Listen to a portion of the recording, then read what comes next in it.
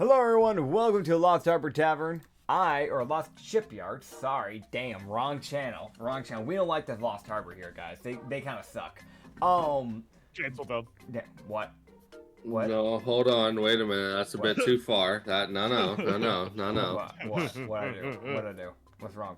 What's wrong with that? Anyways, welcome, I am your host, Nitsify. Also, your mother. I play Ryozuka, the Durla, aberrant fighter, jester, the mouthful, and also a cleric at this point. I've got too much shit going on. We also have Acrid, who is our DM, and one of my co-hosts. Hello. Yeah, what's your fun fact, man? Actually, I've got a fucking story. Damn. I just remembered this. Never mind, go ahead. I got dumb workplace. That's my fun fact. Oh, There you okay. go. Okay, gotcha. So you probably don't want to tell. I got you. We also got Dylan. No, it's more I forgot. Oh, fair enough. So Memory what you family. Dylan, are you never gonna ever just tell people like what you play? Do I have to do it for you every time? I don't. I was trying to serve it up so you can like tell them. Alright, so Dylan plays Mario. Sean, the fire elemental Okay. warlock who recently taken class in the barbarian. There you go, man. Yeah. there you go. Who's a It's little just take it amnesiac, along. but it's alright. It's not like he remembers. Wrong anything campaign, important wrong related to the campaign, story. wrong campaign, What? wrong campaign. Amnesia campaign is a different one, man. That's a different one. There's two amnesia characters. What are you smoking? No. Yes. No, you got your memory back. You know who you are. I think you got amnesia, bro. Nah. Yes. You might have Yeah. scoliosis, though. You have Yeah? Nit's disease. Yeah. So I'm me? Nitsify. Uh-huh. Yeah, that's called me. Okay. Alright. Anyway, recap for those who haven't seen. In the last episode of Sanity Campaign, we did some stuff. Crazy, right? We went to Davenport. We ran into a bunch of people. And I mean a bunch. We uncorrupted a Challan monk. And what seems like was probably a human fighter. And we became friends. Very, very, very good friends with a boar. In fact, it's John's best friend now. That's debatable. No, those two are extremely debatable. joined to the hip. No, I prefer the rabbit. The rabbit's much nicer. It's not terrifying. On the other side, a man spawned out of Destelheim, a place of the dead. When souls are crushed and burned alive, they go to Destelheim. And somehow, guys, escaped from Destelheim and has shown up here. So we're talking to the dead man, not just any dead man, a dead man who tried to kill the Bandit King at one point. So the rivals are here now. And another fun fact. I manifested a robot rabbit off of a stream in the past, and now it's here. It's now our little sidekick. His name is Jalapeno. We also found the twins in Davenport. And I think that's about it. We made our way to Athelney. No. You forgot the star of the show. Who? Golem the Shoot Yes. arrived on a nat 1 Yeah. that you rolled. Yeah, we found Golem the Ship, and we recruited Golem the Ship, and now Golem the Ship is heading back to the zone with everybody else. So now everybody else will have rations as they walk about ruggedly and injured. But it's fine because they have someone to protect them. Because Golem the Ship, it will be there to protect them. Yup. Protect. He protect. He protect. He attack. But most importantly, he fucking dead. No! Listen, I'm sorry. They ain't killing a bunch of pots. It ain't happening, Chief. It can certainly try. They can certainly try, but they gotta deal with this infinite soup mana. Alright. Dude, honestly, domain expansion in infinite soup. It's just a sea of soup. He takes that fucking lid off that's holding the soup in. Dude, suddenly there's a nationwide soup flooding. Oh man. Anyways, we're now in Atheny, where we saw a little thing floating up in the air and then spinning around and chasing its tail like a dog. No. Also, there was Damn. one extra character that did arrive that was forgotten, but it is fair. No, Is a man by the name of Dr. Stravelin Mist. yeah, Who's right. now in the center of the circle they have created. You gotta give because me yeah. Sorry. sorry. Yeah, I know. I gotta give you credit. You remembered the hard stuff. Yeah. Mad credit. I had to remember that we had so many people show up in that session. I had to remember. Yeah, no, it's fair. As a little bit of just for everyone, as I've got the little map up. Noki and Ryu are up front, and then we have Osman, Dr. Stravelin, and then Agnath, and then bringing up the back of the group is Psyche and John. So, yeah, that's the way the group is oriented, and Dr. Stravelin Mist is in the middle, because Ryu has aptly pointed out to everyone that is a Yavina favor. If anyone is going to die, it needs to not be him. Yep. I will take a bullet if I need to. I will, Mr. President, this shit. I do Yes. not care. Exactly. Alright, so we're getting into the thing. We're going Yes. into Atheny. Yes, so I will. So Atheny has kind of a dirt road going into it, and then it kind of turns into like kind of a stone flooring, like stone Yeah. paveway for the city, because it's a mining city. They've dug out a lot of stone. They got to do fucking something with it. That's Like, fair. they got to do anything with the stone. So I'm going to start. So if you guys want to open up the battle map, you know, can. We got a I'll battle map. do that. How do we do that? I forgot. Yeah. Launch game, right. Sick. I've launched a game on my phone. You got games on your phone? I'm canon now. Oh my god. Cannon. That's I'm so canon. cool. Can I use the battle map to set this up? No, I can't. I would've... Damn it. What? I won't be able to show this battle map, so we still gotta explain stuff. That's fair. I would have had to have this set up on a completely different browser and like, yeah. Oh. Yeah, because that's how I have that thing set up. Fun fact, everyone. That's how Nits does it on the other things. Yep. I can't explain just how much bullshit, how many multiple browsers I have open when I run the Rum and Harbor, man. It is kind of absurd. Well, welcome to Sanity, where you only need one. You don't need two. You don't need to show it. Unless... No. Nah, it's not gonna work because it needs the exact link for it to work. Yeah, nah. I was trying. I tried. I booted up on the browser. It needs the exact link. Damn it. Bruh. Yeah. It's kind of hard to do that on the fly. Yeah, that's fair. Anyways, we're gonna continue. Should I, swap off to happy music? Well, so you guys have seen this thing take to the skies. Yeah. As I'm going to roll something. Okay, that's what's gonna happen. Also Nits, yes. So as you guys would see this thing fly into the sky, it would fly about 20, 30 feet up. Uh-huh. And then you would see it open its mouth as a pulse would rush off of it. Okay. As basically, you guys, what the best way I can describe it is kind of like a radar ping kind of hits you as it sets out this pulse. As you would see this pulse travel a pretty fair distance around it. And then you would see it slowly turn to face you guys. Echolocation. That's mighty concerning. It's just, you just hear Agnes go, That's not normal. You just kind of look. I feel like Rio just kind of cocked his head back a bit and was just like a little small smirk. What's normal? Ah, yeah, it's fair. Dodgebot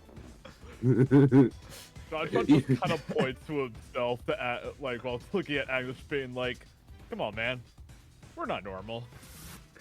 And you just hear him just go, I meant in context with the things we're dealing with. I know there's nothing normal about you two, at least. Or myself, even. He's just like, he's sitting there like, there ain't nothing normal about this fucking crew. Trust. I understand this. I'm just saying, in terms of our enemies, that's new. Like, it's... Yeah. As, you see this thing turn, as it's going to... As it then will take the other thing it will do, as it lets out a loud... It sends out a second pulse that seems to be... As this one just kind of washes over you guys. And it kind of gives that weird, like, kind of like someone grating nails on chalkboard sound hits y'all. And, but it doesn't do any psychic damage or anything. It kind of makes your head hurt a bit as this pulse goes over y'all. Okay. As, yeah, you guys can roll initiative against the creature, as it knows exactly where the whole lot of y'all are. What if I don't? What if I just run in the opposite direction? That's your choice. That is your choice. 18 on initiative? I got a 14. I thought you were about to say I got a 4. Nah. Oh, Noki. Noki. She got 105, I'm guessing. This fucking 7. Damn. Dr. Stravelin, what's your initiative? Oh my. Alright, well the doctor's going first. I still don't see Boreman here, by the way. I thought you guys sent Tarfu off with the yeah, Osmond's here with you guys.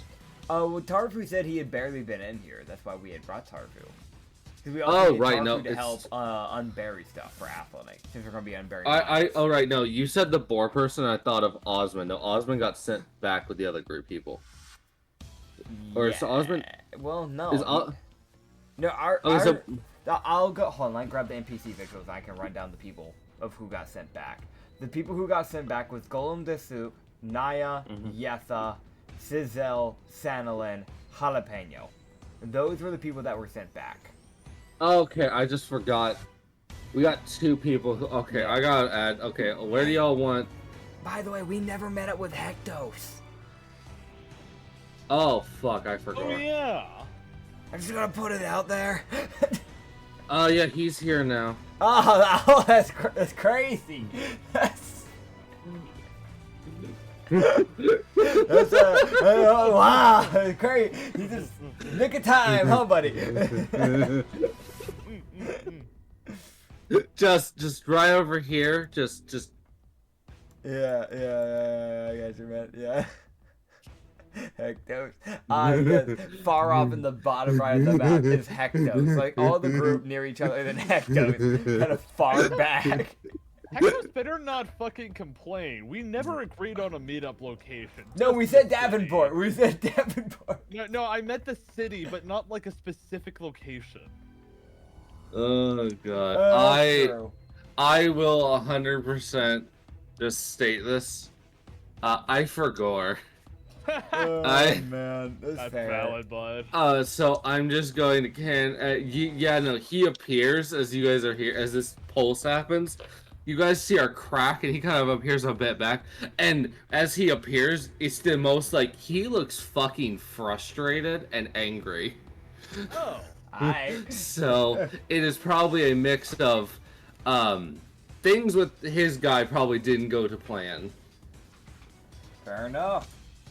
Yeah, so Hectos has traveled here. As, fuck, I also need Tarfu. God damn it. Yeah, we have a bit of a crew here. Dude, this fucking beast is gonna try its best. But y'all will probably just one type, but it's fine. I mean, we've got a big group here, if we're being honest. But we're gonna need it because we have to uncover an entire fucking cave-in. Oh yeah, no, it's also Yeah. I have planned for this crew, so Fair. I assumed there would be a big crew for this area. Yeah. Did I expect to have the boar and a fucking Neurokai? No, not at all. But you know, whatever. It's fine. It's fine. Did you expect to have John Sean here? Yeah, probably. Oh man. Why? I didn't expect to have Ryu still here. Yeah, no, I expected him to already be dead.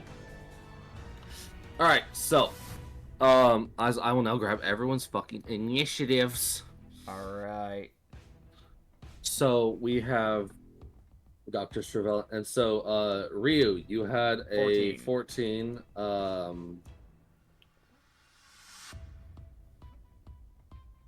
Fucking, John, you had an 18. Correct. Damn. Yeah, Agnes with a 24. Psyche with a 22. Then you have Osman with a 9. Oh my fucking god. Yeah? Yeah. Yeah.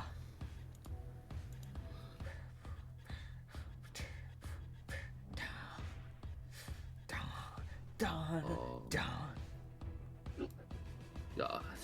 Dylan was here. No, he wasn't. Yes, I was. He wrote it on the map for those who can't see. Oh yeah. For those who can't see. Huh. It's fucking everyone. Yeah, yeah. Like a Legend of Zelda puzzle, you just gotta go up really high to see it. God. I'm Yeah. close. Oh, it'll be fine. As I'm going to now roll. Going to give Osman his fucking thing. All right, Osman gets as Tarfu gets a fucking 17, so he'll go after John. Okay. As also Beast, what's yours? Okay, that's not terrible. It didn't go super fast. It's a giant flying creature after all. Yeah. So it got 10. Yippee. Oh. Yeah, I can't even be a monster, right? brother. You really want to be vicious mockery in this giant creature? Maybe later. If you want to, go for it, bud. Maybe later. You'll see. I promise nothing about your safety. Alright, so, let me make sure I've written down everyone's names, because this is the part that I struggle with. Psyche, Agnes, John, Tarfu, Ryu, and Osman, and Dr. Stravelin. Yes. I need Noki. Noki. By the way, I don't know if this was intentional or not, but I can't move my token on the map. You should be able to. There shouldn't be nothing stopping you from moving it. I think there is. Okay, there you go. Hold on. Try again. Let me refresh. Maybe that might help.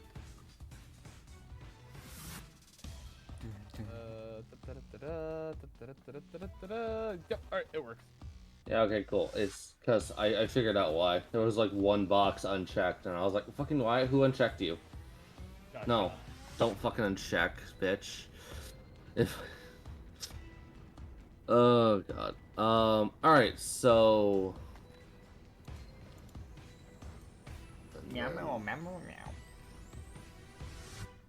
Don't go speaking bunny, you fuck. I'm just petting my cat, man. I'm just chilling. I'm All right. sorry. Stop chilling. We're about to get a combat. Get fucking ready. Alright. So. Sorry. She's mad at me. Alright, so. First up. First up is Dr. Stravelin. As I have written down all the names. As 1, 2, 3, 4, 5, 6, 7, 8. There's 8 people, and 1, 2, 3, 4, 5, 6, 7. Oh, right, Hectos, right, he's here. Yeah. Hectos, what's your initiative, bud? Oh, you fast as fuck. I forgot about that. Yeah. I mean, he's of course he's a little speedy guy. He's a monk. Yeah, and he's probably got alert or something to boost his fucking initiative as well. And he rolled a nat 16, so I'm like, yeah, no, you're going. You're. Yeah. I'm just gonna assume you get this. So yeah, but first up, regardless, is Dr. Stravelin. And you would see him as he would go, well, I guess we should deal with this thing quickly. As you would see him snap his fingers, as that's about all that would happen, as that would be his action, as he would snap his fingers. And you would not immediately be able to tell what he does. Okay. Alright. And with his bonus action, he would go, and I think I will be doing this. As he taps the ground with his cane, and he and John switch places. John would just actually no. That's him. John would just very loudly go, What? As he taps the ground, and you two would switch places. John would turn around to face the dog, and he would just kind of tilt his head as his face morphs into a question mark. He just gives a nod. He was like, a doctor has his tricks. What kind of patient requires you to swap places with them, though? But fair enough. You don't know. He's some type of doctor. Probably. John's definitely taking him literally as a medical doctor for the record, as he says. Yeah, no, that's fine. That's fine. Right, that'll be the end of his turn. Next up is Hectos. Hectos. As Hectos. Yeah, okay, that looks about right. Yeah, he just runs forward. Hello, Hector. There's always something.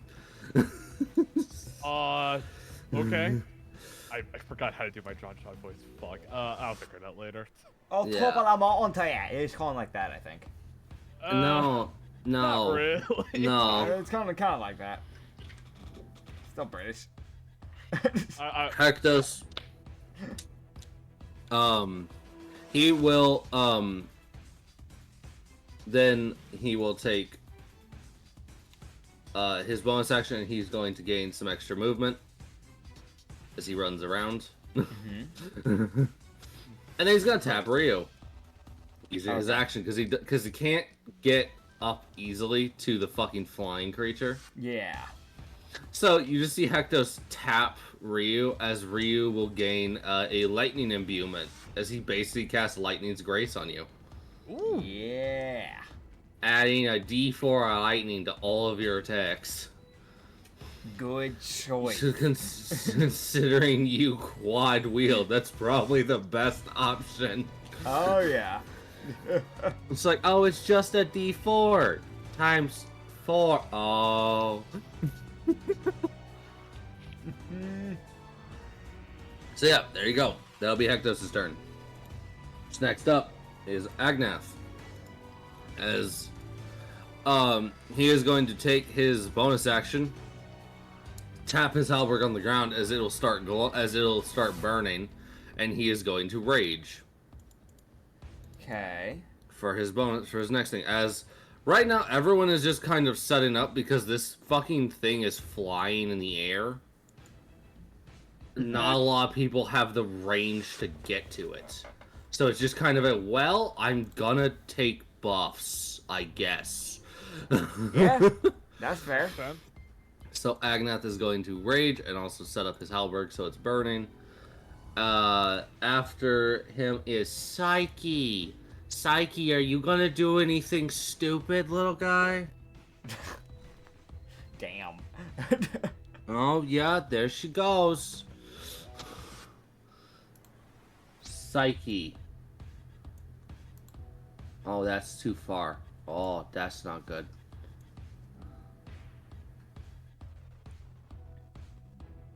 Hmm.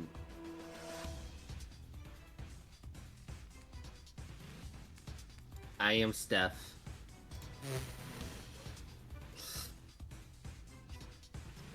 Psyche just stands behind Tarfu and rolls stealth. Okay, does she get advantage because Tarfu's big? It's because she can, because he technically acts as cover. Because she's so tiny. Why is that a good roll? Okay, actually, she has a 22 in her stealth now. Oh, bruh. Oh boy. So you just hear her just go, Steph, and she's gone. It's like, where the fuck did the... Oh my god, the mimic's gone. Okay. Yeah. Alright, that'll be Psyche's turn, as she will save her action. To fear the rogue. Alright, then. Sorry, John's up. John, one of the only people with the range to hit this fucking thing. I'll... just a second. This is 20 feet in the air. Wait, That what? is a little thing to remember. I can't move. Oh, wait, never mind. Yes, I can. Alright, cool. I'm gonna move around here. Before anything else, I am gonna Where's use a minute here? slot, and I'm gonna hook myself up with some temp health. Might as well use it, because I have time before it comes here. 1 minute. John Sean moves 25 feet to the right and up. I get 18 temp health. That's pretty nice. So essentially, John Sean moved out from the middle area and then past Noki and Agnes, essentially, moving more to the right wing side. That's a better way to Yes. describe that, because as far as everybody else knew, he moved. What? Trying to help out here. And next, I am going to use my other action and unleash an Eldritch Blast on this guy. Hell yeah. And that will be 38. You know, that just kind of sails right between its legs.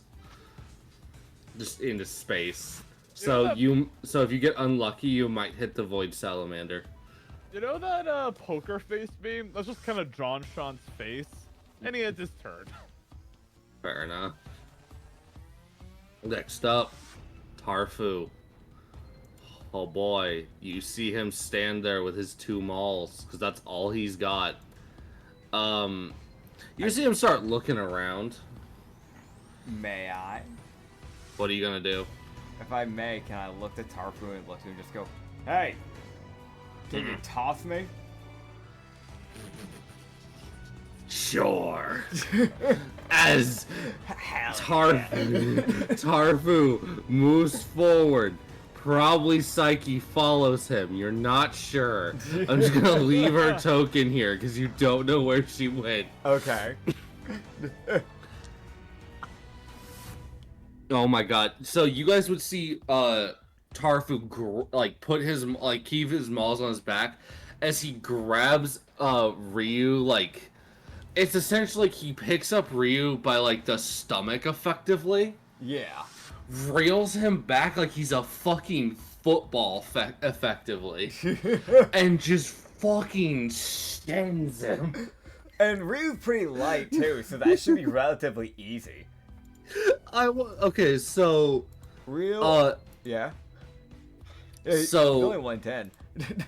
okay, so yeah, so Tarfu's max lift capacity is 2,400 pounds. Ah, yeah, he's got That this. checks.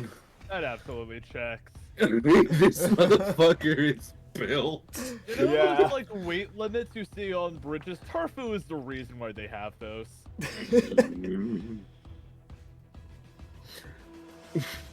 Yeah, so with his nat 18 plus 8, Hell yeah. with his Wow. fucking 26, Let's freaking go. well, considering he has to chuck your ass, a cool, like, 85 feet, that is a bit of a huck. Yeah, yeah. Just to send 100 pounds. I'm like, I mean, he can do it. 100%. Yeah. It's just a matter of, oh boy. That's a heft. Luckily, he has advantage on athletics. Because that's Hell yeah. exactly what he needs. Go. To push, pull, or lift objects. You know what? Fuck yeah. Technically, he's lifting Ryu. Let's fucking go. Yeah, so I gave him advantage for that. Yeah, so he will use his action and chuck you, and with his bonus action, you would see him let out as he would similar to Agnes enter a rage. As both of them are sitting there like, nah, it's better if we actually are prepped for whatever's coming. Fair enough. As Ryu, we. Yeah, it's my turn. I want to mention he has those daggers. Like he doesn't have them facing directly forward. It's that thing where like he has them like if he like holds his arms straight out, the blades would be facing downwards. Cause the plan is to, as soon as I get close to this thing, to stab all 4 of those daggers into it and to cling on to it. Yeah, so Ryu.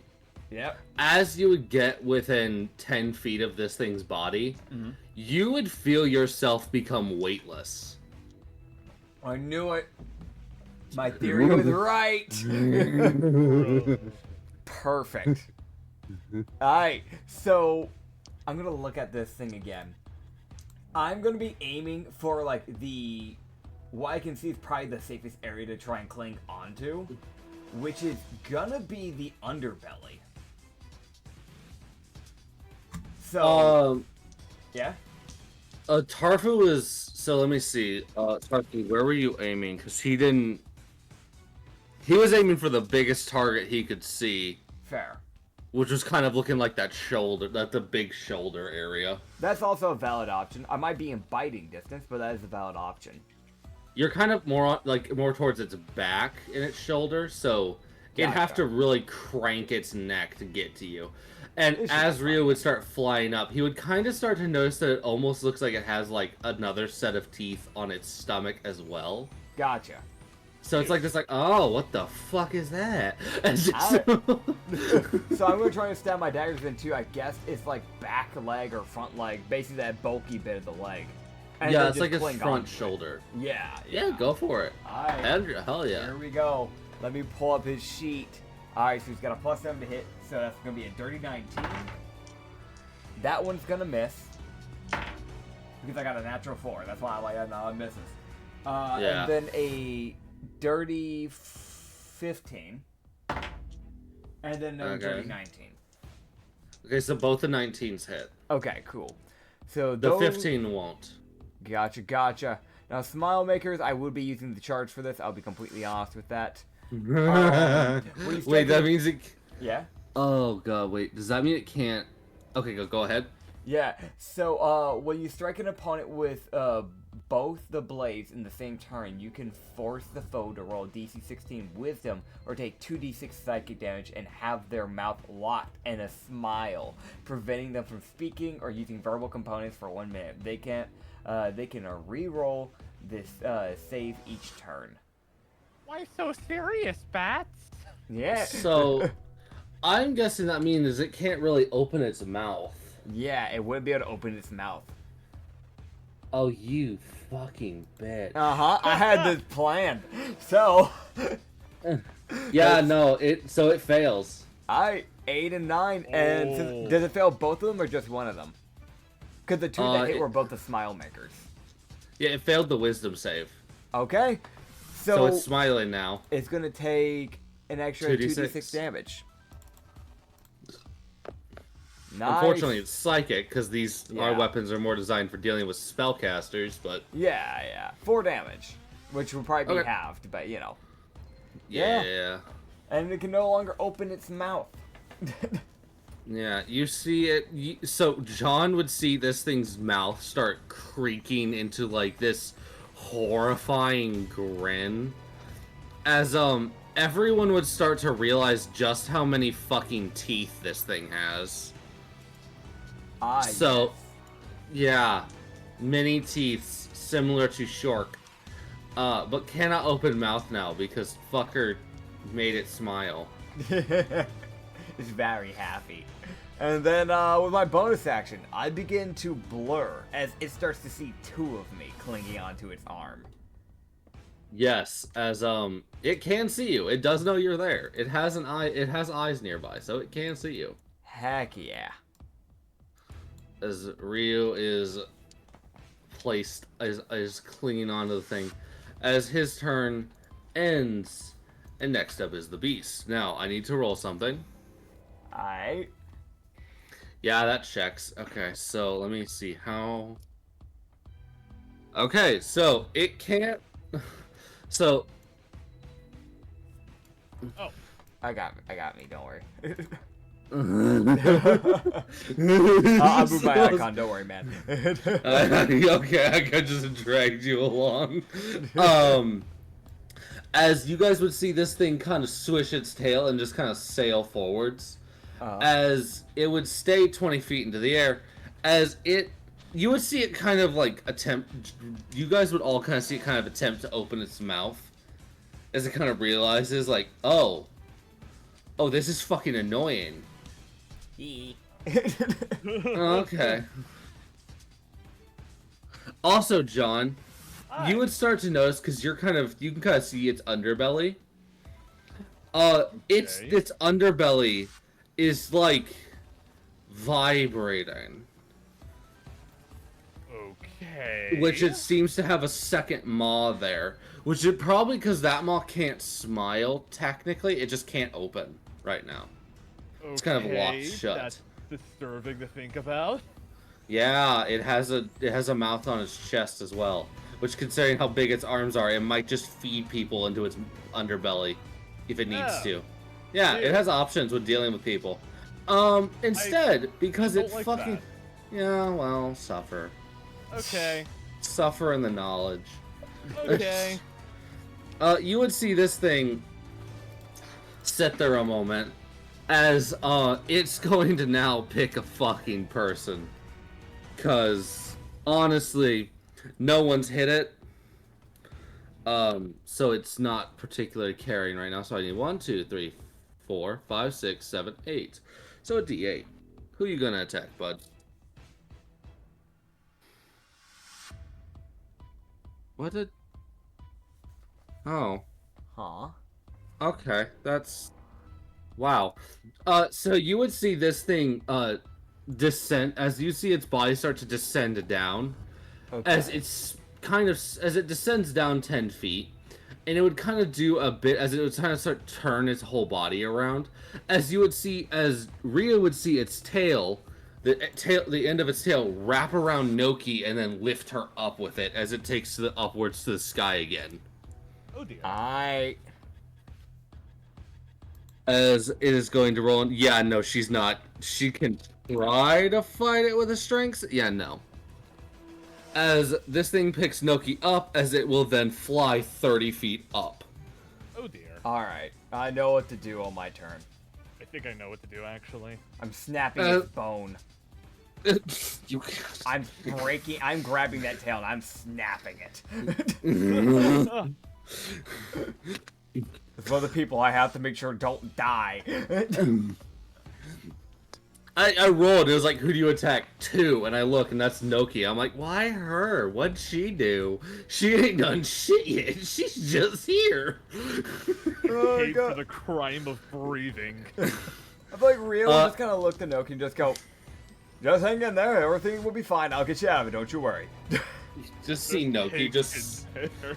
you just see her look at you, and you just hear her go, I can't do much else. Yep. Just like, I don't have a choice in the matter. Also, I hope you enjoyed Rio sneaking a slight little joke about hang in there. Yeah. You're welcome. Haha. Yeah. Jester. She's smiling, but also she's mildly panicked because she's pretty sure this thing's about to fling her. Trust me, it ain't happening, Chief. Not today. Okay, and as this thing's turn would end, it would just roll a wisdom save, because I'm making it wait until the end of its turn. Yep. Ryu would see this thing kind of shake its head as if it's like fucking stop smiling. As you would then hear it snap its jaws shut. As John would see its underbelly maw open and then close again. As it would succeed the save, as it did roll high enough, and it needed to roll decently to meet the 16. So it wasn't like, oh, it rolled an 8 and got it. No, it didn't. It had to roll higher than that. Understood. Yeah, as it got lucky. As now, for everyone's understanding, Noki is now suspended 40 feet in the air by this thing's tail. Okay. As yeah, that's fair. As also Ryu is 40 feet in the air on this thing's shoulder. It's so okay, falling, I'm part cat. I'll always land on my feet. snaps his ankles in 3 places. I always land on my feet. He just lands on his feet, and they do that incredibly painful thing where the ankle feet just turns completely sideways.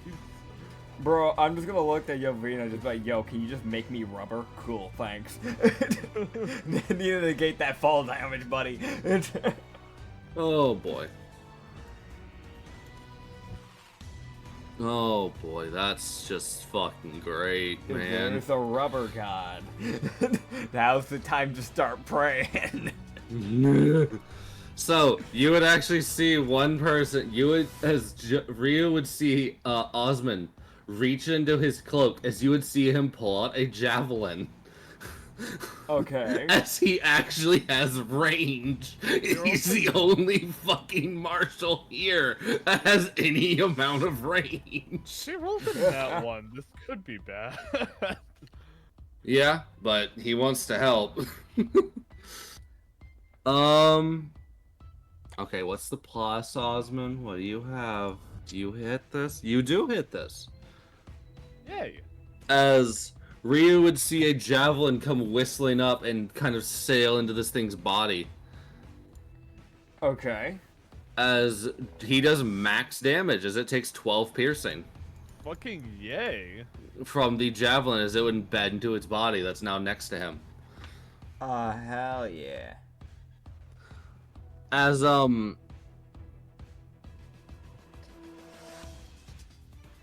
yeah, as he will, you would see him kind of go to grab at his another javelin, and you would see it likely get caught up a little bit, and so he loses that because he did not roll high enough to hit it, and I didn't want him to waste chucking a javelin.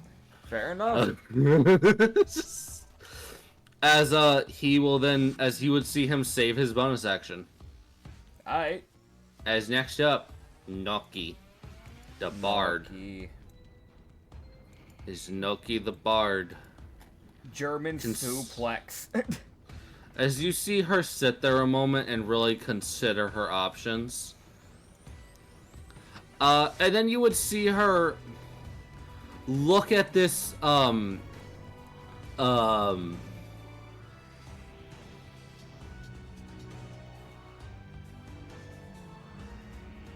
if she looks at this fucking beast and you just hear her go, you know, you're really a bitch. As she casts Antagonize. Okay, not to judge you or anything like that, but maybe don't antagonize the monster when you're like 15 feet away from one of its mouths. She doesn't care. But fair enough, I guess. Okay, so I will roll the damage. Because Noki gets to slightly customize the damage die for this one a bit. As she will deal not a ton of damage, but she also just uses it and she's like, oh right. Oh, it succeeded and it's resistant. Lovely. You fuck. As you would then see her just kind of open her hand as a fire would form in her hand, and she just places the produce flame on the thing's tail. Hell yeah. Yes, it's not like it's like I don't need to roll it to hit. I just hit. Hell yeah.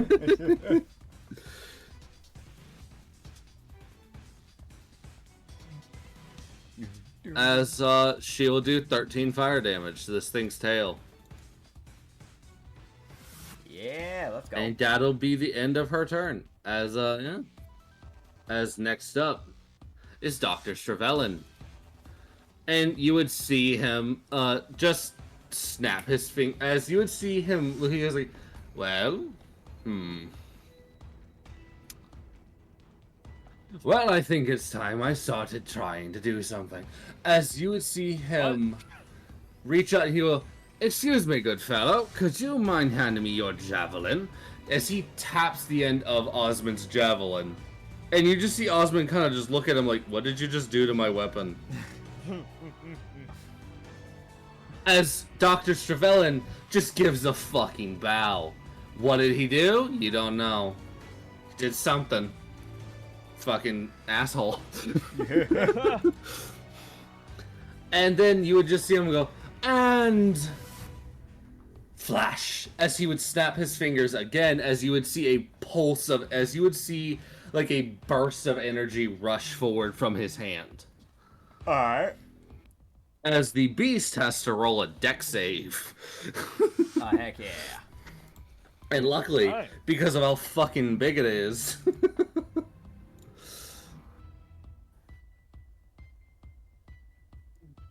Damn, Dex AD nut. Oh, See, Got him. Ryu's fine. Got him. Yeah, Rio's fine. I just You use, see the... yeah, I use his arm as cover. You see it whistle by Noki, and you just see her go, fucking gah, why? No, don't do that. As you see the beast not really move away from it, as you see its entire body shake from this hit.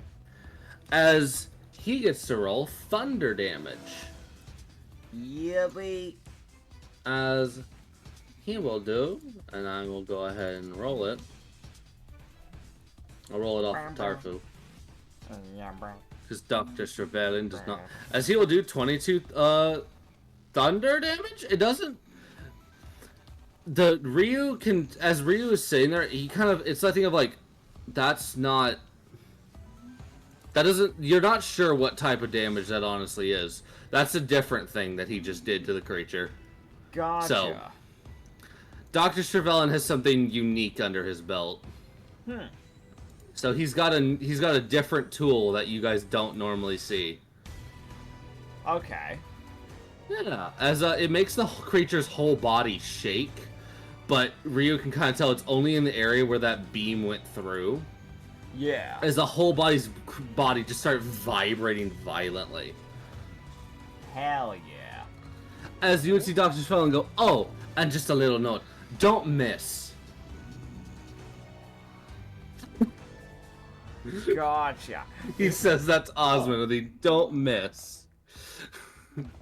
Osmond is now mildly concerned about for the fate of his fucking javelin. As that'll be the end of Dr. Stravelin's turn. As next up is Hectos. Who?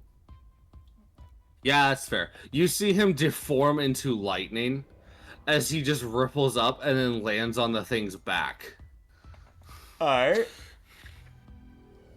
As before he wasn't close enough, now he is. As you then see him reach onto his back and pull out two long swords off of his back. And as he starts to swing, you would see those long swords almost fall apart as these pieces of the longsword kind of deconnect. as it becomes more like this chain sword that he's wielding. Yeah. As you see him whipping these 2 chain long swords around, as he slams them into each side of the creature, and then sends lightning pulsing down the thing's sides. Heck yeah. As, yeah, he's gonna roll his 2 hits. Let go. Okay. Okay, those will both hit, because it's fucking Hectos. He doesn't need to roll well. Yep. High level. As, this is the slashing damage. And we've got the lightning damage. We have the Rena damage. Rena does 12 psychic damage to Heck yeah. Ryu. What the hell? As What the hell? Fuck that. holy shit, he rolled 3 8s and 68s. Damn. Damn, indeed. As you would see his chain swords like hook into this thing's body. Yeah. As Ryu could kind of see that they kind of form a lightning link. So lightning just rips through one sword, kind of goes into the other through its body, and then goes back into his body, like through his other sword. So it's almost just like, oh, this creature's about to get fucked up by lightning. Oh god. As Hectos uses his action to do only one attack, but he's setting up for a future attack. So, Alright. yeah, as that'll be Hectos. As next up is Agnath, who you see him reach onto his belt, pull out a hand axe, yeet. Hell yeah. He's gotta fucking huck this thing. Like, he's like, oh, that's a fucking chuck. Alright, you're 40 feet away. Here we go.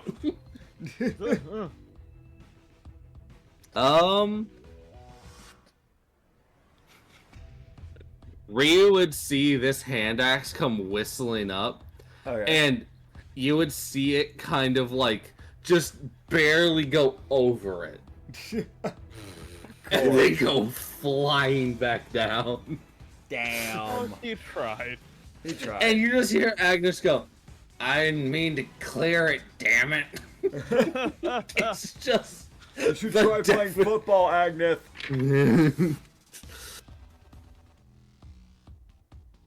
Alright, you see... To throw a hand axe at a monster 40 feet in the air with 3 of your allies on it. Well, what else is he supposed to do? We've had lightning shot at us. We've had... We've had so many things shot at us. It's fine at this point, man. We're used to it. It's also that thing of the thought process of, is because this creature is so big, you can throw things at it without risk of hitting your allies. True. Because it is a huge creature. This thing does classify as huge. Yeah. Because it's like 20 feet across, just as body-wise. So, it's big. It's not a small fucking creature. And Ryu would see Agnath kind of like, is like, alright, well if I throw this a little bit differently, maybe this will hit better. He hurls the hand axe, and John sees that too. But this one just barely goes under it. Damn. You just see him just mildly frustrated. You checked it even. It just feels like, well, fuck that then, I guess. I'll pick up those hand axes later. So he will save his bonus action. It's next up. Psyche. Psyche. Ryu... Uh-huh. So let me see something. Does this... Okay. So... Okay, hold on. I need to check something with this. Psyche, what's your... Okay, so if you... Okay. Got a mover token. Because I actually need to remember where she is. Fair. As, John, you would kind of hear a little pitter-patter of feet. Okay. Uh-huh. As Psyche probably runs by you. But you're not sure where the fuck she is. as Psyche's just somewhere in the area. You're not even sure if she ran in front of you or behind you. She could be anywhere. This mimic is just somewhere. I mean, Psyche's just basically lost interest in saving the world at this point. You're not sure what she's trying to do, but she has stealth, and she's probably trying to get to the damn thing. Because I'm gonna be honest, the person with the least range here is the person who uses exclusively daggers and stabs people. Yeah. Gotcha. Yeah. The rogue is sitting here like, I can't. It's too hot. Yeah. Honestly, yeah, no, this is not a good match for Psyche. Psyche literally can't do shit. So Ryu would just hear a little whisper in his head, or in his hear a whisper in his ear. It's in his ear. It's not in his head. He thought it was in his head, so she stretches her neck up here to say this. God, of course. And you just hear her go, "You got this," and then just you hear like this little snapback as her head goes. So Psyche stretches her head and takes the help action. Awesome, awesome, because I'm gonna need it for my plan. I want to mention, it really was that thing of she went by, so she ran up towards the wall, kind of past John, probably. Yeah. And then at some point stretches her neck 40 feet and just goes, "You got this." Just thanks, Psyche. Thanks. You fucking. Oh man, that's fair. This is where Noki's at. Okay. Just kind of up behind it. As that will be the end of Psyche's turn. That go away, Adobe. Damn. I accidentally clicked Adobe Acrobat. Next up is John. Okay, I'm not gonna lie. I weirdly want to get this flying beast to attack me. And in order to do so, I think I want to use the thing that makes that I piss people off with. Yeah, vicious mockery, or in other words, replying to a tweet on Twitter. So it needs to pass a wisdom save of 13. Yeah, no, it fails. Okay. Alright, so Got a nat 4. Nuki is still the bird is still grabbing Nuki, right? Yep. You could call it a bird, yeah. Okay, that's what I'm more or less thinking. My main concern is I don't want it on its next turn, assuming like Ryu or Hectos doesn't get something in, for Nuki to just get completely obliterated by this thing. So I want to try to basically convince it to come back down by insulting it and saying,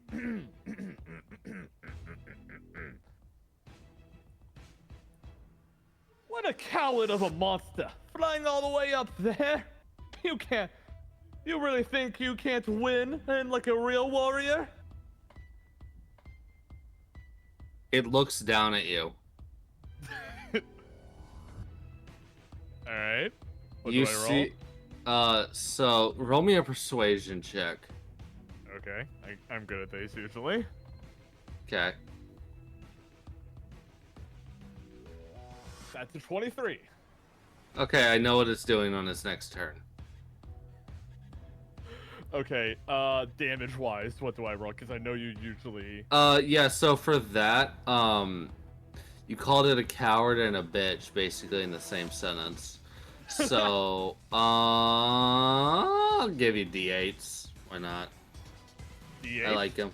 Yeah. Like 2 D8s? The D8s of however many vicious mockery die you roll. So I don't know if that's Are you 2 rolling yet with- for you. What level? It's just cantrip, right? So Yeah. is it just So a it's 1d4 naturally? Yeah. Okay, so then Then just a D8. Yeah, Okay. that's got what it, he was got it. trying to get at. He didn't know how many damage die. Gotcha. Alright, just Yeah. a second. Oh wow, that's 7 damage? I So coincidentally, I'm just gonna, back up John Sean to around here. So John Taking a Sean step back backs for no away. reason whatsoever. Huh? Cowardly. He backs away. If you're calling someone the coward. No, that's the plan, see, okay, I'm trying to get it to approach us. I want it to come down from there. Okay, So yeah, if it ends up landing, it'll be closer to the others. Boom, do more damage that way. just don't turn your back to it like you did with the bull. You should be fine. Got it. And as for my other, I'm gonna be honest, I can't. So you can ready actions like from the Roman Harbor campaign, right? Like, what do you mean? I heard you say ready in action earlier, and I wasn't sure if it was like the Roman Harbor campaign where you could save a bonus action. Yeah, so that's what, I think that's what, I know there's a few people that saved their bonus actions. I'm trying to remember who. I think Agnath saved his bonus action. I've also done it before. You can save your bonus action, and then next turn mix it with your other bonus action, so you lose your bonus action for the next turn, but you turn those two bonus actions into a main action, so then you'd have two main actions. Okay, Yeah. that's pretty much what I'm gonna do. I'm just gonna save a bonus action for my next turn, cause there's really, well, You have actually, range. You actually, Yeah, you do have spells. Yeah. You have Yeah, other no, You're the I- only no, one with I'm- range. Yeah. yeah, no, I'm being stupid. I'll just use Eldritch Blast just Okay. to wrap my turn up. Yeah, that's fair enough. Or rage. That's another option. I'm just saying. I'll probably save until my next turn, probably. Save rage for your next turn. Yep, that's Okay. 23 to hit for an Eldritch Blast, Yeah, you hit it right in the face. and 9 damage. Cool. I remember you hit it right in the nose. I will end my turn on that note because I really gotta use the bathroom. No, he doesn't. Of course you do. No, he doesn't. He lied. He Alright, next up is... lied. Yeah. Alright, next up is Tarfu. See Tarfu. Tarfu toss Osmond.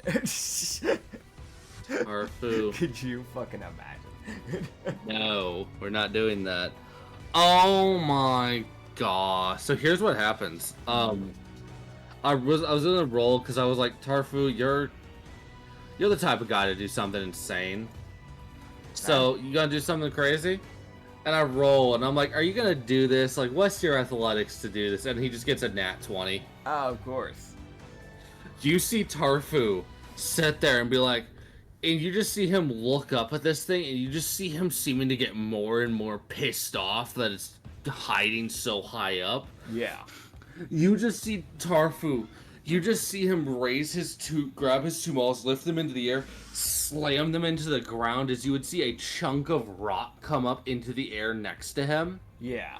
As you then see him just bring his maws underneath and he goes, "Don't run away!" As he just sends the rock hurling into the sky at it. Heck yeah. He just sends a fucking chunk of stone as a projectile. Hell yeah. Hell yeah. Yeah, no, it's not getting out of the way of that. Alright. So I'm gonna give that a few. Just fucking, you get like a 2d12. I'm back. Yeah, not 3d12, Hello, back on but Dad. fucking. As Tarfu sends a rock flying at the fucking beast and does 21 bludgeoning. Hey, yo. Heck yeah. As he literally slams the ground with his maws, breaking the dirt up and then getting a rock to come flying up, and then he just sends it flying upwards because he's just like, fucking quit running. You bitch. Get back here. As next up after Tarfu is Rio. Alright. I meant to ask, by the way. I forgot to ask this. Was I supposed to roll the damage dice for the Hector's lightning damage, or was that supposed to be on you? Right, I will roll that. Gotcha. Technically you were supposed to, but I'll roll it here now. Okay. It's attached to your damage. I forgot to ask, so my bad. I was Nah, thinking it's it, I fine. just didn't ask. Yeah, no, that's fine. I thought about it as I was going. I was like, he'll probably ask when it gets back to his turn. Yeah. Alright. So, I've got a plan. Of course you do. So I got a question. Huh. Would it take me a bonus action or an action to try and get Noki out of that tail? And I've got a specific way I'm gonna try and do it. If I'm imagining from what I can look at with this tail, it looks somewhat bony, right? Yeah. So is it completely made out of just bone, from what I can tell? It's got some sinew kind of in like going down it to keep it connected and whatnot. Okay. It does seem relatively sturdy, but probably not as sturdy as its fucking arms and shit. Okay. So, I've got two ideas. I think I'll go with the first one. Would I be able to try and use athletic checks to try and just like if I put how thick is this tail? How wide is this tail? Considering the size of the creature, Yeah. I mean, okay, so like. This does matter, by the way. There's a reason why I'm asking. So. Yeah, no, I know. That's why I'm trying to like I want to give my monster credit where it's due. Yeah. Because this thing's like, okay, so. God, this is such a fucking weird ass question.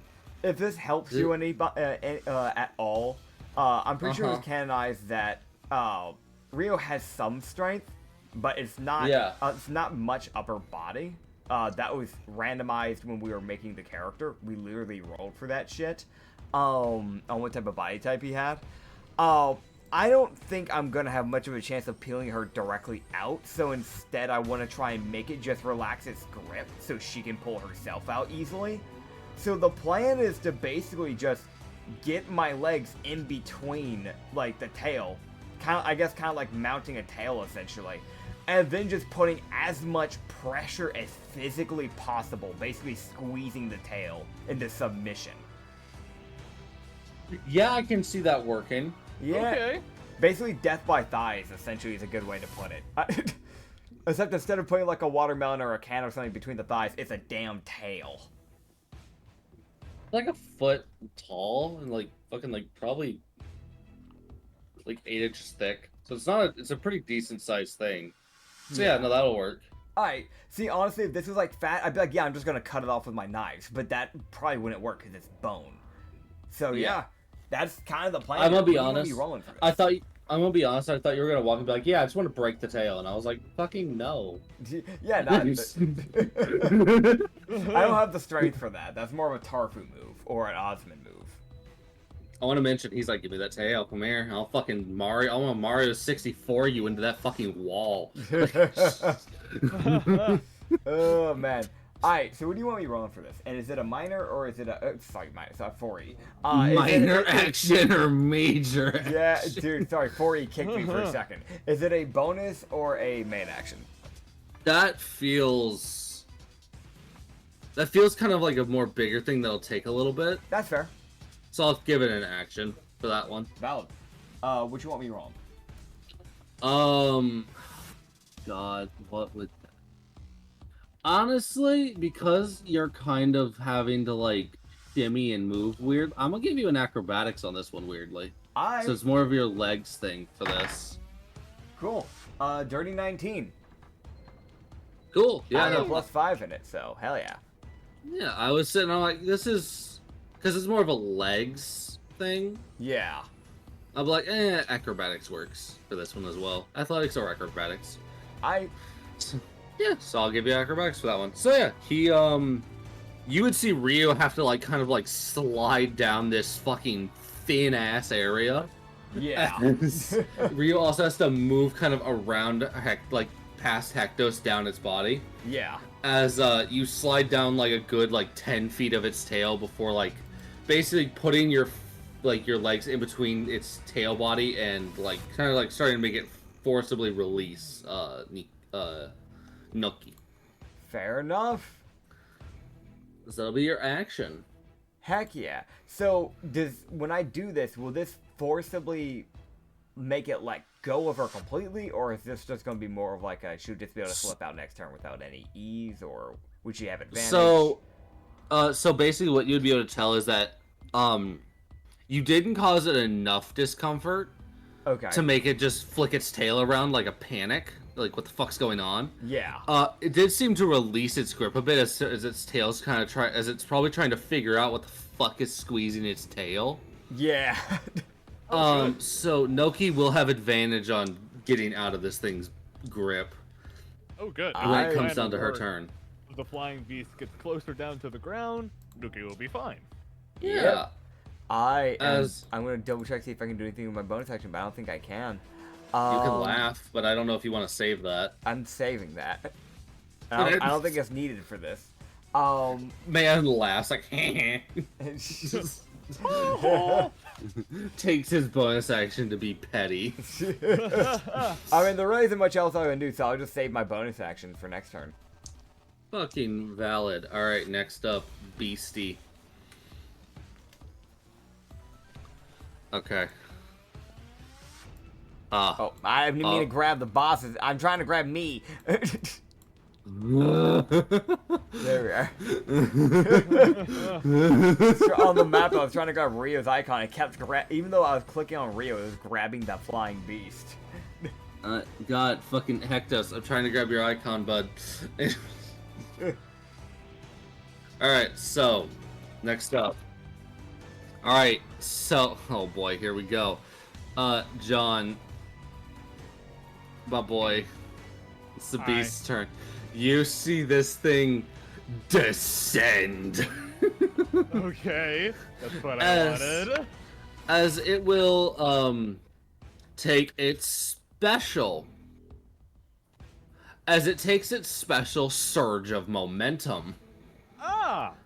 As Ryu, Noki, and Hectos would all feel as if gravity doubles. Maybe I should have raged. As this thing increases its momentum as it descends. As John would then see this thing open its maw, as it will take a chomp and it will close its maw around his body. Burning you wanted punch. its attention. It's here. Got it. You also hit it in the nose with an Eldritch Blast, so it's a little pissed. Got it. Yeah, as I do believe, and correct me if I'm wrong, but does a 26 hit you? Fuck! I can't even use Arcane Barrier because even if I get a nat 20, it still technically isn't enough. I'll be one short. I mean, a nat 20 succeeds, like, always, but yeah, no. Yeah, probably not worth it. Just tell me the damage.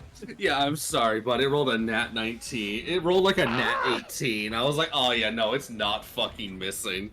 I was hoping this would go well for me. Well, it's gonna go well for everybody else. Yippee.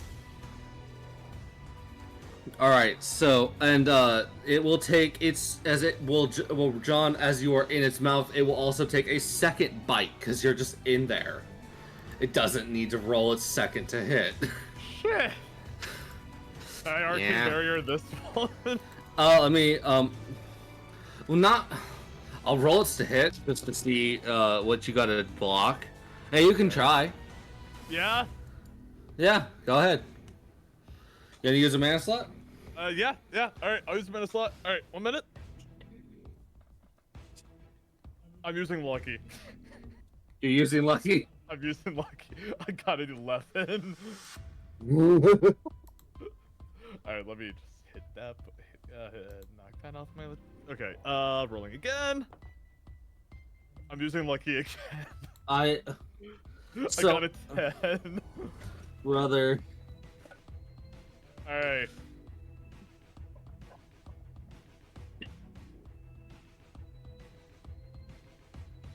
Okay, 18. Is that good? Okay. Yes, so you will actually block its second bite.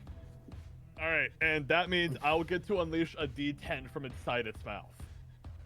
Hell yeah. So Alright. I will now roll its bite, because this is its main... 2 damage. And, since actually, no, I'll wait until you tell me what damage I take. Yeah, so, John, you would feel... Let me actually check something. So, John, you can feel as this thing impacts your body, You can definitely tell that momentum definitely came into play when it rolled its damage die. Okay. As essentially it doubled its momentum coming down. Okay. So it got 39 piercing. As it slams as it clamps its jaws onto your body. And also, John, you would realize it's closed its mouth around most of your body. And it doesn't seem to be letting go. Okay, you said 39? Yes. Okay, just wanted to make sure I heard you correctly. Alright, that Also, 10 health is definitely gone. It definitely was good you gave it to yourself. Okay, let me double check. Since the 10 health got damage, it's gonna take a 10 fire damage. And since I technically took damage, I can activate Hellish Rebuke from inside its mouth. Hell yeah. So, I don't... It's not gonna roll a dex save, you just get to hit it. Alright, that makes sense. Because you're literally just putting it, like, into its gullet, basically. Alright, got it. So that will be 15 damage. So Cool. after John gets pierced down, I don't know if there are anyone nearby will be able to hear it, but there's like a muffled, haha, this is all part of my plan. And whoever's nearby can just see the insides just get lit up with fire. I'm gonna be honest, literally everyone who's on the thing can hear and see that. As this thing is now here, Hectos is here, Ryu, you're here, Noki, you're here. As their tail is still in the air technically, as this thing is now technically like hovering like 5 feet off the ground. That's better than earlier, if anything. Yeah, no, really. Alright. Literally any progression forward and it not being in the sky is good. Alright, that'll do it for my reactions. Yeah, as it will take this gravity would return to normal after it used its surge of momentum. As also when it tried to chomp down on you a second time, you would get your barrier, flaming barrier up and block it. And you would see that barrier kind of just shatter instantly as its jaws try to crush you again. You're like, eh. I like at least managed to get myself out of its mouth. You're still in its mouth because it hasn't let go of you. Ah, got it. Its second thing was just it starting to chew effectively. Gotcha. So, John's in its mouth. John go right here now. Oh god. Nuki, I did it for you! Yeah, I know. I did this for you, Nuki! I tried to think of the greater good! Yeah, at least you're the tanky one, remember? You're the tanky one. You're the tanky. Alright, get to the next turn already. Yes. That is this thing, John as Burger? that will be the... Chop what? John Burger. John Burger, yeah, John you're Burger. right.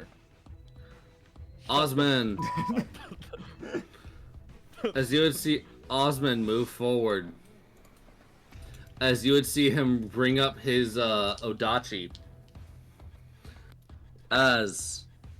Yeah, that's going clean into it. As you see him put his Odachi through like its arm. And instead of him like swinging multiple times, you see as you see him start to force its arm down. As essentially he's trying to make sure it can't go back up. By using essentially its arm as leverage. Oh. I just realized something. Could I not technically get a burning touch off of the beast after it got me in its mouth? Oh yeah, no, technically, yeah. Alright, let me just roll that really fast. Yeah, technically. Next damage, 9. Cool. Yeah, no, you can just have that 9 damage. I'm fine with that. Yay. Cause yeah, I didn't think about that, but yeah, no, technically, yeah. Yeah, have fun shooting me, asshole. It will. It will enjoy eating you. It likes burnt food. Of course it does. Yeah. Just like me. So here's the thing. You see Osmond put his sword into this thing's arm, and then you see him start to pull its body. And everyone who's on this thing feels it start to lean. Yo! As Osmond starts pulling its body down. As essentially its like right arm would kind of like touch the ground. As he essentially just like puts his like the end of his katana into the ground and he just sits there holding it. Like, I fucking got it, everyone else get going. Like, fucking do something, please. I'm only gonna be able to hold this fucker for so long. As, yeah, technically the flying beast is now grounded for a moment. At least for Osmond's turn. As next up is Noki. Noki, what is your... Oh, you... Okay. And what are things... Alright, so, because of Osmond and Ryu, effectively, this thing had disadvantage on its athletics to try and keep Noki in its tail. Yeah. Because Ryu making the nerves not as responsive, and also Osmond just putting his, katana through its arm. It's a little distracted. You would see Noki with her dirty 12 manage to fall down onto the ground as she kind of back rolls away. Heck yeah. As she will get free. Let's go. And, Noki, you would then see her just kind of, like, you see her start looking like, thinking like, okay, what do I do? What do I do? I know what to do. You just see that fucking look of, I know what to do. As, oh boy, here we go. This can only go well. As Noki would then, as now that she is free, she would then run to kind of the other side, as she would like to be away from its tail personally. Valid. And also she knows damn well Ryu can handle himself. She's not too worried about needing to help him. She would then, as Ryu would see her essentially jump into the air, as she kind of runs forward and hops and does like a little flip, because fucking Noki. Yeah. Extra. Yep. As, she hip bumps it. Yeah, that checks. Oh my fucking god! How much damage did she just do? I'm guessing she's a barter throwing it back. Yes. Alright. Ah. Checks out. I know how much damage that stuff can do sometimes. As John, for you, my boy, you feel this entire fucking beast shake as Noki slams her ass into it. As she gets a crit. Yeah, no. Okay, I understand if not, but hey, am I free by any chance now? I'm a roll. It's okay. No, it manages to maintain its grip on you with its teeth. Dick. As If it makes you feel any better, you got Rio lap, and I checked. Man's cackling at that. That's true. oh my Oh gosh, my- she that- does. So the natural was 19. If that's a crit, that's doubled, isn't it? Is that 38? Yeah, 30. She does 38 bludgeoning damage with her ass. Damn, dude. Honestly, gold. As she slams into the thing, as you see her then just sit on it. As she just sits on it, say like, hi.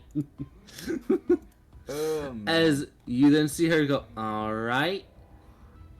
And then, John, Hi. you would feel a burst of healing hit you. Oh.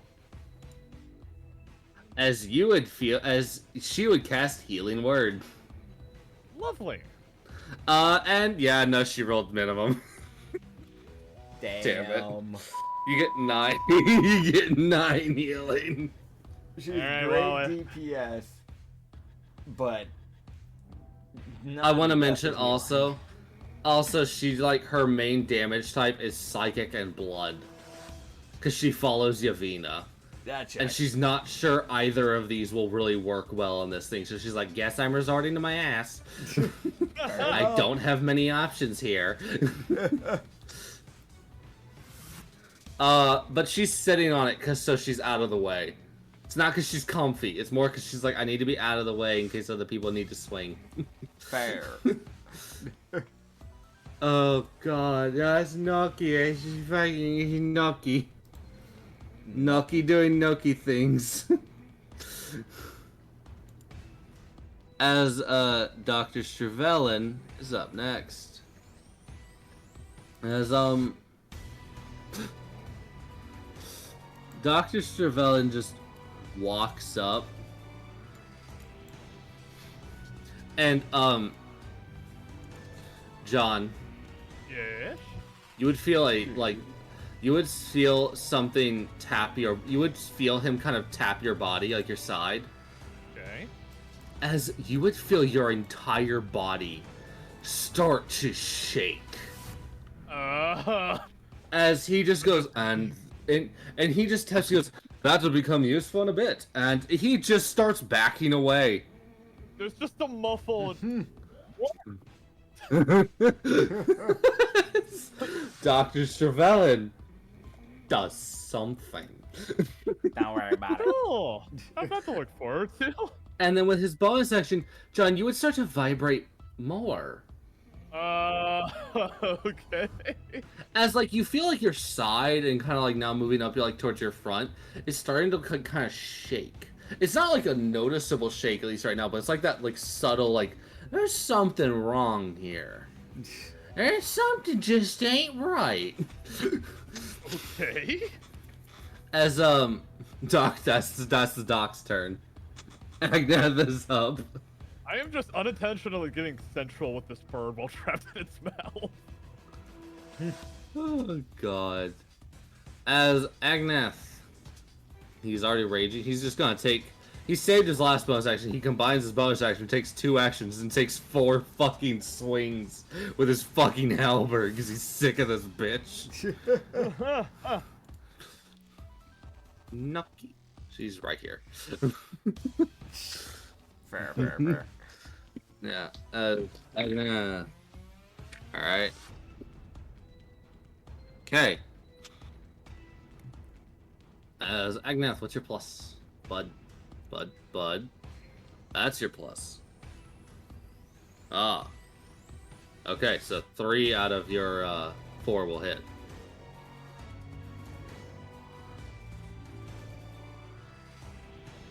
Oh boy.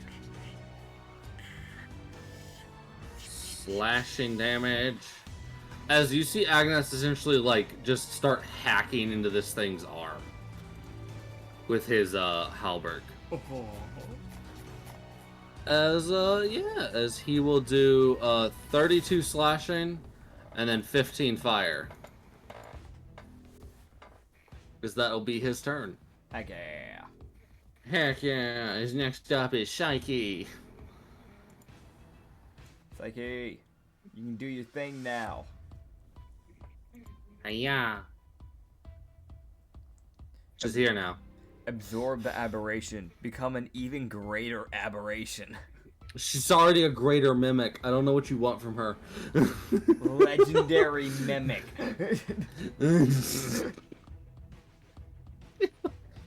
I don't want that. I don't need that.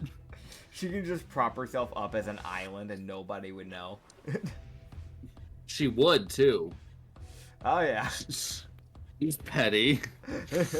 Oh, Psyche, no. You poor individual.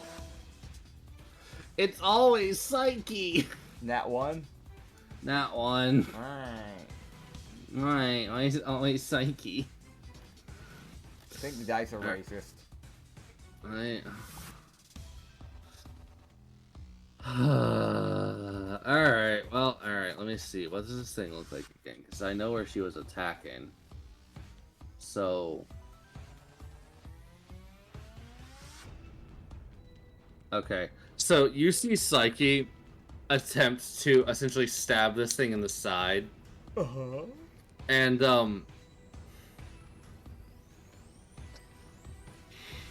okay, that's not terrible. You see as she stabs into this thing with her short sword, Yeah. you would see her short sword hit at just the wrong way on one of the, like, the harder parts of its body. Yeah. And you would just see the sword shatter. Ah, As her that sword... one. Yes, as with a crit fail, her short sword breaks. Fuck. Understood. As Psyche stands there, frustrated. I can do something for her. And then with her other action, because she's saved, you see her walk around with just the biggest look of frustration. Oh, that's not the whole fucking creature. She walks around, gets up to where its eye is, and John would just hear her go, "Fuck you," and just stab it in the eye. Fair. And that one will hit. Hell yeah. As Psyche will finally get her fucking sneak attack off. Yay. As, because Psyche is an assassin, They always crit. they Whenever, always crit, yep. and she has advantage. So, all her attack will now be, this is a crit. As she does 40 damage. Yeah. So this thing's eye socket. As this thing would start, as Ryu would feel this thing's aura kind of like stutter, Uh-huh. as its body would start to shake, as it seems to. It's that thing of this thing is staying up, but it's now when Ryu realized, because Doctor, he knows when things aren't looking great. Yeah. This thing was looking fine until she stabbed it in the eye. Okay. So now it's that thing of, it's like, it's barely standing at this point. Because of all the combined total damage of everyone now being able to hit the damn thing. Well, let's make this a little more precise. Ryu's just gonna look to the others and just gonna go, aim for the eyes. There's a lot of them. It'll be worthwhile. What? What did you say? Get its tongue, John. Its tongue. Damn. Oh my god. As yes, there is a light at the end of this fucking tunnel. John, you're up. Do something. Does the doctor's effect come into play? Doctor, do you do it now or do you wait for your turn? Okay. Got it. John, you will detonate. What? Gotcha. As you would feel this rippling energy that had been stored in your body by the doctor would detonate outwards. It wouldn't hurt you, Okay, cool. but it would still detonate. So, whatever it seems as far as John can tell, the doctor does something with vibrations. Okay, before John detonates, like, right before he's able to, can he just... Everyone hears a muffled, "Whoever's near me, you might want to cover your ears!" And then he explodes. Alright, so I will now roll the damage for Dr. Stravellin's, vibrations, detonation. I like to imagine there's definitely some people that are like, what did he say? Bull! Psyche. Psyche just like, huh? Eh. Alright, John, as you would see this detonation occur, how do you want to attack it? Can I just eviscerate its mouth? Yeah, so is that how you want to kill it? Yeah. Oh, this will kill it? Uh-huh. Okay. You're attacking with the detonation, so you will be able to finish it off as it's starting to fall to the ground as you hit it. Okay, I'm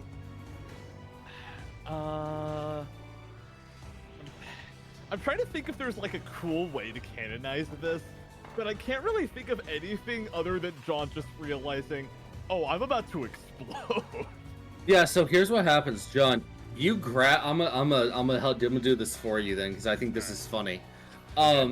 You like put your hands on each side of its mouth as like you like put your as like flaming tendrils of your hand kind of get into the front side of its jaw as its mouth's starting to open.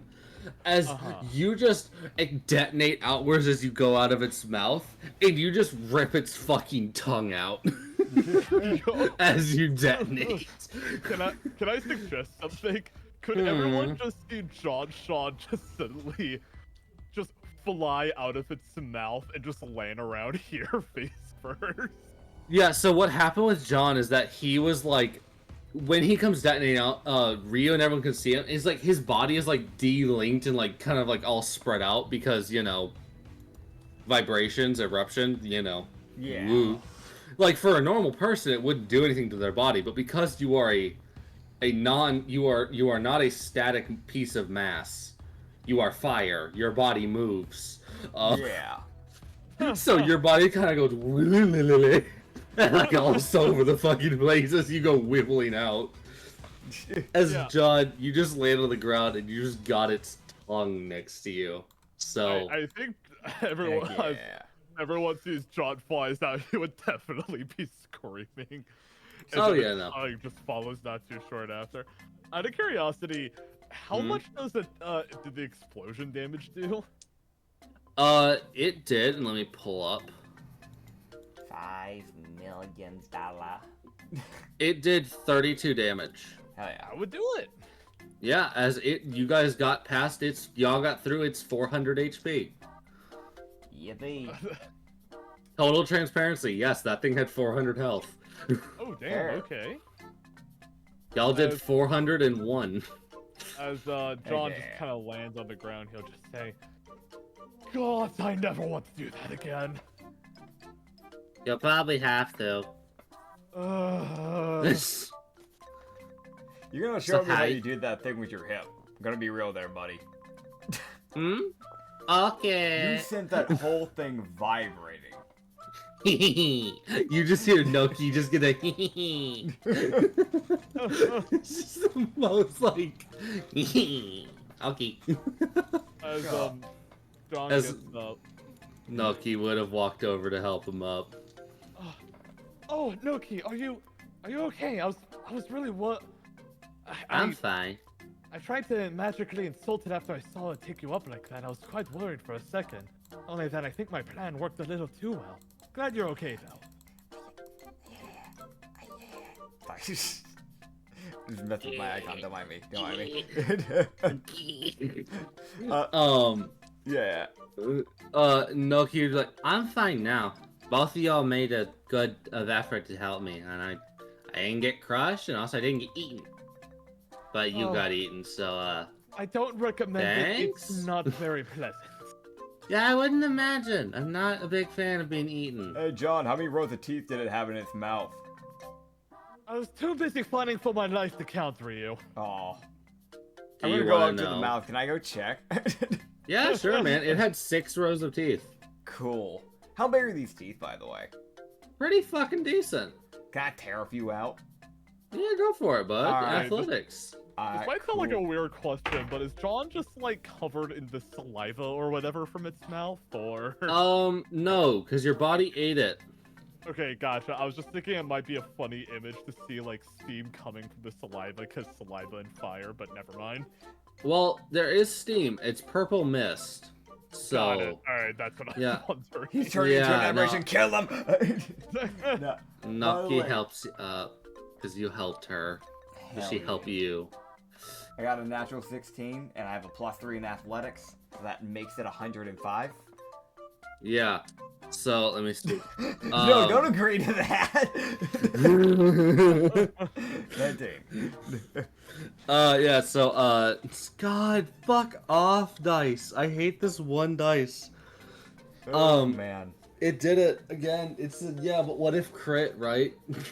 God. So someone else was coming over to gather teeth. Yeah. Does anyone want to guess who? I was already figuring it was Stardew, honestly. Yeah, so Rhea, you like pull out a few of its like teeth, and it's like, it's not a fucking easy task, because you've also got to make sure you don't stab yourself on its many rows of teeth. Yeah. And then you just see Tarfu walk up, take a handful of teeth, and then God. just rip those fuckers out. Gosh, I'm just gonna put 7 down. Is that make sense? Yeah, you'd get like 7 teeth, and Tarfu would collect like 12. Why the fuck did that ran? Okay, never mind. It fixed now. I was typing the word aberrant teeth and it got bold. For some reason, it just bolded those letters, those words specifically. And now it's fixed. I don't know what the hell that was about. Don't know. Oh man. I was fair. Like it could be a good possible weapon to make that we can use it for. So. Yeah, that's why he took it. Hell yeah. Yeah. I'm gonna look to Psyche real quick. I'm just gonna look to her and go, I saw your weapon broke. Yeah. You can use this one for now. And I'd give her the 4 forest, specifically the spring. Okay, and what type of damage does spring do? Spring does 1d6 plus 4 slashing. This is just a normal slashing. Okay, so Psyche will take a now new sword. She'll be like, thanks, Rio. You're welcome. She just looks fucking annoyed. It's, I mean, it's fair. It's like she looks just fucking defeated. It is the most. She's a rogue and she can't do the rogue things, and it makes her sad. She's just been unlucky. She has literally rolled so many nat ones. Yeah. I will get it out of the way though before we get into the city. Which, by the way, since there was an explosion, I'm gonna be checking around. Yeah, so you would see that the city seems to have it's less because of that detonation from the doctor, and more probably that fucking weird pinging pulse it sent out. Because after it did that, it seemed to wake up a lot of the things that were moving around in the city. Gotcha. So, y'all would kind of, I'm gonna give this to you because y'all would kind of start to piece this together just from context clues and how y'all literally just watched it happen. Yeah. These fucking things are weirdly enough probably like the radars. Like, they find things, then everything else comes and kills it. That would check. That's kind of what I was thinking what was going on with it when it did that ping to begin with. I wanted to say, can I silence it? But, like, it wasn't making sound, so I couldn't. No, it was just a sonar ping, and it found y'all. So basically an echolocation of a sort, and then it told everybody, hey, over here, the southern gate, basically. Gotcha. So it was like, hey, I know this gate. Fun fact for you guys. You all remember way back when John shouted in Hivenir? Yes. One of these was there. This was the worst thing that could have showed up because it would have had 400 health, and yes, it would have been able to find you. So it would have been less of a let's hide for a few hours and more everyone fucking run. Ditch the unconscious bitch. She's gonna die. Run. Yeah. So yeah. Yeah. Luckily, y'all just got the fucking things that cut stone. It's fine. Yep, that's definitely better. Yeah. As like, congratulations, everyone. The beast is dead. Whoa. Yeah, You know what? Just for fun, I'm gonna roll a wisdom save. Hang on, I have a reason for this. What in the fresh fuck are you rolling a save for? Alright, I got a 22 in wisdom save. John is slightly traumatized being in a bird's mouth, but he gets over it. Not too long. Like in It's like not 5 even minutes. a bird. Or flying beast. Yeah. You want to call it a bird? That's fair, I suppose. It don't look like a bird to me, but fair it enough. looks like a weird shark with legs and a lot of teeth and bony tail. Bird. Just get rid of like the dorsal fins and that bit. Oh yeah. The main body composition is more shark-like. It's a bird now because it flies. Doesn't even have wings. No wings on it. Okay. Mhm. Okay, so Yeah. yes, you guys can head into the city. We're gonna go from As, the miners and what was the other thing? As John, Yep. you would see a little flare open up next to you. Okay. A little bit of red. Oh, sword fragment? No, actually, you Oh. would see. The fuck is happening? Oh, okay. I felt my chair violently shaking. Oh. Sorry, I thought if I shook it, it'd be funny. No, it was fine. You guys would see, John, you would see this little bit of red, like kind of a, less of like your sword trigger, and more of like a crimson kind of aura would appear. Okay. As for a moment, you guys would see this girl appear. As, we got a hobgoblin. So, yeah. we have a hobgoblin with red skin, very long pointed ears, because goblin ears do be like that. Black hair, braided. She does have some tribal tattoos on her left thigh, on the balls of her shoulder, on the forearms, on the cheeks of the face, and on the left side of her abdomen. Yeah. She is wearing, again, it's like very simplistic clothing, but essentially dude, I can't think of the words. My brain is blanking on it. It's not pants. It's not a tarp either. My brain's really just blanking on shit today. Damn, fuck. Skirt.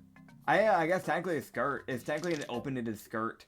It's just a little bit more tribal-esque. It shows a decent amount of leg on the left leg, but the right leg's basically completely covered. And then just a crop top, essentially, just like a bra-like crop top. It doesn't seem to have any straps, though, so it's a strapless, like, crop top, essentially. No sleeves, either. Yeah. And sandals. Yes. I'm gonna go on a limb here. No purple glowing eyes, right? Nope. Right. So John will just kind of turn to it and just kind of go, hello there. Hi. As something else would happen, John, you would notice the only two other people that seem to notice her are Ryu and Noki. Okay. She seems to be unseeable to everyone else. It's your Venus bullshit again. I'm guessing. As she just goes, and boop, as she boops your nose. And she goes, and I'm gonna help. As she would snap her fingers, and then she would disappear. As John would hear her, it's just a little bit of help, as thanks. Huh? Yup. As I think that's what John would say in character too. Just as you would see her go, as she would flare into red light, as you would then see Jalapeno appear. Ah.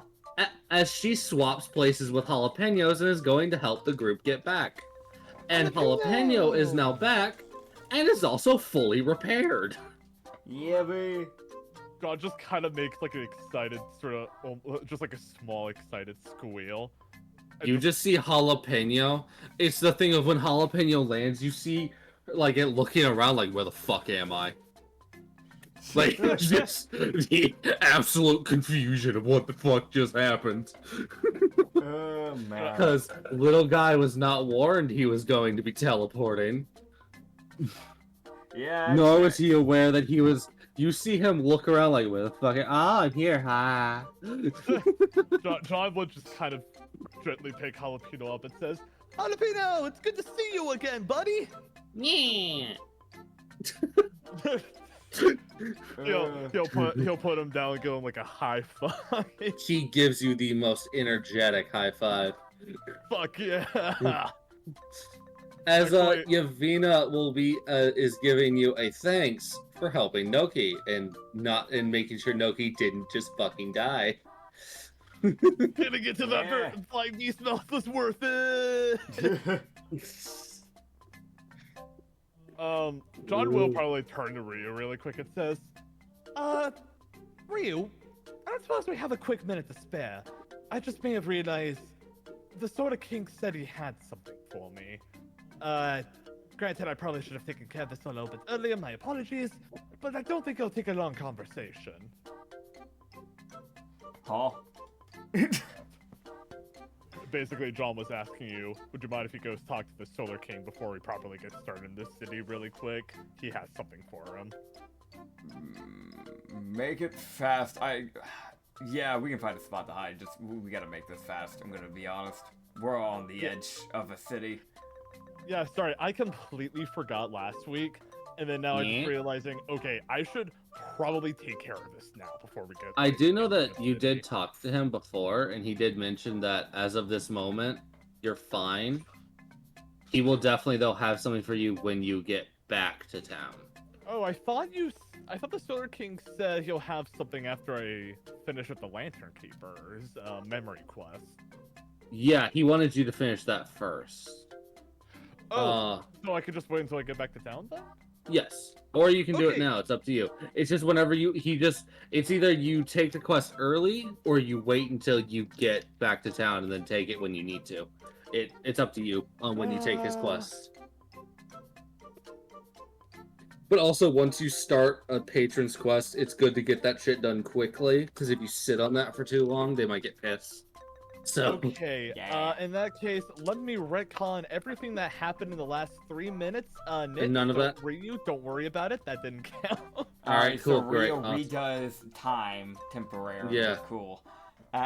Also, you would just see Jalapeno sit there and just kind of bounce next to John, as Jalapeno seems to have chosen John as its chosen person. God. That just seems to be what Jalapeno has decided. Like, yep, I'm here. John hops down, up and down a little bit in response. He just kind of thinks to himself, that looks like fun. Yeah, Jalapeno seems just content with its existence. Also, now it seems to be bouncing with a lot more capable energy as its servos are actually fucking working. Yeah. Well, as Jalapeno has been repaired and now looks more like what it does in the image. Okay, while they're walking into the city, John would probably actually mention something like, so, what language do you speak in anyways? Yeah. Got it. Yeah. Yeah. It's you see it kind of like it kind of looks up and you see its eyes kind of form tiny question marks in them. And it's just like, the fuck are you saying? Like, it seems more confused by what you're saying than what it, like, it's like, why are you speaking gibberish? I'm speaking words, but...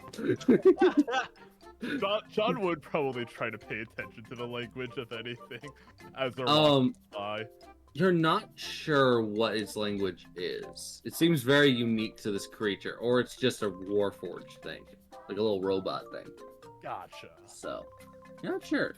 But as you guys would head in, oh boy! Also, now you guys would know at least that the other team is fucking fine. The team that's walking back is safe as hell.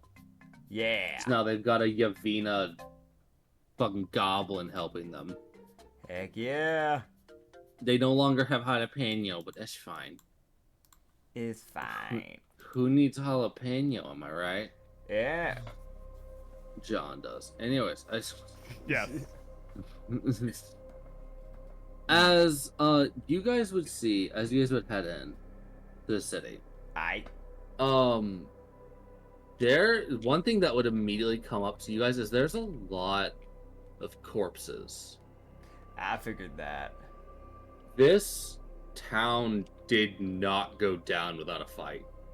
From a lot of the other towns where it's like the corpses are already been cleared up by the leeches, this one hasn't. This town was still fighting probably up until y'all saw that detonation. Yeah. So a lot of the monsters that are here probably came from other cities.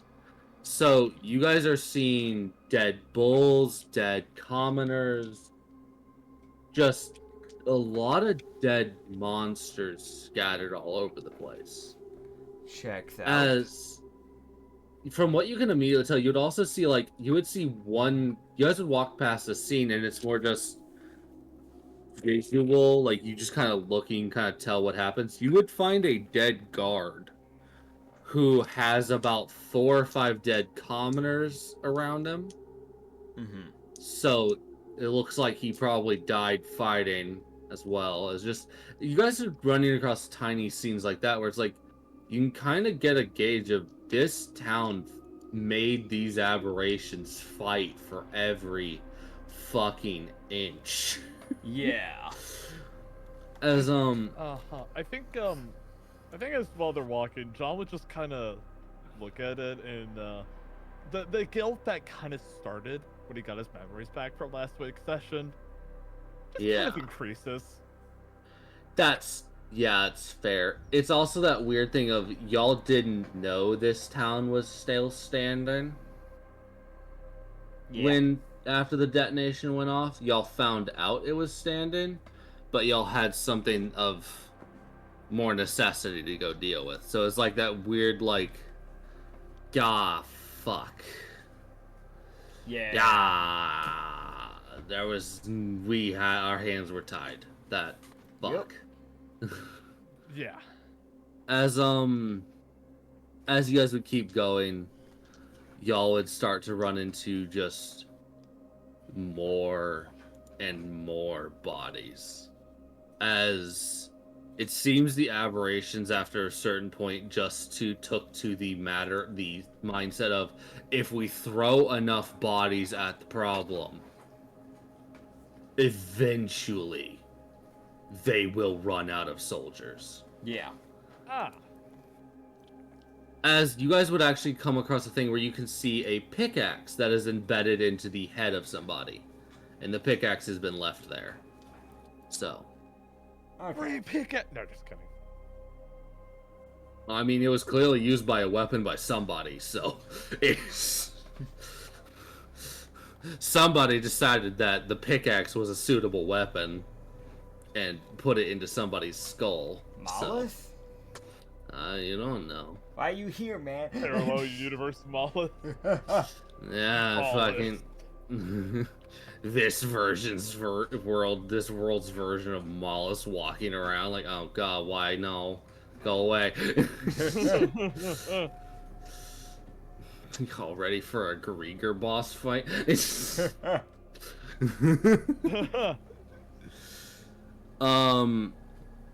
No. It's just, this is a mining town, so.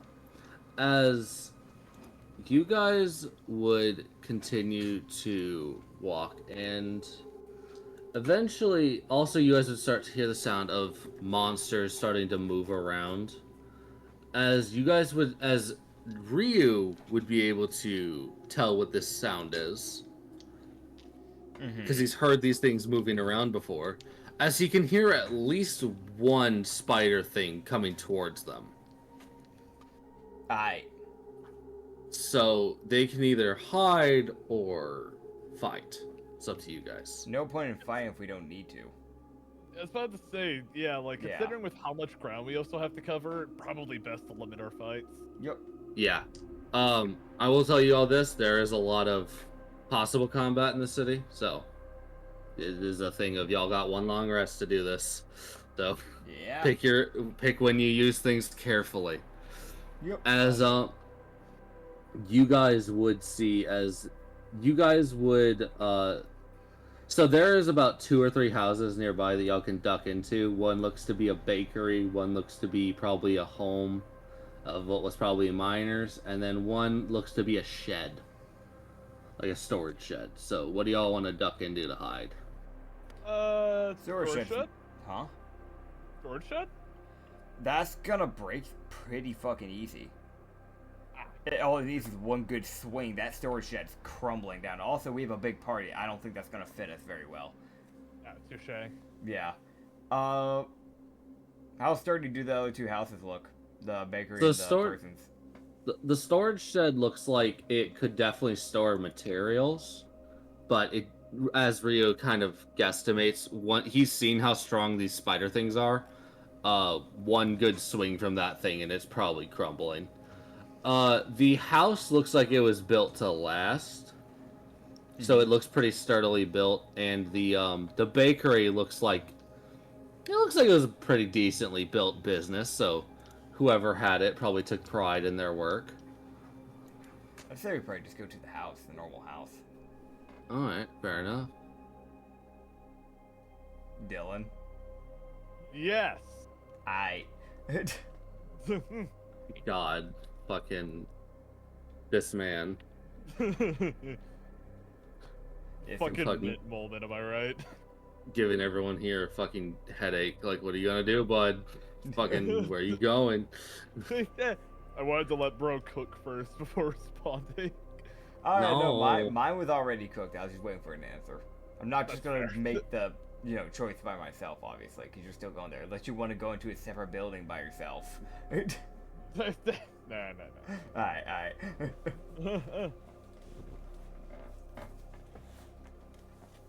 Alright, as you guys will duck in, as I will need everyone to roll a stealth check. Boo. Shabalooey. So is it just gonna be one giant Oh. group DC that's Yeah, gonna it's gonna be a Okay. group DC. Yeah, I was gonna say, like, if this many people are rolling, there's just a shot someone's gonna give it away. I got a 12. I got a 18. This will be a group DC, so. Psyche! Psyche didn't roll well again, huh?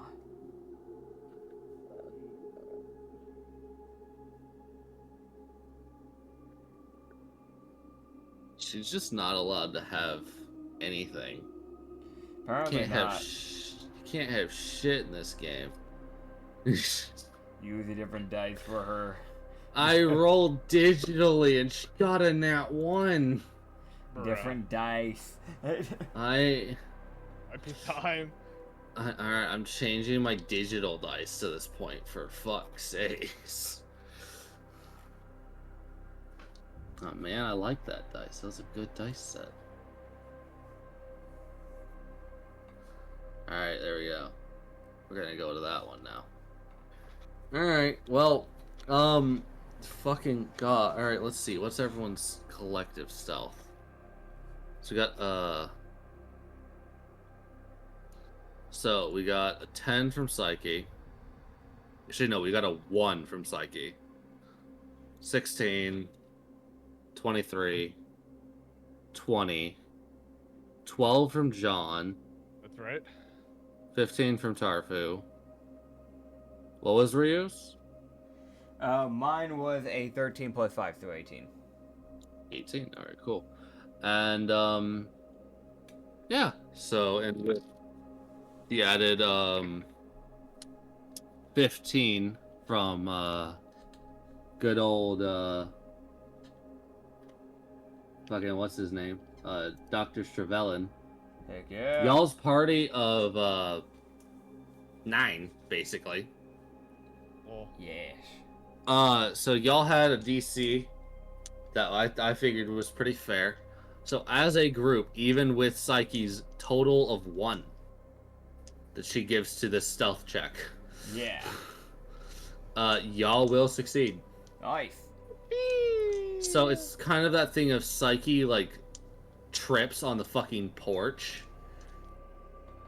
as she's trying to go up, and you just see like Osmond just pick her, like just Osmond and Agnes kind of pick her up and just keep moving. Yeah. Like it's like, all right, let's fucking go. Let's fucking go. This way.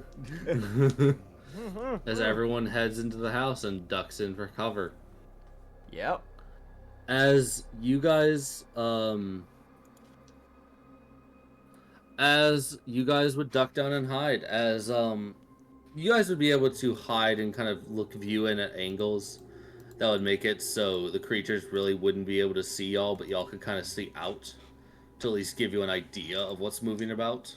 Yeah. As you guys would see one of the giant spider things come like walking out between 2 houses. Mhm. One comes walking on top of the house. Ah, yes. As a bull comes walking out of a different alleyway. Uh-huh. And you would see one new thing come wandering out. As you guys would see a creature, a monster that y'all have never seen. It's another fucking new guy. Because of course there's a new one. Of course. Why would there be, motherfucker? Yeah, but this one seems to be kind of... It seems to be a lot smaller than a lot of the other monsters that this thing creates. Because this thing's only standing at about like 5 feet tall, excluding like its arm head extensions. As you're looking at this thing, Take a cat, now make it a squid. that's not no. Nah. Honestly, like I'm guessing this is a more evolved version of that like corrupted cat that we saw in the past. It's slightly just bigger body, obviously, like 5 foot tall, but it's got that more like lean body, and it kind of sits similar to a cat. That's kind of why I say that. But it doesn't have like paws. It has hands on its feet area and on its actual arms. aka on the 4 limbs it has hands only, but it's 4 fingers instead of 5, and a bunch of eyes obviously everywhere, mainly on the face, but still on like the chest and arms, and teeth kind of sticking out on the arms and shoulders and its mouth. And it looks like it has 2 little tentacles that sprout from its back. And from what I can see, instead of having hair, it just has a bunch of hands and arms that sprouted on the top of its head, kind of like a Medusa. But instead of snakes, it's arms. You about get strangled by 8 hands. Yeah, really.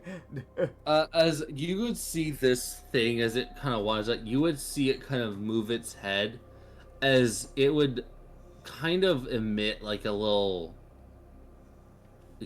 like clicking sound, almost kind of sounds like, as it would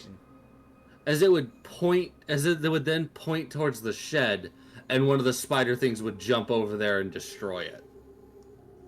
Gotcha.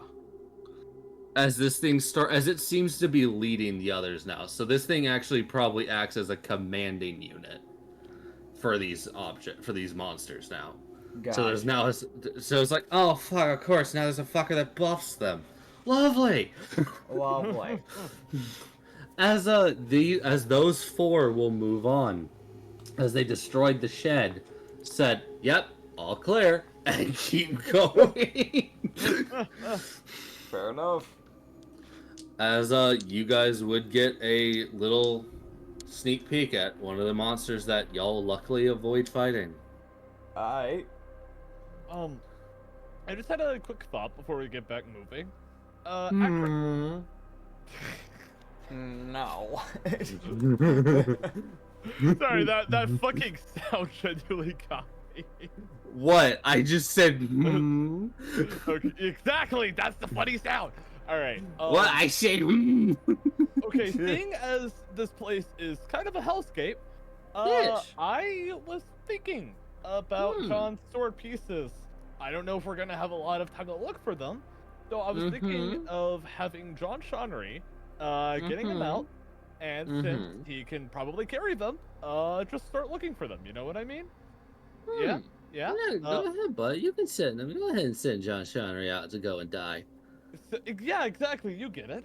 So how I want to do this is, I just want him to find and get as many pieces as you can, and in the last 10 minutes of a spell, I want you to come and find me and give the pieces back that way.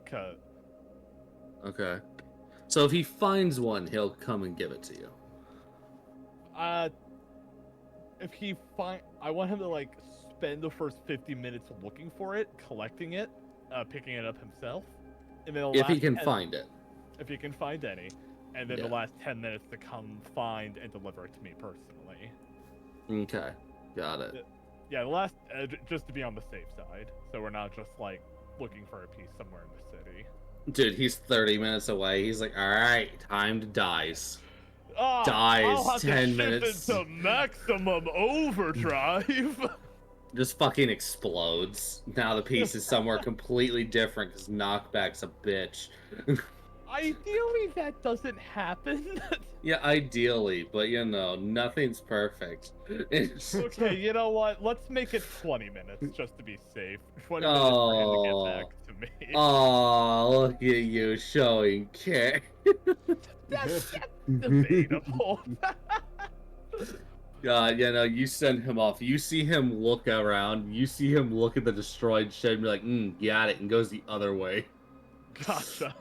He runs away from where the commanding unit walked off, because even though John Shonnery is technically invisible, and he can only be seen by you, there's still a shot a monster notices him, and just fucking atomizes him.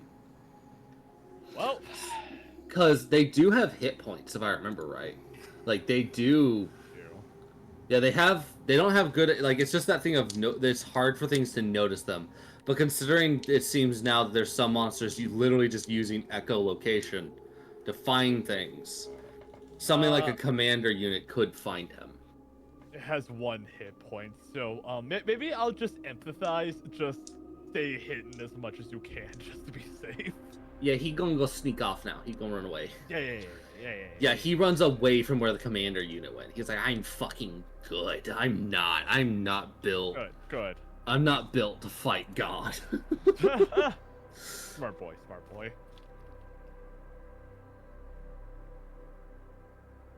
Alright, so what's next?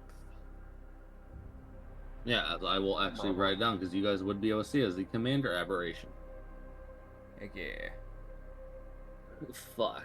It's just the biggest, like, heck yeah. Heck Fuck. As you guys would see, as you guys would start to walk around, as you guys would continue to head to the mine, you guys would get about halfway through the city. And you're kind of like ducking in between alleyways, kind of sticking to the side streets. Not really, because that main road is just fuck no. Not that it's safe to walk on. Something's gonna see you.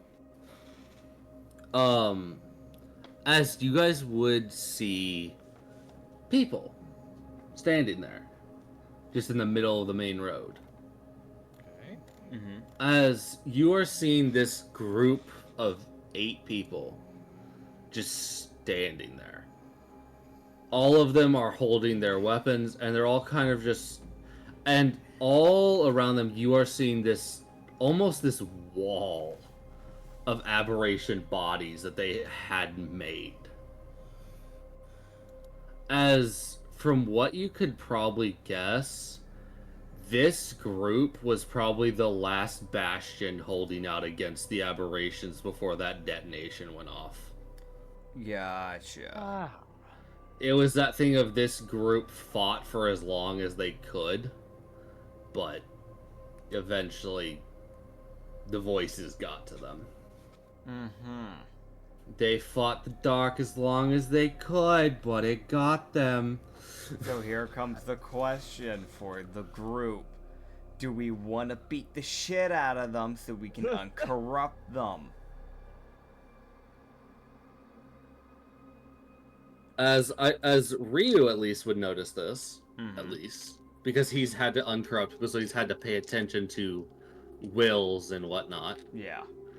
He can see 2 of them are twitching, meaning that, which kind of is more signaling to him. He's not. It's more of like a gut feeling for him. Yeah.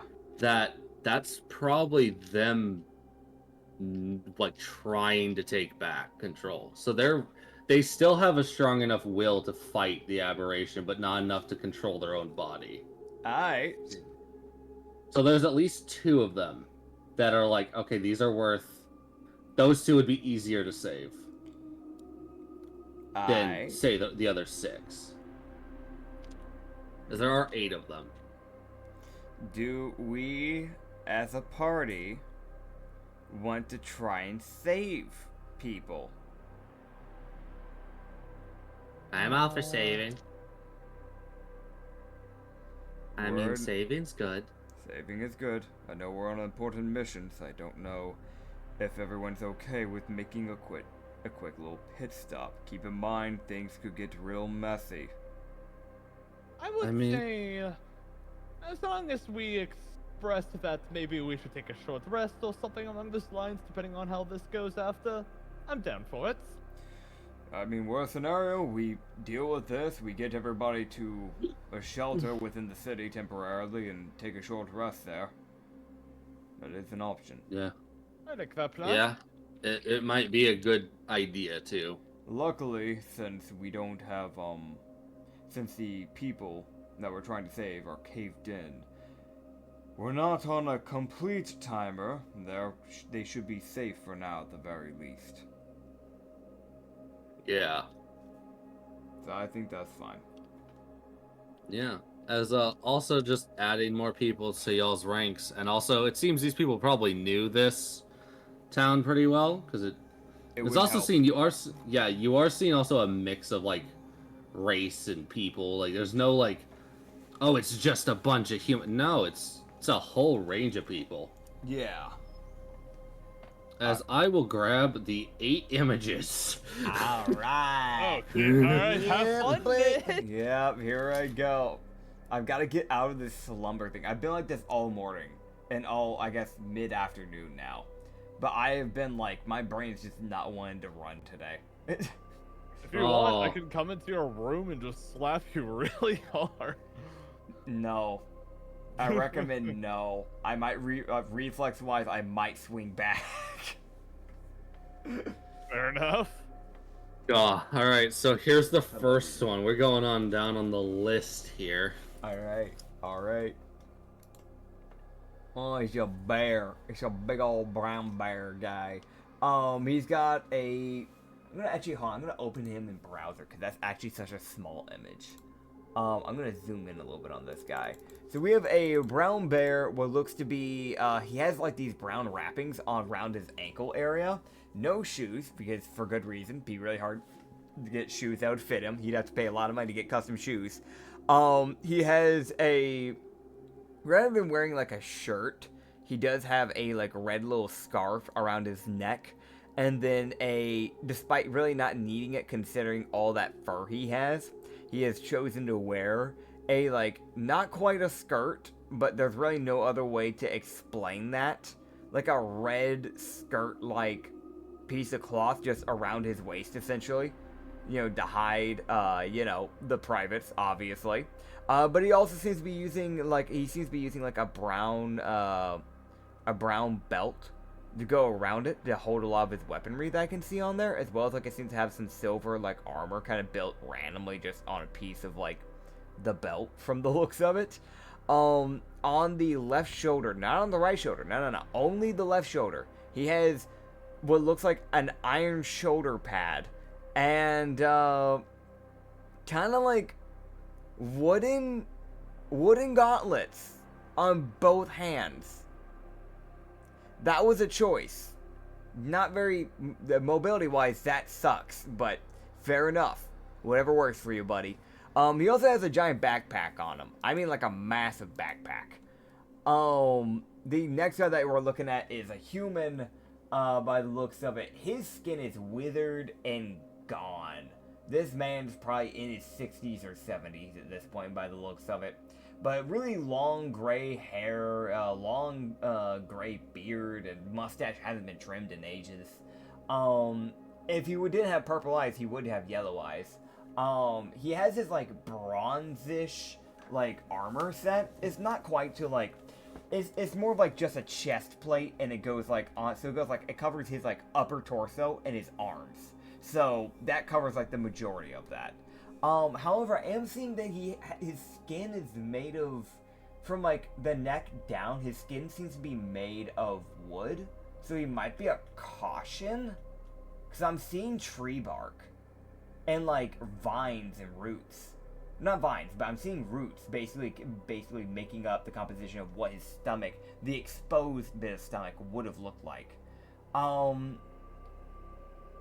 Either the dude's a caution, or he might just be a weird druid that just messed a little bit too much with nature. He might be a caution that hasn't had water. That could also be it. That is also true, because he does look pretty damn dry. And he has, like, what looks like a pretty dark green, but very much faded. Again, similar to what the bear had. I really don't know what to describe that. It's just some cloth around his waist. The next person we have is a red dragonborn. With red flipped back horns. I will mention that the back of him and, like, the top of his head is black scaled, whereas, like, the underbelly, technically speaking, is red. It is a pretty vibrant red too. He has this, like, dark gray, almost black, not quite black, but it's pretty dark gray, like a charcoal gray, set of, like, chest plate armor, shoulder pads, and while his elbow is exposed, literally the rest of his arms is just covered in armor, if we're being honest. Besides that, pretty bulky. Like, I want to mention, this guy's a lot more muscular. The caution was more like a lean muscular. And the bear's just, I mean, the bear's a bear. He looks like a bear. I don't know what to tell you on that one, Chief. Yeah. And it looks like he has, like, almost like a burgundy colored, so a completely different type of colored, but a burgundy colored, like, armor set. For the lower half of his body, by the looks of it. And he seems to have some type of weapon on his back, probably a long sword or something like that. We're looking at a tiefling who has, like, dark, like almost, again, there's a lot of charcoal gray stuff coming into play, but almost like ashen gray skin with these like vibrant red tattoos on specifically encompassing the majority of his shoulders and going down onto the beginning bits of his arm. He also has a lot of black tattoos. Actually, no, it might be more of like a very dark green now that I'm kind of looking at it. Very dark green tattoos. Yeah, they're kind of green. Yeah. It, like, covers, like, random portions of his body. Like, there's like, a one bit that's, like, located near the belly button. And then just kind of, like, none of it's directly center mass on the torso. It's kind of, like, more on the edges of his torso. And even a bit of it's on his, arm. Kind of, like, surrounding the red bit tattoo. Very tribal-esque. He has, again, this very tribal, like, necklace and earrings where it looks like it's made out of bone. And then he has these black long horns that go back, way longer than the Dragonborns, by the way. And they don't just go straight back, they actually curve outwards and then curve back in. dark red, so ginger hair that goes down to like probably his hips by the looks of it. And then similar to the others, he seems to be wearing cloth around his waist rather than pants, but it's just like vibrant red, and then to keep it holding there, he's using like a burgundy red, like cloth, as like a belt essentially to keep it together. Then we have a high elf by the looks of it. Dude seems to have this this grayish hair, dark gray hair to be more specific, that is tied up. He has the side of his head completely shaved, and by the looks of it, it looks like the back of his head was completely shaved, so he let all of it grow long enough on the top of his head to where he's able, where even though he's braided enough to where he's braided enough hair from the top of his head alone to where it goes over his shoulder and then slightly down the torso. He still has enough hair to have bangs. He has tattoos on the side of his head, funny enough, and silver earrings on his ears, specifically his left ear. He has yellowish eyes. If they weren't purple right now, that would be the case. A pretty chiseled chin, slender face, slender body, a like forest green cloak that covers over like a little bit of this like shirt that we can see that is exposed, and it seems to be like just like a very dark green undershirt. That's the bit that I can see of him. We have a wood elf, who is again shorter ears than the other elves, funny enough, but like side of the head shaved, back of the head shaved, but nowhere near as much hair. Like, he's just got a short haircut in general, but it seems to be brushed to the right side. It's like a dark brown hair, kind of like a brownish greenish skin. I don't know what's going on with his skin color there. He does have a like gray scarf that seems to go around the majority of it. It's pretty baggy, a pretty big scarf as well. And then it looks like he has a dark gray, again, that like ashen gray like undershirt, but he has it covered over by this like leather, like very bright, kind of like a disgusting brown leather that kind of drapes over the left side of his shoulder and then going down, basically like going down, not quite vertically, not quite diagonally, but horizontally across the body. So covering like half of his torso essentially, but not the other half. So the right shoulder would be exposed, but not the left. And then leather wraps that go around his forearms. And then dark gray gloves, brown pants, and dark brown boots. Then we see... his defense, he works at a mine. I don't think he cares much about his clothing because it's gonna be destroyed anyway. Yes, fair enough. we have a Lionel. Gosh damn it! Very, fine. A black mane. I kid you not, a black mane. Normal lion colors for the rest of his fur. I don't know what color that would be called, but lion. He looks like a lion. The one thing is that unlike the Lion King, where there's that one lion that has like a black mane, he does not have a scar over his eye. And very heavy looking black armor from head to toe. Covering literally all of his arms, basically just his whole fucking body. The only bit that doesn't have armor is literally his head. And we have Half Bajuk, who is like, she's got these black horns that curve because that's what they are, ram people. Raven black hair. Where she has it in bangs, but she still has it braided down, so it goes like down to like her chest essentially. Instead of having normal earrings, she has feathered earrings. So one on each ear, and those feathers are yellow. She's wearing a black crop top. And when I say crop top, I quite literally just mean a sports bra. I'm gonna be frank. Like, there's no sugarcoating that. And then it seems to be like a black skirt, but it looks like it kind of got torn by the looks of it, because the left side, on the side of her left thigh, it looks like it kind of tore a bit. So it's kind of become rather open and revealing to that portion of her thigh, probably just because it got torn dramatically. Last thing, is that right above, rather than having a normal belt for the skirt, she's used like a white cloth essentially that basically goes around the body and then drapes down in the front. Yep. Yeah. Oh, and a black tattoo that seems to be going down like the middle of her forehead. It's shaped like an arrow essentially. Yeah. That's all the people. I'm so sorry, my man. You're good. You're good. Thank good you. job. Thank you. To Thank you. you, bro. Man, okay, Props to you. I'm sorry, Dunn. Nah, shut the fuck up on pass on all of them, man. Shut up. Listen, you know that tiefling's got something going on with him, okay? No, anyway. Wow. Opinion wow. invalidated. Wow. Mm-hmm.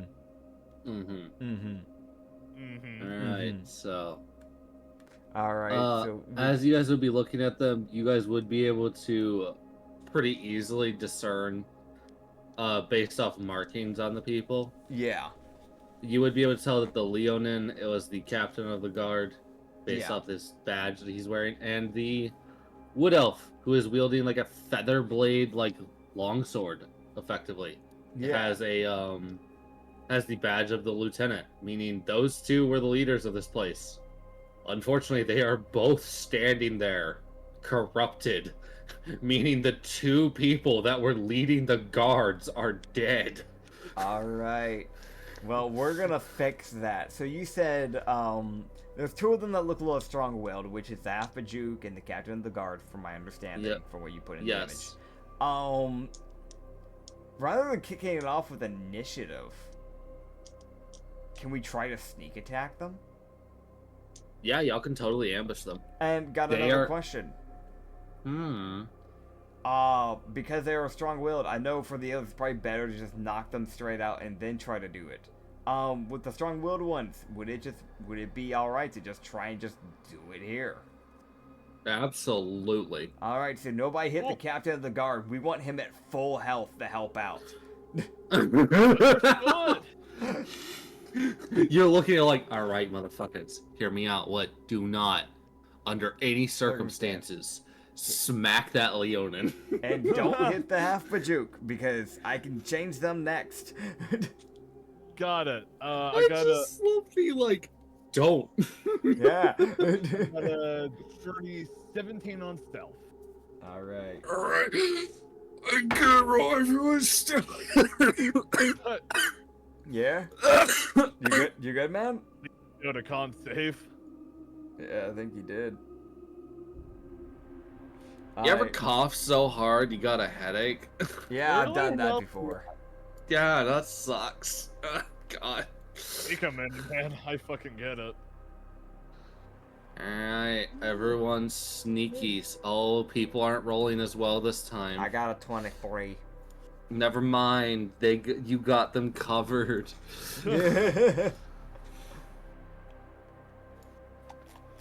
Okay, so we had what from a John? Dirty 17. So 17 plus 10 plus 23 plus Oh. 20 plus 15 plus... What was yours, Ryu? 23. 23 plus 24. Making you do your math today, man. Plus... Fuck, I added the wrong numbers. All of that is now invalid. Alright, 9 plus Oh, 21 God. plus Oh, 23 no. plus 12? You're rolling. 20 plus 10 plus 24. Oh, 24. Yeah, fucking good enough. There you go. God, good, cool. Yeah, y'all meet the DC, goddammit. That's great, man. That's so great. I want to mention I added up until you hit the DC and then I stopped adding. I'm done. I don't care. Yeah. Yeah, it sounds like it wouldn't have mattered to BH. Oh, man. Yeah, the DC, by the way, as a group is 110. Hell stealth. yeah. So y'all just need a few people to roll really well, and then y'all are good. But if everyone rolls for shit, yeah, no, y'all are fucked. Yeah, that's As- fair. As Ryu, you can go ahead and roll me that Arcana, bud. Hell yeah. Alright, should I put on the sentience? The sentience? Go for it. Hell yeah. I'm gonna roll that initiative. Hell yeah. Initiative. Nat 20. Oh, For the you. Arcana. Oh, wow. You bastard. Alright, hold on. Yeah. Oh, you mother... Wow. Alright. Okay, so because you rolled a nat 20, I had to roll something I had to roll a will save for the person to see how their mental stability is holding out as they take over their bodies. Yeah. Is it another nat 20? You see this Leonin grab his glaive that's sitting next to him? As you see him crack his neck as he starts to look around, as Ryu would immediately see his eyes are fine and they are gleaming yellow. Yeah. As he has taken full control of his body, and now he's sitting here like, what the fuck happened? Why is there a blank spot in my memory? Yeah, fair. Yo. Fair. As you would see him start to look around, and you would see him, he would not know y'all are there, but you would see him not move yet. Okay. As you would see the people that he technically was allies with being corrupted not do anything yet. Yeah. Because they haven't pieced together that anything's changed. Yeah. So, technically, Ryu, you have another chance. Aight. Okay. What is that? That makes, for the second Arcana, by the way, I need to mark off those mana slots. That is, what do I have Arcana? I have a +6, so that is a dirty 18 for the second one. Hello, Rena. Yes. You have a dirty 18 for the second one? For the second one, yes. Okay, you would get halfway through the Bajuk in fixing her. As you would see, as you start to affect her, let me see, you would see her not move at all as she just kind of starts sitting there like wavering side to side. As you can roll another Arcana check because you did not fail, and so you do not need to use a third mana slot to keep working on fixing her. Sick. Natural 17 +6. Hey, you would fix the Bajuk Heck yeah. before the fight even starts. Hell yeah. As you see the Bajuk, you would see her ear kind of flick a bit as she starts to glance around. It's like, wait a minute. Wait. Hold on. Okay. You would see her, not be as quick to gather herself as the Leonin was. Yeah. Which is fair. She doesn't look like a guard. She probably was just a normal person who chose to help. Yeah. You see her kind of move a bit, and you would see the Dragonborn look over at her, realize she's not corrupted, and take in a breath of air. As the Leonin grabs his glaive and swings for the Dragonborn. Great. As now, basically, the Leonin just shouts, "Fight for your fucking life!" Got a question. Yes? Do we start our ambush initiative? You start your ambush as the captain swings. Awesome. So you guys will get an ambush as he's attacking. Good. I got a... Did you ever make that cloak, by the way? The cloak? Yeah, the noble cloak. Because I was thinking about possibly trying to use that, but I don't know if the thing that it does is a minor or a bonus or main. So it would be a bonus action because that's to use an item. So okay, gotcha. Yeah, so you can use it as a bonus action. I did not make it because I fucking forgot. Yeah, God damn I it. have a bunch of items you haven't made. I have a failure as a DM tendency. I'm sorry. No, I mean, man, Rum and Harbor, I had several weeks where you guys went by with, like, not having your homebrew items made, so, nah, it happens. Yeah. Oh, God. Dude. Fuck. I have so little time. Alright, I'm gonna sit down and make those probably after this session. Fair. But yeah, no, that, from what I remember, it does a dazzling flare. Yeah, it stuns any enemy, any hostiles within 30 feet.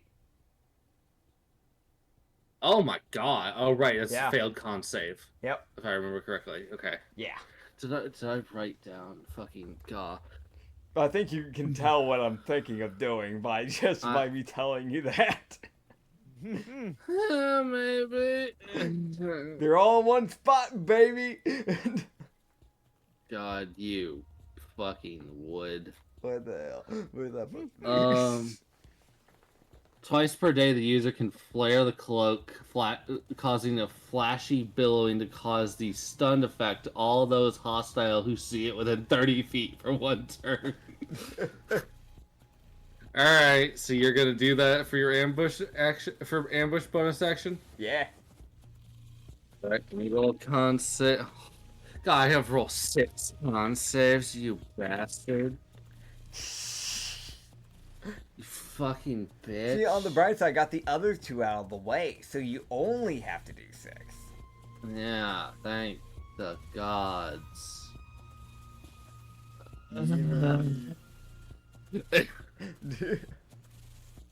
Okay, so I had the DC as like a DC 16 because it's an item. You would see the bear just start wavering a bit as he just starts like, oh. As he's the only one who gets stunned. Damn, As I won't lie, none of them, like the lowest roll out of the group other than his 4 was a nat 13 from the wood elf. Fair enough. And he barely had the constitution to succeed that. Alright. Actually, I don't know. I don't actually know if his class is proficient in con saves. I think they are. If they aren't, then he's stunned. No, he's stunned. Never mind. I lied. I'm sorry. I thought his class would be proficient in that. No, they're not. Apparently. Damn. Okay. I didn't know that about that class. That's news to me. Apparently, that class is only proficient in Dex and Strength saves, not Con. All right, fair enough. I'm gonna guess fighter. No. Barbarian. No. Blood hunters. Just keeps guessing. Fuck no. I will be honest with the high elf. Yeah. You see him draw a bow, so he's a ranger. Joke's on you. He's a wizard. Fucking wizard of the sniper. Sniper. Oh yeah. Sniper. Yeah, no, he's a ranger. He pulls out his bow, and then you just see his eyes just start rolling a little bit in his head. He's like, oh, what the fuck? As that would be your bonus action, as Ryu jumps out from the shadows and flares his cloak. Hell yeah. Now what? I bitch? stab. Who? I'm the closest man. You know what? Because the Dragonborn's trying to already swing on them, I guess I'll just go and stab on the Dragonborn. Alright, so you blitz by the fucking the caution. Yeah. And the tiefling, and then just shake the fucking Dragonborn. Yeah. I legit just run in there, fucking flash them, and then just stab. Alright. God.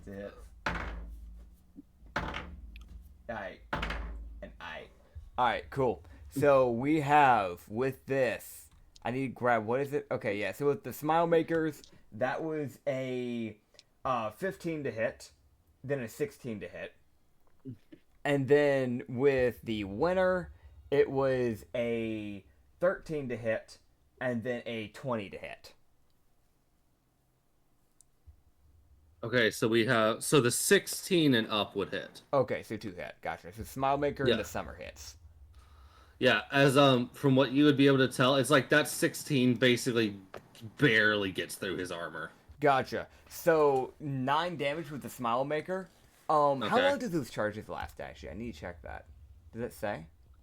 It's like a single use charge. Gotcha. Okay, yeah, because I didn't know the duration. I didn't know if it was instantaneous or okay. I think from what I understand, from what I read with it, it's just an instant like one off with it. But I think the effect lasts a minute on the person you use it on. That's what I'm seeing. Alright.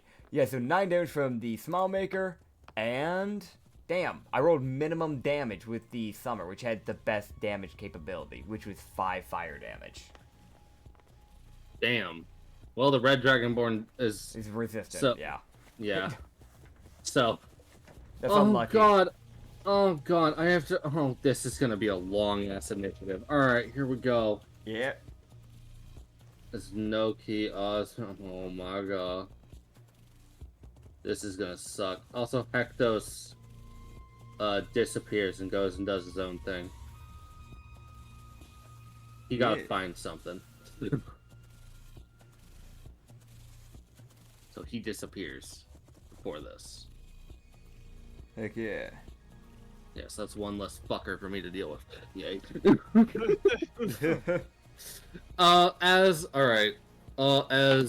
John, what are you doing? Okay. Can I? So ambushing, right? Could I rage first before I jump in there? Yes. All right. I am gonna enter into a rage, and so that red dragonborn that Ryu started, I want to take out the cannon boomstick and my shield, and I want to whack the dragonborn because that breath will probably mean trouble in the long run because of AOE reason. Yes, as I am. That's fair. That checks. That's a fair concern. Just this. I'm going to, on the side, redo this fucking battle map that I had for the other thing. And kind of reuse it a bit for the fucking... Fair. Just so it helps keep this bullshit organized. Nat 20, by the way. Nat 20, let's go. No, Yay. you didn't. Yes, I did. Fuck. Okay, so that's, because I'm raging, that's gonna be a 1d6 plus 5, so I'll just D&D on. 7 turns into 14.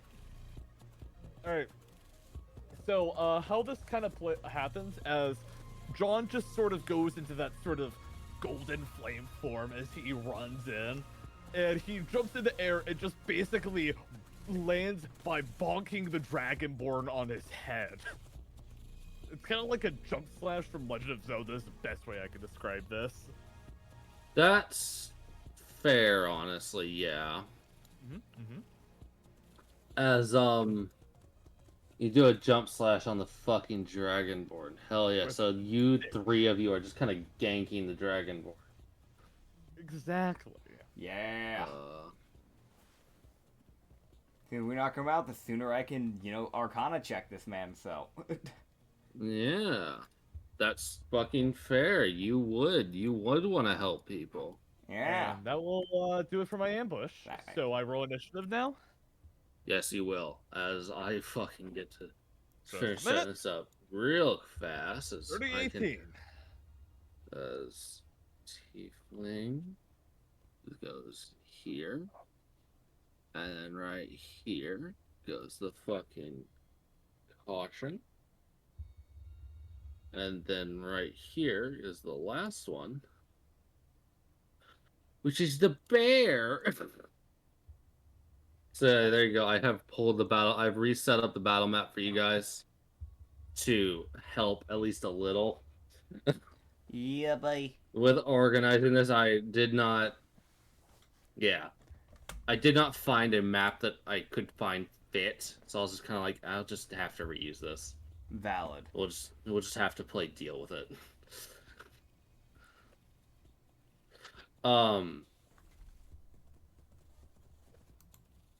There you go. There we are. Cool. Yeah, so this will make it understandable, a little bit more understandable on what the fuck's going on. Heck yeah. And Agnath will go around to get the wood elf. Osmond goes for the tiefling. Tarfu walks around and is gonna be racist. Damn, he's going for the high elf. Psyche disappears. Yeah, that checks. And Noki stands here. Just so everybody has an understanding, basically everybody's one giant mirage. It's like going to a mosh pit on a Black Friday. Yeah, no, it's... Yeah. And also, you would then see the Bajuk, as you would see her basically immediately, like, jump backwards, and then she would jump backwards to gain momentum as she moves forward. As you see her essentially swing her leg and just crack the wood elf in the back of the knee. Hell yeah. With, like, her hoofed foot. Hell yeah. As, yeah, she looks to be a monk. She's choosing violence. We're gonna go. As I will now roll for the... Alright, that will hit and she will get her damage as well. Cool. As, you would also see the captain of the guard as he took his swing to attack the Dragonborn. The Dragonborn who has his back to everyone, by the way, so y'all just coming up behind him and ganking him. Heck yeah. Yeah, as Agnath is gonna... No, he didn't. He did nothing to you. He had it No, coming. he didn't. Yeah. No, he fucking did not. He breathed. Bitch. He had it coming. Agnath is gonna take... Oh, no. So, as Agnath would slash the Wood Elf's shoulder, as he gets kicked in the leg, you see the Wood Elf kind of get a bit of the more elven agility in how he moves to essentially weave underneath Agnath's second swing. As you would see him slash Agnath's hand with his feather blade, causing him to drop his halberd. Oh. As Agnath scores a critical failure on his swing. Eh. Eh. Eh. Freaking hecking. Yeah, it's fucking Nat 1's coming in everywhere now. Bruh. Dude, it's karma for all the Nat 20s y'all got last session. I'm not wrong, y'all got a stupid amount last session. Honestly. Mainly the Yeah, NPCs. NPCs and John. Oh, actually, no. Yeah. How many did John get? He got like You what? got Two? like 3, I think? Three, yeah. 2 or 3, I think. Yeah, I got one. I got a Nat 20 yesterday or last week. Yeah, I did not. I mean, think you it was the get- week before last week. Yeah, You get a Nat 20 every session. yeah. That's the thing though. Like, I don't get a lot like in a session. It's just that I'm more just consistent on rolling at least a Nat 20 each week. That's normally the Yes. difference. Yes. So, the Bajuk takes her swing, as Agnath will take slashing damage, as he did not rage for this, because he's like, I don't know how strong you fuckers are, and I need to save these in case something bad happens. So, he didn't rage, and he probably won't. Noki is gonna do her thing. Oh boy. Okay, she's gonna do... So Agnath takes 14... is that 14 or... No. Oh. I did my math wrong. Oh. Okay, he takes 12 slashing. I made him take 14 because I did math wrong. So Agnath suddenly regains 2 hit points out of nowhere. Damn. Wow. That's crazy. It's Crazy. I was. Yeah. Shush. Just fucking don't. As Osmond's going to swing on the tiefling.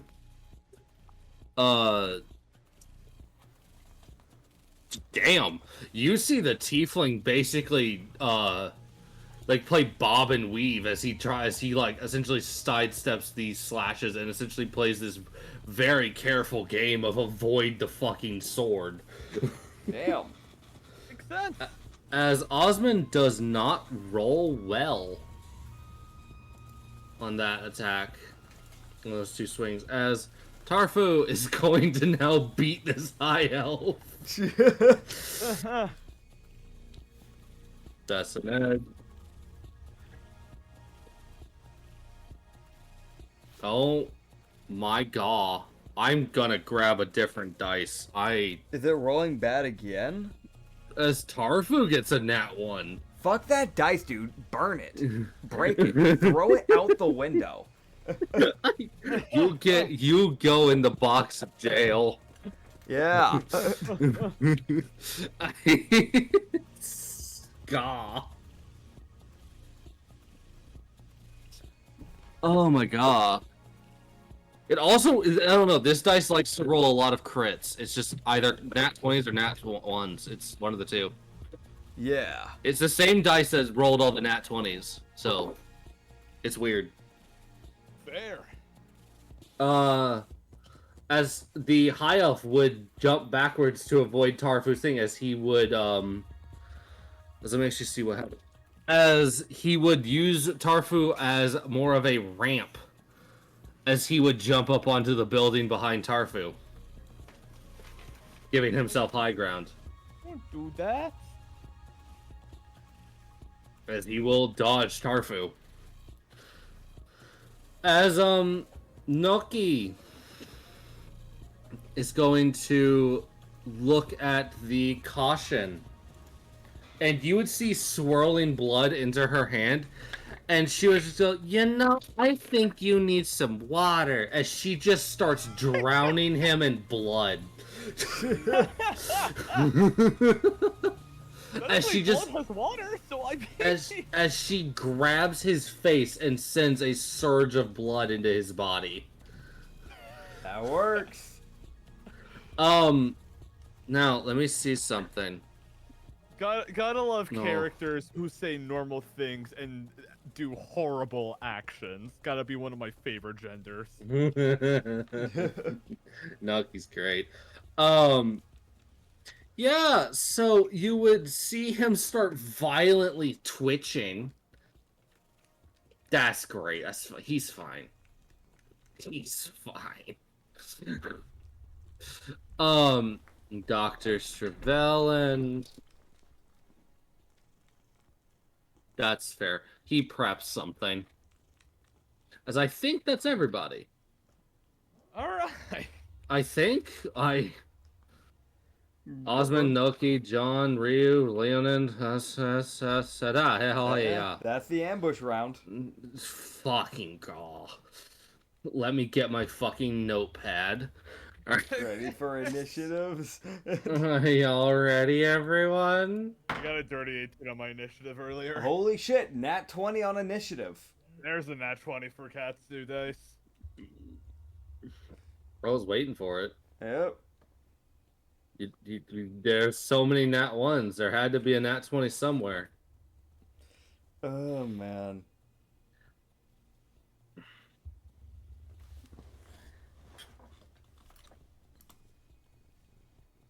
Okay, oh god. Oh god, why did I do this? Why? Welcome to my bane of my existence. It's great to be the only non-DM in the room right now. I hate you. Join the club, bud. I was already there. I started it. Founding member. Founding member of President, the Hate Villain. Area Treasury all rolled into one. Fucking god, bitch you. Alright, I roll everyone's initiatives. Alright, hopefully this is the last combat of today. Probably. Yeah, it should be. We all just rolled nat ones on stealth. Acrid says, "Oh no, coincidentally, this group just suddenly floats away like balloons." You suddenly see lightning strike them as fucking Hectos is here. I guess I don't know. This group just suddenly clips through the ground. I would never do that. That's cheating. That would be funny. Yeah, I've done some bullshit before.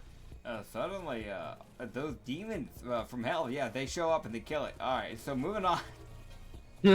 Yay! Suddenly, all of the enemies remember, wait a minute, I don't know how to breathe, and they suffocate. Alright, so John, what was your initiative? 18? Cool. That's correct. Yep. Alright, Dr. Stravelland, what do you fucking get, bitch? That's a nice fucking 7. Fucking idiot. Gus, a 9. Caution. Okay, that's fucking terrible. Why did you get a good number, damn it? That's a fucking 18. Oh my god, this is a great idea. Alright, oh my god, okay. Why the fuck are you doing well? I don't know if I'll be able to do my great idea, but I just thought of it. I'm excited. Okay, I'm excited for you. High Elf, who's a ranger. He gets a fucking da. Wood Elf gets, and then finally the fucking Bajuk gets a whopping fucking 15. Oh my god, okay.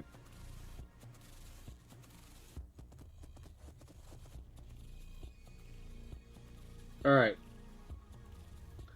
Cut. Alright, and now I gotta reorganize everyone in my little fucking notepad. So, as we would start off, Ryu. Mm-hmm. My boy, you gotta go first. Alright. We're kicking this in strong as you begin to see Ryu begin to sway side to side as he begins to cackle.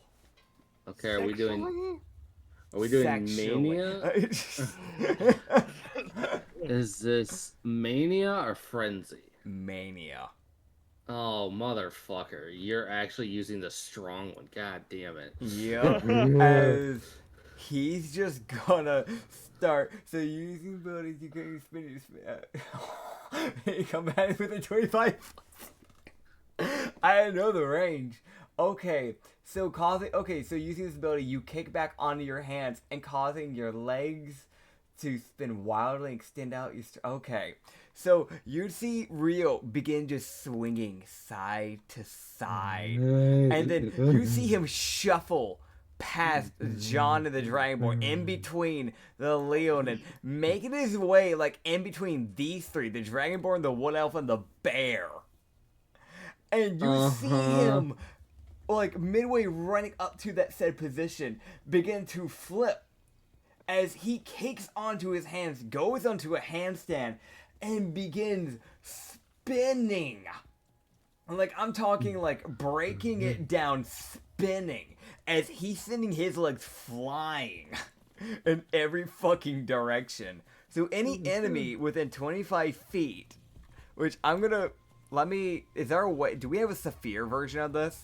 Yes, we do. It's in the shapes version. Oh, okay, cool. Overlays. So just okay, why does it do like that? Okay, hold up. Okay, I see how this works. Okay, the shapes kind of suck. They need to work on this a bit. But when 25 foot Saphir, so that we're putting center massing that on Ryu. Every enemy. Except the High Elf. The High Elf is the only bastard that escapes your bullshit. Yeah, as you see Ryu just swinging his legs in every direction. Just stretching his body out. Oh my god, this man uses Hurricane correctly. Yeah. Alright. Oh my god. Okay. Where is the to hit for Hurricane? I see Frenzy Attack. Well, it's not shown for me. I see it to hit for Frenzy Attack, but not for Hurricane. Wait, hold on, what? Let me check your sheet really quick. Yeah, like, it doesn't show anything. Like, it's damaged, nothing. It just disappeared. It was there, like, 2 seconds ago. Yeah, and now it's fucking gone. Like, the fuck? Bruh. Wait. Oh, you're on the wrong sheet, I Ah, think. maybe that's it. That's it. Okay, cool. Yeah, So, okay, I cool. didn't need to roll. I was... Can I pocket my roll? That was a really good roll. I understand if not, but apparently it's a dex save, so I just rolled for no reason. That was a natural 19. That's why I'm like... I'm gonna goblin it. That's fair. That's fair. I yoink your 19, so you'll um, get it at some point, probably. Hell yeah. Alright. Nice. So, here's the thing. Everybody will need to roll dex save. Anyone who fails will take 4d6 plus 3 damage. Fucking lovely. Yeah, I'll go and roll it. Absolute legend amongst people. 19 bludgeoning damage to anyone who failed. Oh my Fucking god. yo. Yeah. Okay, so dex save was what? Is a dex save of... it doesn't fucking say. Oh, no, it is a 10. No, I'm stupid. I just saw the dex. I was like, oh, that's a dex save. No, I'm a fucking idiot. Okay. Oh, okay, so yeah, no, you just hit everybody. Okay, yeah, because 19 plus 5, yeah. 24. Just take your 19 back. Ah, Alright, cool, yeah, I take it back. Alright, yeah, so everybody takes 19 bludgeoning damage. You kick the bear in the head, and he just kind of stands there, Yeah? unfazed. I mean, he's stunned anyways. Yes. Him and that elf guy, if I remember, are both stunned. So it's fine. Wait, the high elf was stunned, wasn't he? Yes. Oh, no, never mind, he goes back. He's not safe. Fuck, because he's stunned. He can't move. You stunned him, so Tarfu just hits him. Oh, okay, yeah. oh god. Yeah, no, I'm wrong. Tarfu just missed once and broke the ground. That's what we're gonna recanon as of that. Okay. But my plan for that high elf, if it got to my turn, was to use my Eldritch Blast effect that could literally pull people 10 feet towards me. Oh, you're That one. could've worked. You're the worst type of person. You know that? You just fucking. Maybe some other day. Okay. Oh, man. This So- is not me throwing shade at you or anything. I'm fucking happy that this fight is just getting speed ran. Oh, no, I get it, man. I mean- there's no reason to kill these people because we can use them in the long run. True. Yeah. As And three, I'll four, save my five. bonus action for next turn to make it into an action. So What am I forgetting? 1, 2, 3. Right, the Dragonborn. I forgot about it. yeah. I didn't put him into the initiative. Oh, Yeah, okay, there we go. Now I know his initiative. Yeah, I was looking at him because I'm adding in all the damage on the notepad because I'm not opening up 7 calculators. I don't know. No. I refuse. fair. Alright, so first up after Ryu is Ryu and John's favorite person. Noki. Alright. Yes. As you see Noki grab the caution by each side of his temple as blood starts rushing into his head. Alright. As she's going to do something special that Yavina told her to do. As you just hear her go, Yavina wants you. Bye. As you would see the guy's body go from as you would see his body kind of start not looking as cracked, but it's starting to turn red. Yeah. As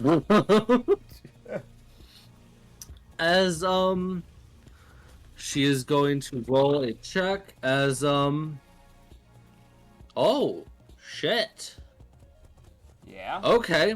As you would see the caution kind of like start shaking as you see him essentially grab the hilt of his sword and then slam it into her gut. As he would knock her back, as you would just hear him just go, I won't be your god's puppet. Oh. As he would succeed the will save against Yavina's magic. Huh. As Noki was casting effectively a dominate will. Huh. Huh. So she was doing the Yavina version of what Ryu does. Except Yavina's version makes them a puppet. Gotcha. Like, it basically turns them into a follower, forcibly. Gotcha. So it's Yavina's way of fixing it. Which is Yeah. a very Eldritch God way of doing it. I mean, it uncorrupts them, so. Yeah, it's like, she's like, yeah, like, it works, it helps, yeah. In a roundabout way, yes. Yeah, Yes. yeah. Now their soul's just stuck to her forever, whether they like it or not. Yep. As he would resist. And then you would just hear Noki go, asshole. As she casts Bane. It's just... I aspire to live my life like Noki, bro. The... I want to live. just mildly inconvenienced me. Asshole. As she casts Bane, so she would Bane 3 people. So she Banes the Caution, she Banes the Dragonborn, and she'll Bane the Tiefling because he looks mean. Damn. That is her only reasoning. Fair. Caution fails, Tiefling fails, Dragonborn fails. Here we go, Bert. Bane, bitch. Oh, Take that a means- charisma save. Since that, by the way, just random thought, but since that high elf, didn't actually go anywhere because that stunned, he should have also taken that 19 damage. I did Okay, do it cool, to him. cool. Yeah, I didn't. I did no for gore. Hell yeah. Wait, you just. Oh. Oh. Oh, I know what she's going to do this, because this is just funny to her. She would do this. That's funny. Okay, cool. I have a thing that Noki's going to do next turn. Fun. Alright, that's the end of her turn. As next up is the bear. That's it. Next. Okay. He just kind of stands there and kind of starts shaking his head as you would see him kind of, as he's trying to get unstunned, but he can't until Nitz's turn. So I guess you can say it's unbearable. Get out. Leave this call. You're banned from the podcast. We'll never see you again. I regret nothing. Alright, next up is the High Elf. Again, nothing happens. Alright, John, go. Okay. Alright, John, go. Fuck, what do I do actually? Oh wait, I don't know know, what to kill a do. man. I'll use my bonus to get the kaboom stick on fire, and I'll use my main action to bonk the Dragonborn on the head again. All right, and that will be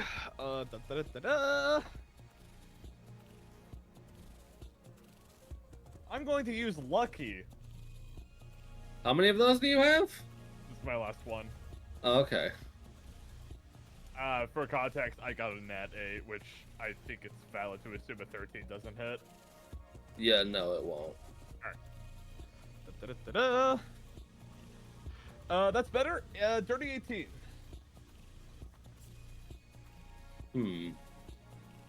Dirty 18, you said? Yes. Yeah, that will hit the Dragonborn. Wonderful. Are you using oh, right, you're using the kaboom stick because you don't want to poison and kill your future allies. Exactly, because I'm raging. Stick damage at 8. And if I recall correctly, I get to roll 2d4 now that the stick is on fire. Yes. And that's an extra 7 on top of that. Cool. Unfortunately, he is a red Dragonborn, so he's naturally resistant. Fuck, I forgot about that. Fair Yeah. enough, though. Yeah, no, it's literally his whole race's gimmick with, fire and... Well, I'm contributing. Anyways, I am my turn on that note. That's good.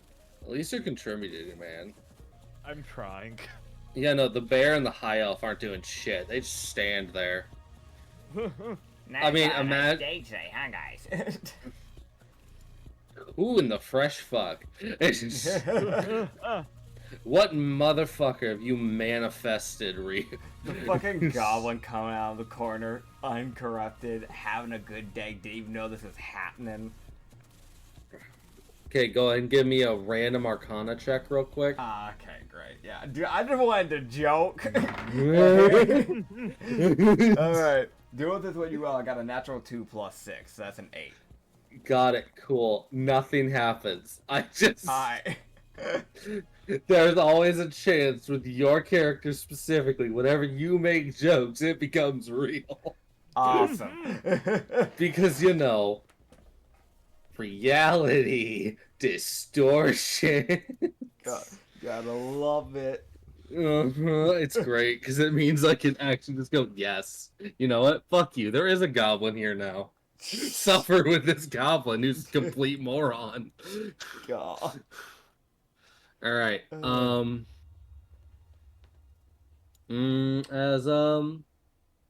that's John's turn? Yep. Okay, next up is the caution. You would see him taking a deep breath as you would see him heal himself with his bonus action. Because caution. Alright, he heals for that amount. He then picks up his longsword and stabs Noki repeatedly. That bastard. I mean, she's actively trying to shatter his will. He's good. He don't like her. No. That's my waifu, bro. No, you can't do that. No. No. Fucking simp.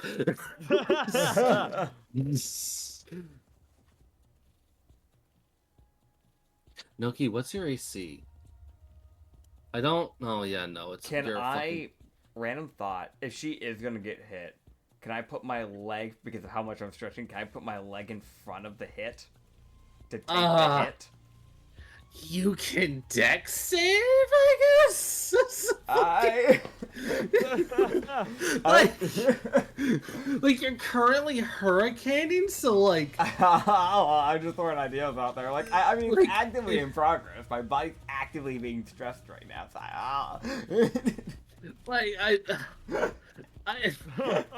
Yeah, man. I can see it. Like, I can see you getting your leg in the way. Okay.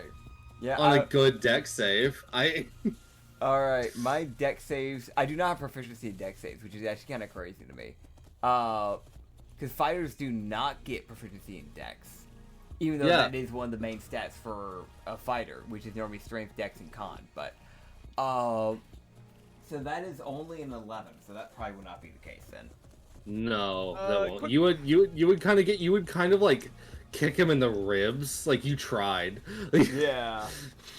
Quick question. So if my memory is correct, even if we already used up our free mana slots, how did it work again? I remember Net's using more than both of his mana slots for the day, and I think he took damage for it. Yes.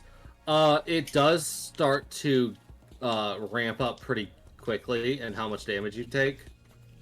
Because it saps based off how strong you are. Yep. Okay. So I think... I would use a flaming barrier on Noki. So how much damage would that be, John? You're level 5, and...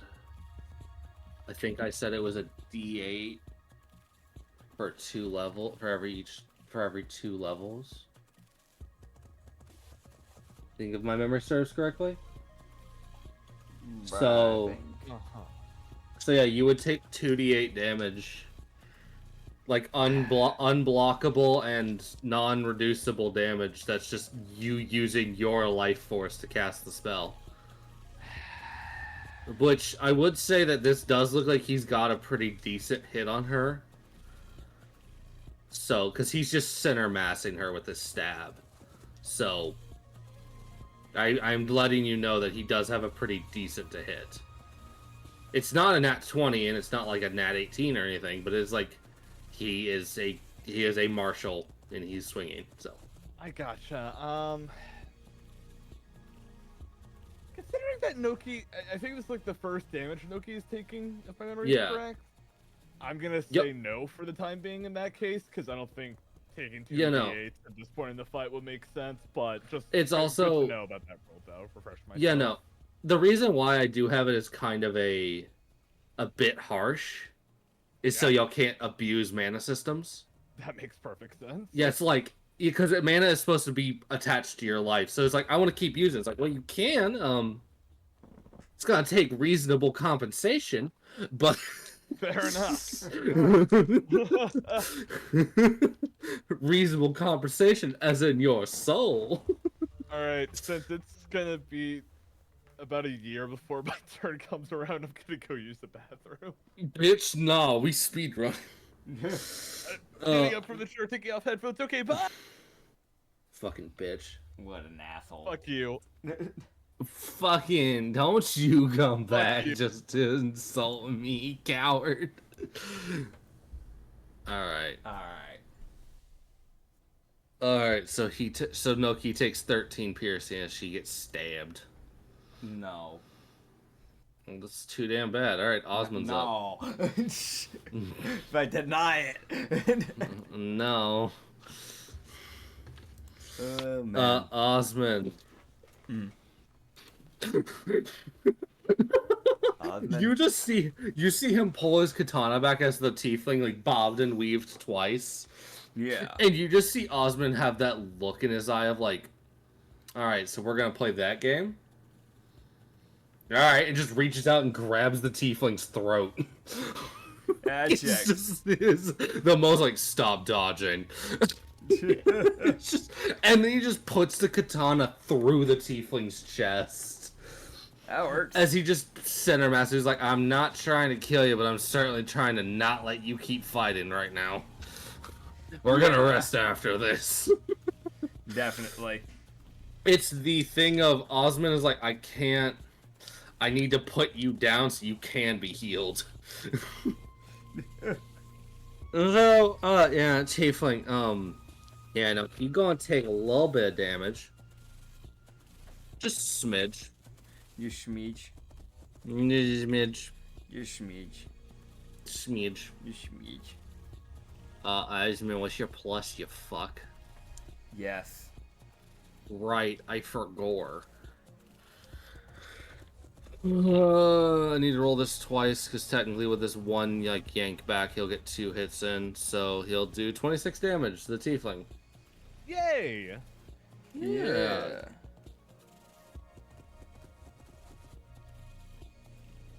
As, I want chocolate. Agneth. Agneth commits crimes. Yes. Stabs the wood elf twice. Yes. I'm gonna go He's get better. chocolate. Succeeds. Stabby. Alright, game over. Wood elf dies. His head explodes. No. And suddenly a pack of demons. God. Suddenly, freaking Goblin the Gemo the Gob shows up and murders people.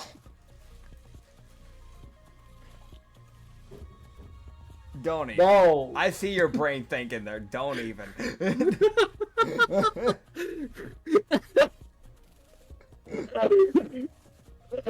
Alright, I'll just goblin that dice that I rolled. For what? Don't worry about it. Okay. Just for your next manifestation Oh event. boy. I have chocolate now. So understand this. I have goblined a dice that is set for your next manifestation. So yeah. Gotcha. I love how I have no control of my manifestation, so that could either be good for us or bad for us. That's kind of why I like it. 'Cause it's fun, because it can be a nuisance to me or a nuisance to you. It's equally a problem for both of us, because even if it's good, if it's bad for you, it's still a problem for me, because I'm like, well, how can I deal with this without killing them? Yeah. I'm gonna be honest, I know like the whole thing it normally comes from like me joking, but I'm gonna be real. I don't think about that when I'm joking. I'm just joking. So when it happens, I'm normally just like, ah, shit, right, that's a thing. Yeah, I know. And that's the best part. Like, you could jokingly say magma bear, and a magma bear could appear. Yeah. Is it friendly? You don't know. Sure hope it is. Anyone fucking speak ignorant in this bitch? John, it's your time to shine. What? Me? Fucking get rolling animal handling on this fucking bear before it hits us. Like, it's the most just like, someone, please. Man. I know that you're just joking whenever you do those things, but I just love having a stupid gimmick like that active. Because it's a funny gimmick to me. Like, just the matter of like, oh no. Oh, what do you mean that's real now? Yeah. I was joking. Well, I wasn't. If Agneth puts his axe into the wood elf's shoulder and back. As next up is Tarfu. Tarfu. Don't. Okay. Tarfu, you're such a dick. Damn. You see Tarfu reel back with his maul. Get this smile. As he just slams his maul directly into the guy's gut. And basically, like, crushes, like, his, like, solar plexus effectively. Like, knocking all the wind out of the fucking high elf. What do you need for that? I mean, he can breathe. In a few minutes. He needs that solar plexus. He needs to keep that. And then he slams it onto the guy's back and sends the high elf to the ground. Orphu, have a little chill, man. Have a little chill. And then Tarfu takes more swings. Alright, and slams them each side into the back of the guy's shoulders. He does not like this high elf for some fucking reason. I'm sensing some racism. Alright, he does 55 bludgeoning to this high elf.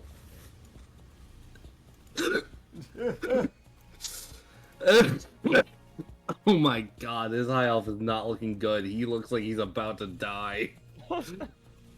Like, he was fine, he's not anymore. Oh, man. Alright. Orphu is just a berserk character at this point, I swear to God. I can believe it. Alright, you would see the Bajuk look over at the high elf who's on the ground, and you see her get this look of, you need to stop killing him. Like, you see, like, she has that look of, like, if we can save him, let's please. As, she is going to... Okay. That's going to be her. Okay, and she will take a flurry of kicks. As you essentially see her hop up and kick the wood elf, and you essentially just see her keep spinning and keep kicking him. Hell yeah. As she just unleashes, like, essentially this, her own version of a hurricane kick. Problem, it's just 4 kicks slowly going up his body. As this man's just getting bludgeoned repeatedly by a damn Bajuk. Hell yeah. It's because she doesn't have much room to run around, or she would be. Yeah, yeah. Oh, God. Alright, wood elf. Fucking time to take some bludgeoning, bitch. Enjoy the bludgeoning, asshole. Yep. Plus. Oh.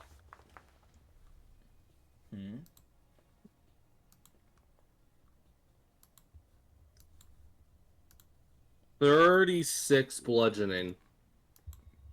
Damn. To the wood elf. He is also looking fucking terrible. I can believe it. He's like, I would like a turn. Can I play the video game now? Tiefling's up. Alright.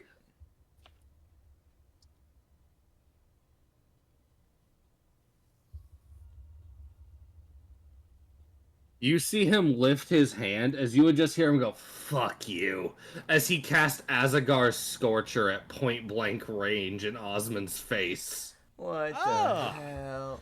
Oh. Why is he so aggressive? He just literally says, "Fuck you." It is the most personal "fuck you." Is the tiefling racist?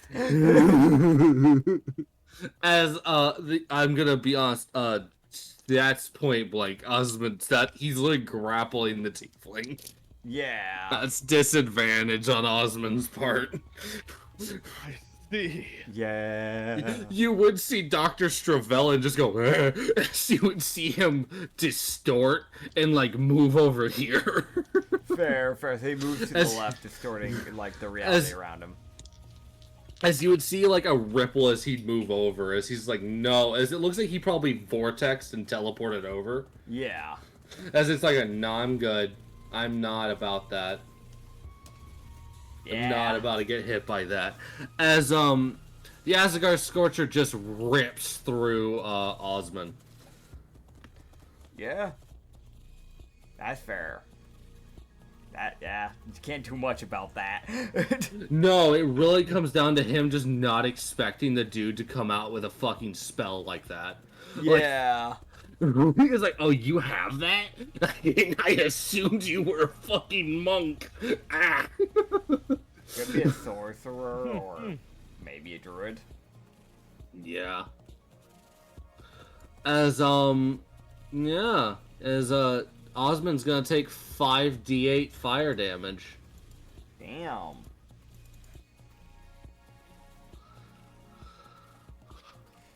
A random thought, but how well do you think it would work if you played in a 5e campaign, right? And you have all the homebrew stuff we do and all that, but we have to use 4e character sheets. Like, how bad do you think that would go? I don't know anything about 4e. 4e has like powers and stuff, but like it's a lot more strict on it. So it'd be the most like you'd get some extra stuff, but like you're also kind of fucking yourself over at the same time. Like what? Yeah. How badly would that go? Probably instant death. Yeah, by comparison, 5e is just something simple as like, oh, you hit the guy with the sword. And 4e, it's like a whole ass Yu-Gi-Oh card effect. Yeah. That's the best way I can put it. Like, there's like powers where it's like, okay, so the enemy has to hit you, right?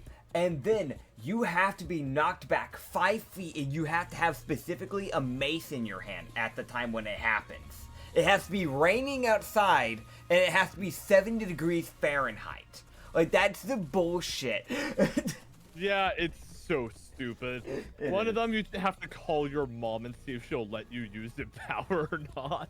Dude, I believe it. That's why, honestly, why I wasn't liking Warlord, because the power stuff for them is obscenely specific.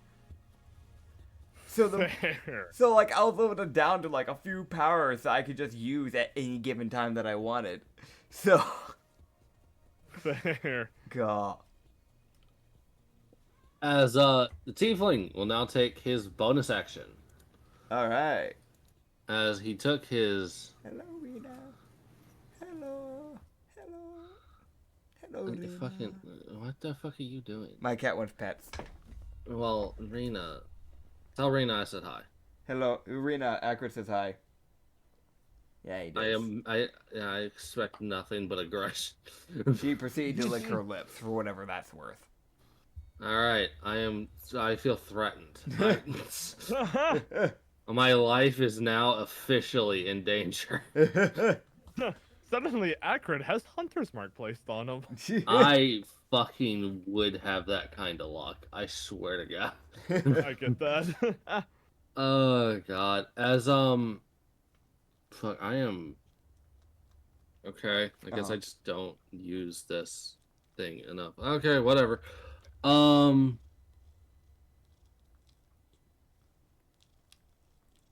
The fuck do you mean? Okay, whatever. So basically, he is going to do As he then would draw his hand backwards, as you would see a surge of magic form in his hand. As he's going to cast Runic Bolt into Osmond's gut. Prick.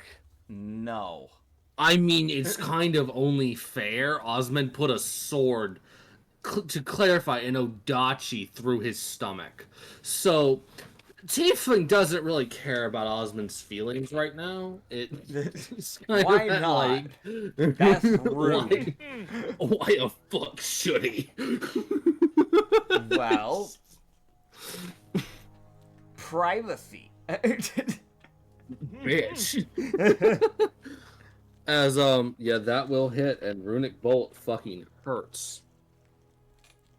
So, as, yeah, I'd guess this is probably a Tiefling Sorcerer. He just really buff.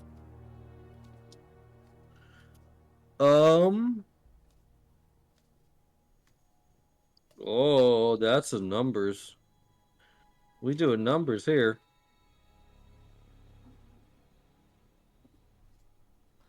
Numbers.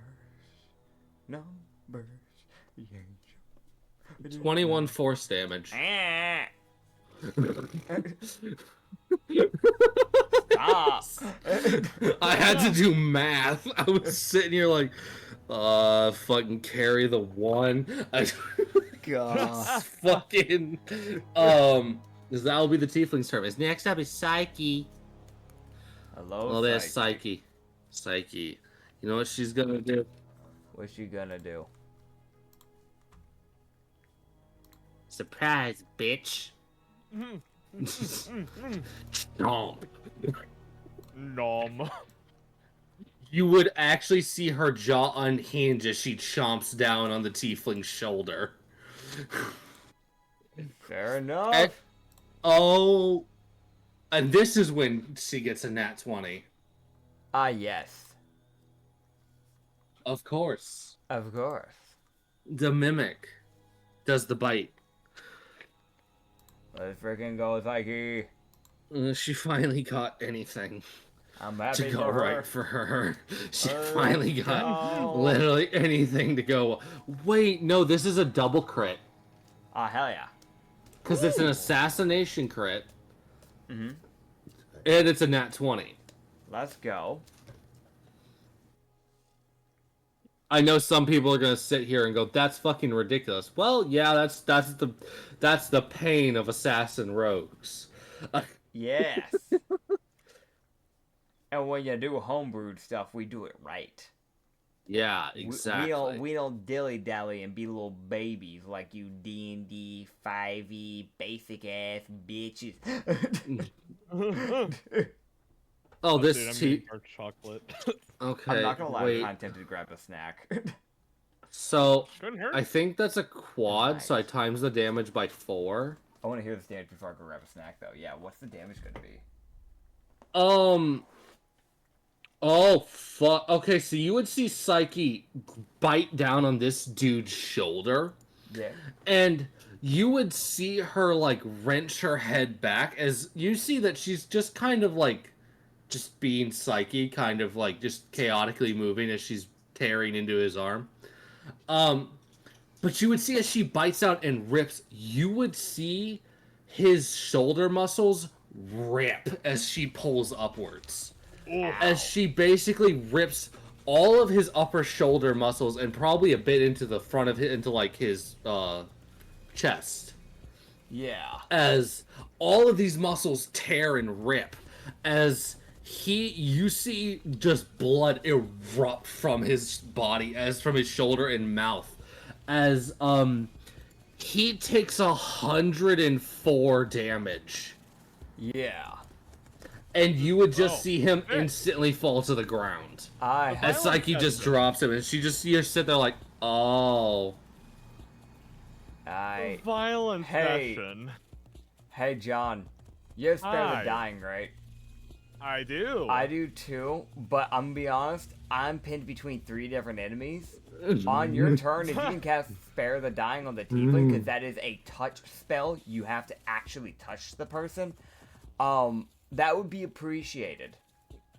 I'm I'm going to assume if I move away that Dragonborn's going to take an opportunity attack towards me. You'll probably get 1 on you, yes. I can do it if you want me to, but I'm gonna get 3. God, yeah, that makes sense why you're asking me. Yeah. Okay, got it. You're I'll also see the what I can tank. do. And I gotta use, I'm gonna be honest, I only have 1 more mana slot left for my Dark Amulet shard. So, I'm gonna be taking some of my health to actually uncorrupt people. Understood. Yeah.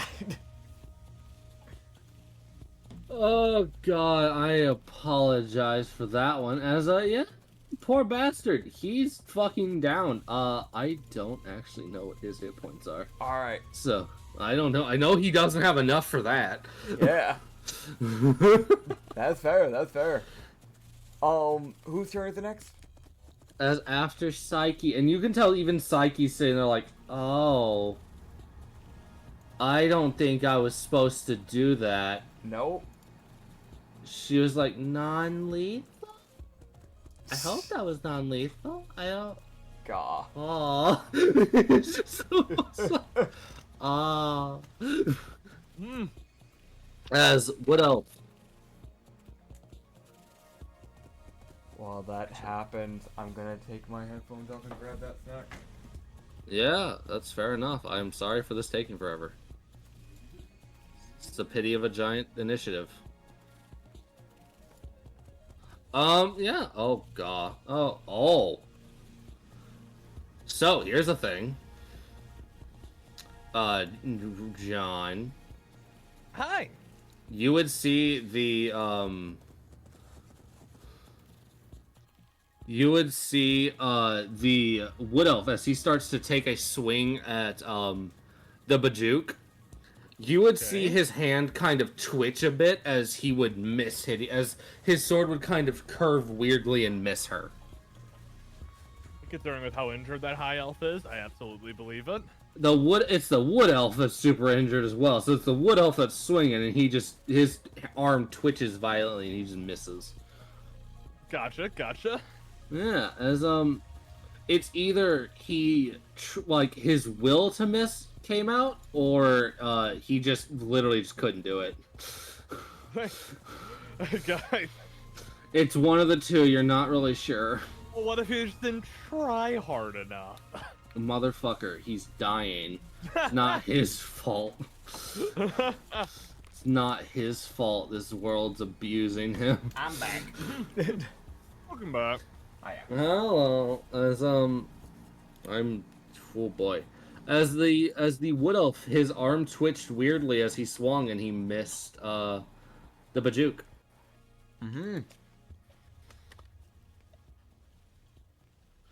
Unsure if he was just intentionally missing or if he just happened to miss. Kind of coming out and trying to miss. Alright. Gotcha. Cool. So there you go. As after him, we've got the Leonin, who would tap the ground and you would see his weapon start to glow. As you would then see him also, as you would see him cast a radiant smite on his sword, on his halberd, on his glaive. Fuck. Weapon names, don't fail me now. Actually, it's a boomerang. Bitch ass, you fuck. What the hell? It's a boomerang now. It's no, I'm not doing that because that would actually fuck everything up. Yeah. That wouldn't be funny. That wouldn't be worth it. That would just be stupid. Yep. Oh boy, and then I've got there. Cool. There you go. Neat. How much health? Fucking got it. Yeah, no. That tiefling's dead. Oh no! Like, he just died outright Oh. from that attack. Well, forget about the spare the dying then, John. Yeah, I realized that. Yeah, so he'd already taken 45 damage, so he wasn't looking great. Mm-hmm. Psyche just expected her attack to kind of knock him out and just put him down, probably pretty heavily down, but Spare the Dying exists. That crit put him almost 100 hit points below his health bar. You know who I just realized we forgot to put into the fight? Who? Jalapeno. Oh yeah, little bastards here, Jalapeno. You just go last, bud, because initiative hasn't even ended yet. Yeah. Yeah. Yeah. Holla. I'm sorry. Dr. Trevelyan. He waves his hands. Alright, fucking. The Leonin does strike at the Dragonborn though, and he will strike, and he will hit, he will get fucking con save. Cool. He fails. Dragonborn's blind now. Oh no. As he casts a blinding smite, as the fucking god. You got this, man. Leonin casts blinding smite on his glaive. Good job. Whoa, I'm not even tired. I don't even know what's going on. Too much talking. That's... We all have those days. I fucking get it. I think I'm having it too. Fine. Fucking damage. Here we go. Oh my god, that's a lot. What the hell? Fucking 13 radiant plus 5 slashing, and then he does another set of swing, another swing, dealing 10 radiancy plus 10 slashing to the Dragonborn.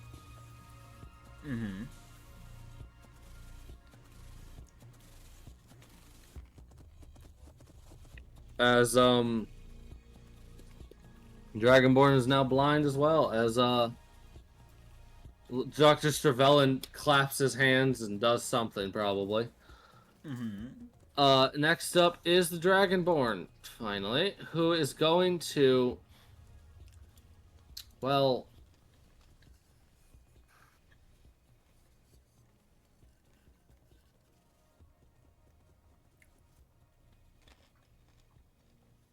which cardinal direction are you breathing, man?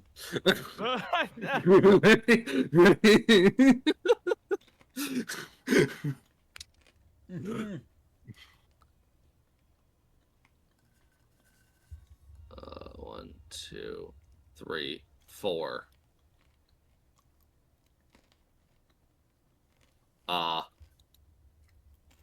Hey, Ryu, Agnath, the Wood Elf, and the Bear all gotta make a dex save.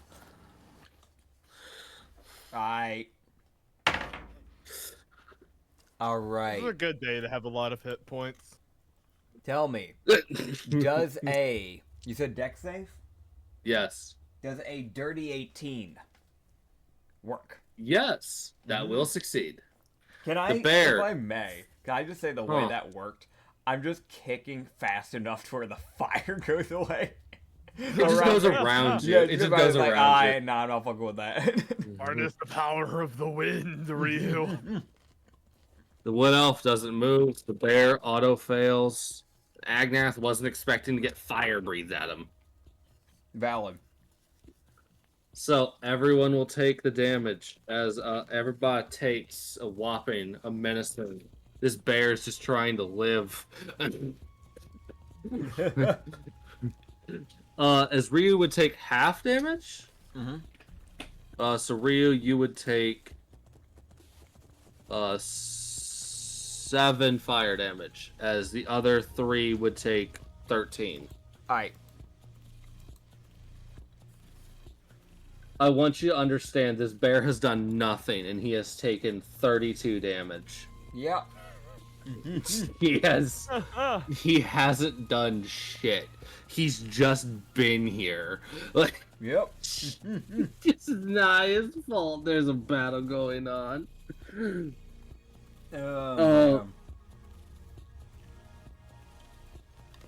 Let me see something actually. Okay, yeah, that's fine.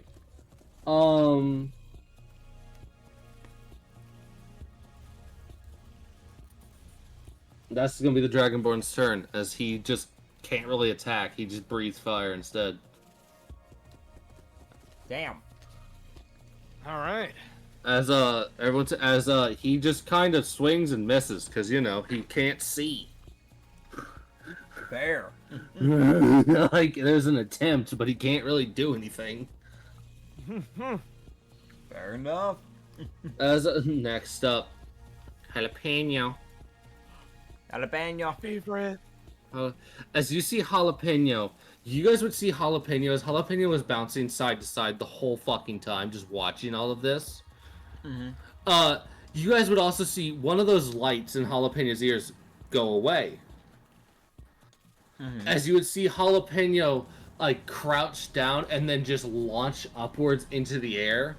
And then you would just see Jalapeno do a spin as Jalapeno just does a downwards axe kick on the Dragonborn. Hell yeah. Fuck yeah. As you would start to piece together, Jalapeno is probably a defense automaton or something of the sort, because this thing definitely has combat capabilities. Yeah.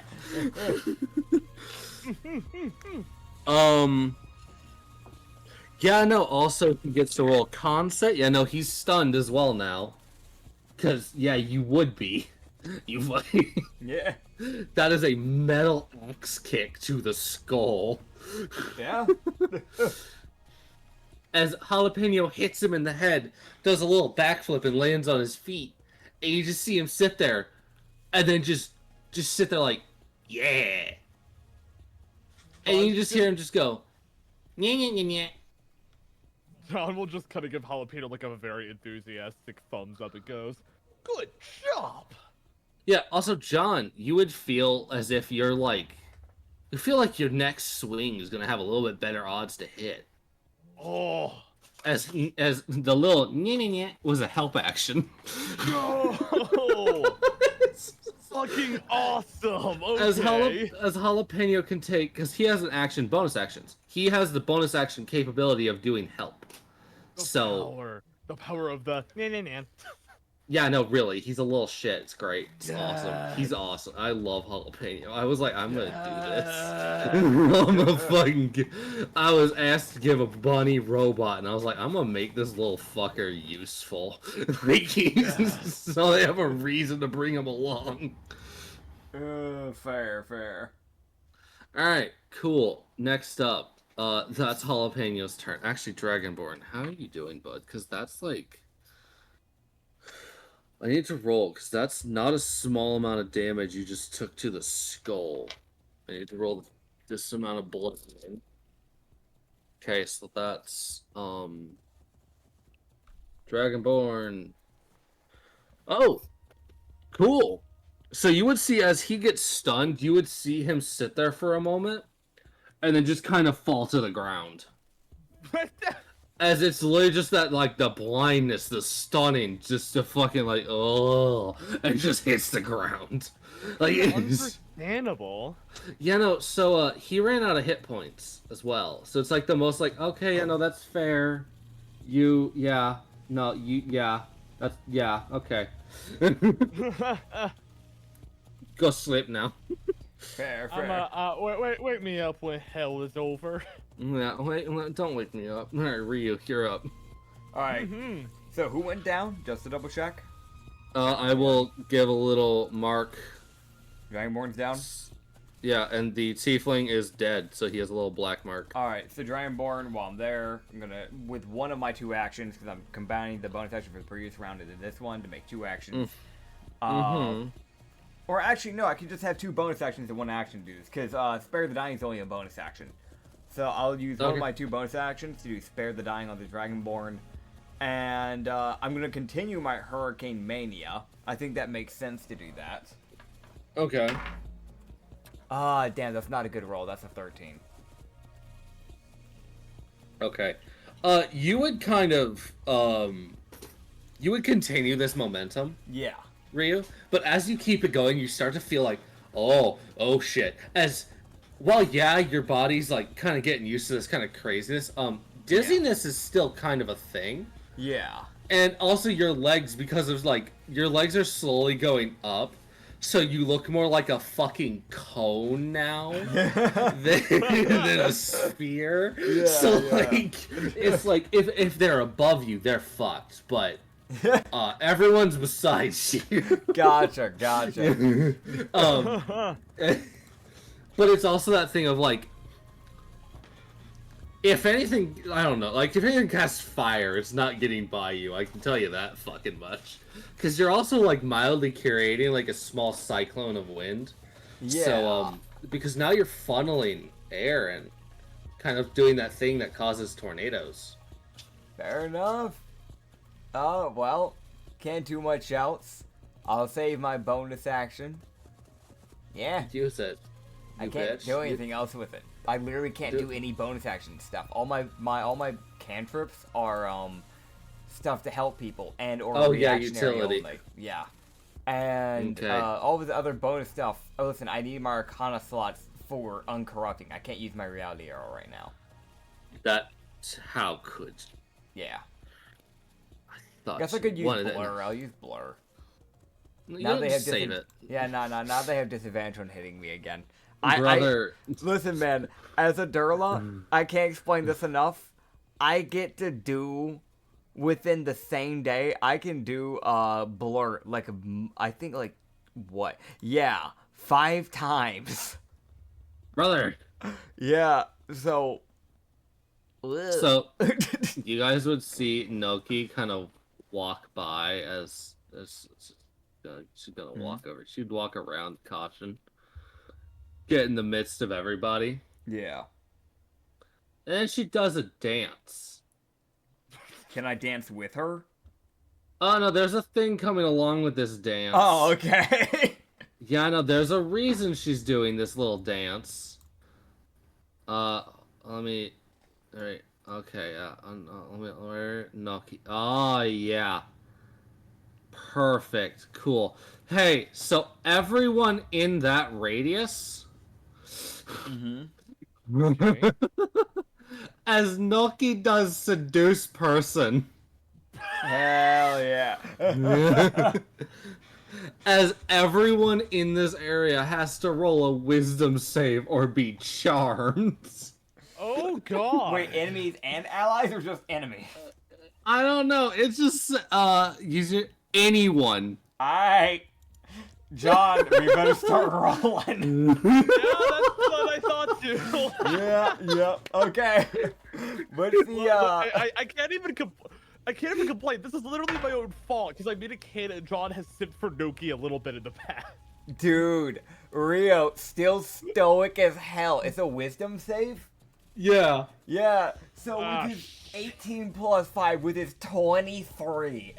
Dude, you're not seduced, but you're like, damn, them some good skills. Yeah. I mean, he's still an entertainer, so that would be that little bit, yeah. There would be that thought. Also, like, Rio's in a weird spot because he doesn't want to look at her because he's upside down.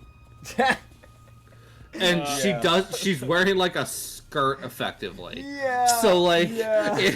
so he's like, I'm not looking over there. I'm not. No. You keep it in mind. I looked away. You can't be mad at me. No, Acrid. Yeah, bud. What you get? Did I mention that you're looking kind of nice today, man? You know, you're kind of like in top. How's 4, that not one? 30-12. Yeah, no, not at all. Yeah, nowhere near. No. Okay, can I canonize this? So like, John's just like was concentrating on the Dragonborn, and then after he just kind of goes down, he looks to his right, thinking, "Okay, who should I focus on?" And then just kind of stares at Noki. Yeah, that's fair. So I'm gonna put a little pink. I'm gonna put a little pink around everyone who gets charmed. His face just doesn't kind of change. It's just... Actually, his eyes probably widened just a little bit. It just kind of Oh my god. This is a... Oh my god. This is a fucking... Oh my god. Fucking... Noki's only charming LS. Oh dear. Maybe it's a good thing we woke up early for this session. Yes. Oh yeah, no, 100%. Yes. Combat's never gonna end. Oh no, it will. Soon. And I guess... Is that Bajuk in enough? Aww. Oh, technically both Stravellant and the Bajuk have to roll as well, because they're technically, like, in the radius. Oh, gotcha. Oh my god. Okay, so the Bajuk is charmed as well. The Stravellant doesn't care. God. So, currently... wait. So the only 3 people that escaped her bullshit...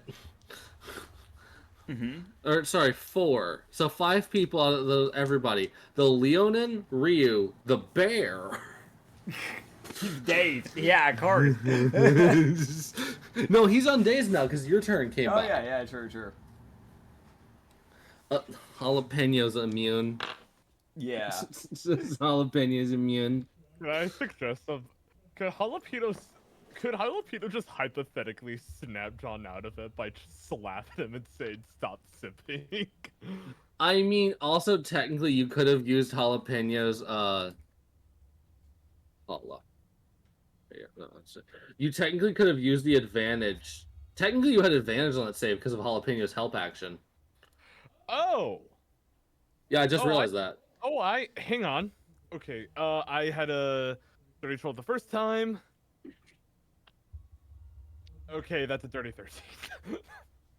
You're still, no. No, Yeah, that's fine. I think this is funnier. So yeah, no, it's the better. The caution is unaffected. Dr. Stravellan doesn't care. The Leonin doesn't care. Ryu is looking away from her. He stopped kicking. He's just like still handstanded upside down, but now he's just facing away, just staring at the wood elf like, hey, what's up? Let's go, but I'm not. There's an ass over there that I don't want to look at. Yeah, listen, I'd feel pretty damn guilty if I saw something I shouldn't be saying, so I'm gonna look this way. The bear is blinking and looking around like, I can... Oh, there's shit happening. Like, you just see the bear just looking around like, huh? As Noki's turn ends, as you see her just get this look of, yeah, I helped. Hell yeah. Kind of. Oh god. As God damn it. So stupid. That's so dumb. As that's gonna be Noki's turn. As she's gonna save her bonus action.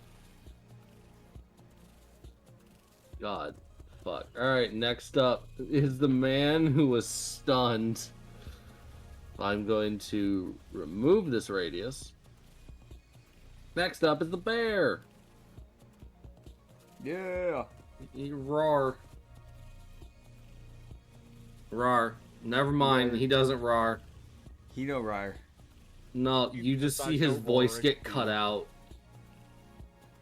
Damn. It's almost as if someone hits the mute button on him.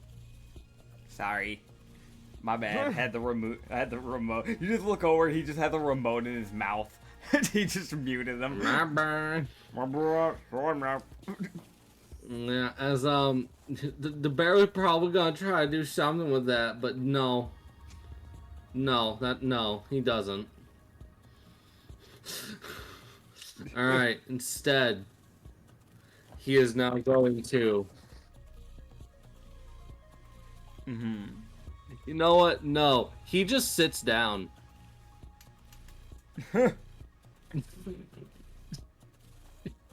You just watch this bear stand here, and then just flop backwards as he sits down.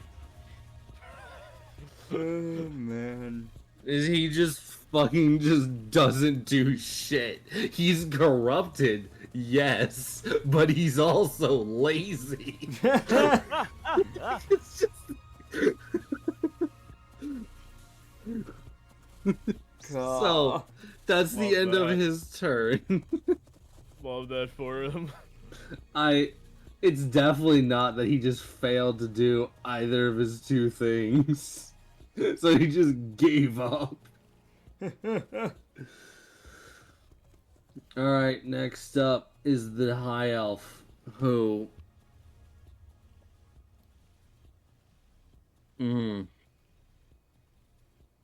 dies. Okay. Damn. Actually, wait. I'm realizing, I'm looking... Oh, wait, no. Actually, wait, no. You would see, like, a bit of red mist go off from, Noki. Mm-hmm. As you would see the both of them get hit by the red mist, and then they both just collapse. Who is the both? As the two elves would both collapse. As the wood elf and the high elf would collapse. Cool. As, both of them were at, like, very, very bad health points. And I'm like, I don't actually know if you're conscious, so I'm gonna not let you be conscious. Fair. So, what's left at this point? The bear and the No, tiefling's dead. So, the bear. Okay. Yeah, it's literally and the caution. Is the caution still alive? Yeah, the caution's alive. Yeah, He the looks bear and fine. the caution. Okay. John, hug the bear. Hug the caution. You're fire. He's fucking... You would Plant. literally. We're not trying to kill him. Okay, engulf funnily him in your body. Okay, funnily enough, I think this is the first time I've ever actually had to deal with the charm status in D&D, so would you mind giving me a rundown really fast? Basically, you cannot bring yourself to hurt Noki. Oh, that... I mean, John would never, so okay, cool. Okay. But it also just so basically in most things the way charm works is your attention is very much drawn to them. At least the way that I kind of added to it to make it feel a bit more useful. There's also another thing.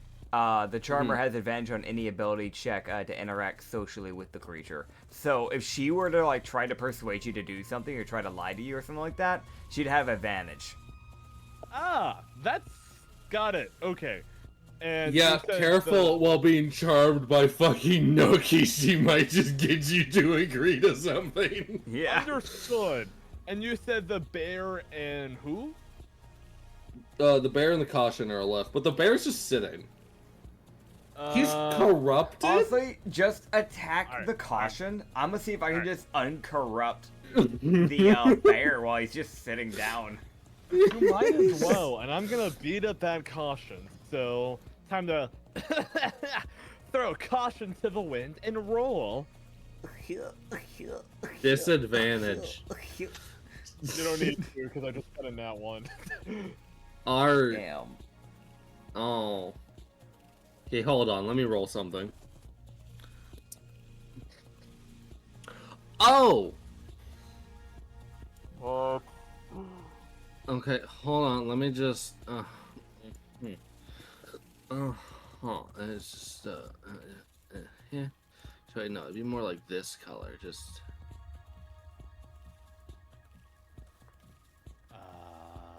Yeah, there we go. So John, you're swinging your kaboom stick, right? That's correct. Yeah, you really just crack back, like put your arm back, you swing for the hills with this thing, and you feel like you kind of put a little bit of your own energy into it as you swing, because it's fire stick, you're fire. Yeah. You hit him just square in the jaw, and you just see a crack form in the kaboom stick, and then it goes kaboom. No! Oh. I actually kind of like that weapon too, damn it! As it would detonate, dealing fire damage in the 5-foot area where it detonated.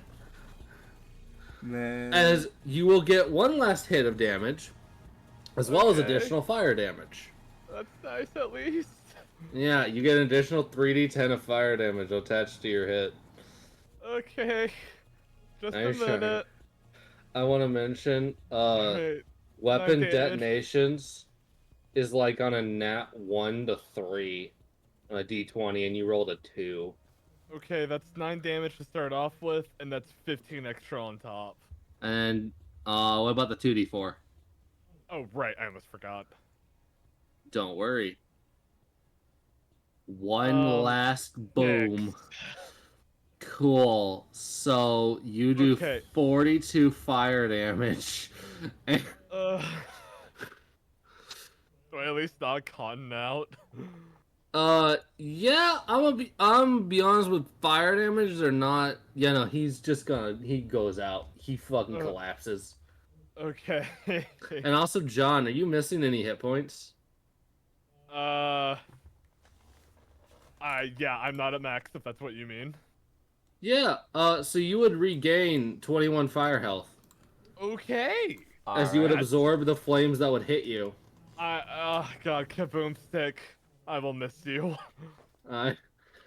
If you ever run into Vinnick again, you can ask him for another one. True. True. Gotcha. Could I still keep like the broken one in my inventory just in case if I could get it like repaired or find another use Absolutely. for it? It's Okay, cool. it's more of a I rolled and it broke, and I was like, you know what? This has been a weapon he's used for. I know it's only been like a few sessions for us, or like half the like 10 sessions, but Yeah. for in canon with John, it's been like 40-50 days of him wielding this weapon. Yeah. Oh yeah. Like, this has been his go-to for like a month and a half. Okay, so after John, okay, here's how I'm gonna canonize this. As John just kind of mutters something at Noki doing the seduction thing, he'll just mutter, "Pretty." Alright, he thinks to himself, I gotta make this count.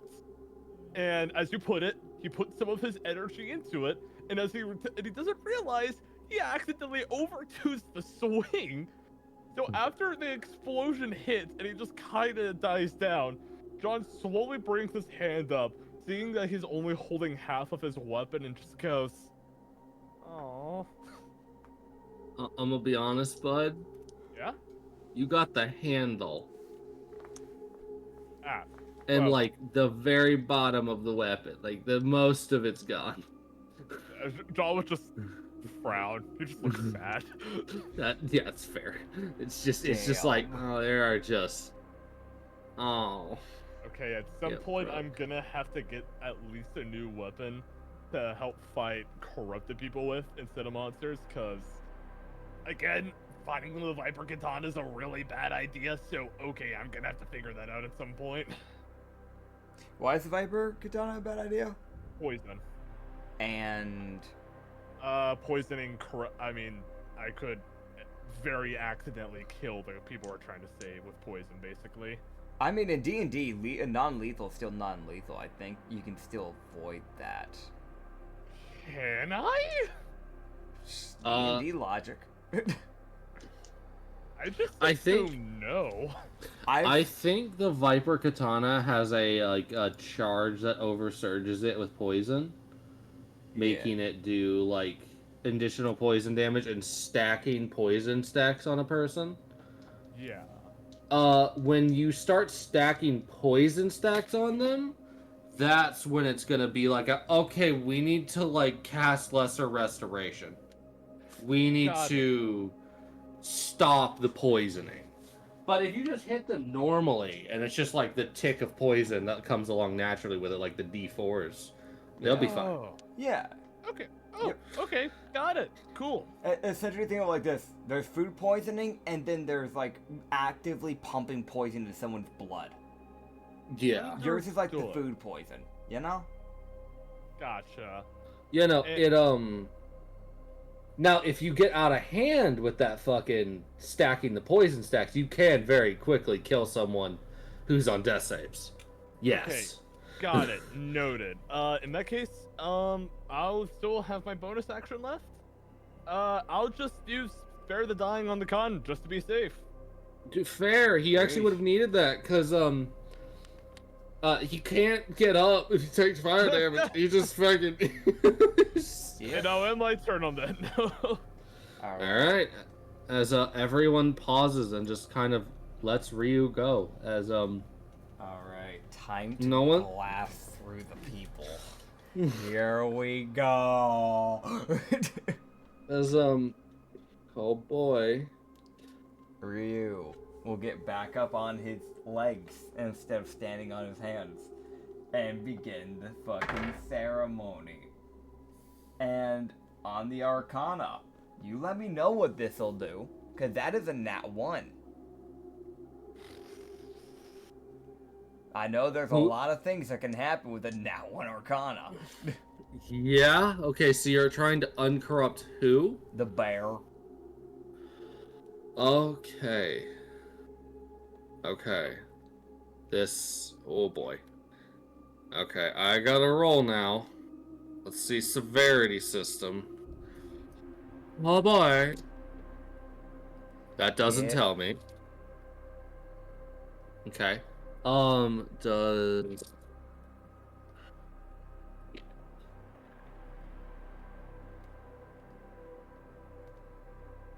Okay.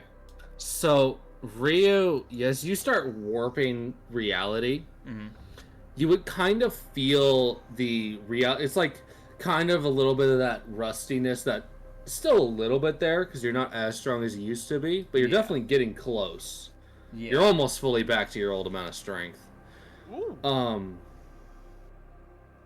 You feel a little bit of that rust come back for a moment as you would kind of your concentration would slip for a moment. And you would see the reality just kind of crack back on him, and you're like, oh shit. As you would see the bear's eyes switch, as one of his eyes would go normal, and the other eye would stay purple. Okay. But it would be a much dimmer purple. As you see the bear just kind of sit there like, oh. Like, you just see this, like, wavering, like, what the fuck? Okay. As Ryu, you can tell, as far as you can tell, you probably changed the very composition of how this bear functioned. Okay. And kind of more incorporated that psychic energy into his natural being. So you uncorrupted him, but left him partially corrupted. Okay. Can I try to fix that? You can try. I will. That's a better roll. Natural 19 plus 6, 25. Alright, so you would get rid of the, corruption. Okay. But you would be able to tell that he now has psychic powers. So I guess congratulations, you gave a bear psychic powers. Huh. That kind of worked out. It, because you chose to try again, that's what lets you kind of bypass the problems that could have come up later. Yeah. But right, it would have been like an immediate, like, it's not a problem yet, but eventually he would have become a massive issue in he was basically going to turn into a conduit. Yeah. Yeah. But Ryu was like, I will not stand. We're not gonna let that be. No, alright, that's fucking more damage for me. Fucking hell. Alright, so I'm out of mana slots as well to start taking damage to do stuff. So we're gonna deal with the caution next. So I get to make this fucking bear. That's just lovely. Yeah. That's just... Let's do the caution. That is a natural 15 plus 6, 21 to uncorrupt. Okay. 26 to uncorrupt the caution? 15 plus 6, 21. Oh, okay. Yeah, no, you would, you'd start getting through them. And, you'd take just a little bit more. Alright. One more little roll. 19 plus 6. Yeah, no, you're good. He'd uncorrupt. By the way, how much damage are you taking for doing that? That would be 2d8 as because you didn't fail at any point, so it's just once. Rena, it's just Rena. Stop putting your claws in my chair. Thank you. Cat. It's not a scratching post. Yeah. It's just one set of 2d8s. Oh. Because you didn't fail. Where's my? I have every dice except my 8s, of course. Alright, I'll roll it on one then. 2d8. Watch, these 2 dice are gonna fucking hate me. I feel it. Ah, I got lucky. 3 damage. Yep, there you go. That's the good. That's what I like about fucking all successes immediately. Oh man. Okay. So that's that one. We're gonna do the Dragonborn next. All right, buddy. Come on. I'm corrupt. That's a 12 plus 6, 18.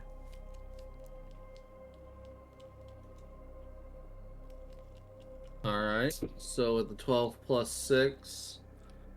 That would succeed the first check, and you can make another one. Alright. That's a 4 plus 6.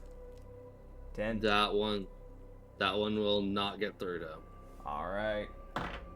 And a 16 plus 6. You would uncorrupt him. How much damage am I taking? 48. Yeah. For 2 attempts. Yep. Because, yeah, sorry, Blade. No, that's fair. Of course, 2, yep, there it is. 27 damage. I'm immediately bloodied. So, we are gonna fix that. I'll fix that real quick. Hold on. So, you would get a boop on the nose. Okay. You regain 22. Okay, so I only take 5 damage then. Gotcha. Yeah, Noki, she's trying. Yeah. I took, by the way, for those who can't see, I took 2 full damage, max damage 8, a 7, and then a 4. So, that was some bullshit. So for anyone wondering if he got hit by an attack with that, that would have given him an injury. Yep. Like, that would have been a minor injury. Also, the Leonin would place his hand on, like, kind of on your shoulder, and you would regain 15 hit points. As he does lay on hands. Cool. That, weirdly enough, I think brings me back to full health. Yes, I succeed. Give me my health back, yes. I would help you, but I'm literally out of anything that could help in this situation. You're all good, man. Yeah, no, it's everyone hoping there's a rest after this. Yeah, yeah. Well, we need a long rest, bad. We've got bear, caution. It's just the elves left. Okay. It's the elves. Because yeah, the tiefling's dead. So we'll do the high elf first, because he was the lieutenant of the guard by the looks of it, or at least he was working for the guards. Right, cool, lovely, love that. That's an 8 plus 6, 14. That would succeed, surprisingly.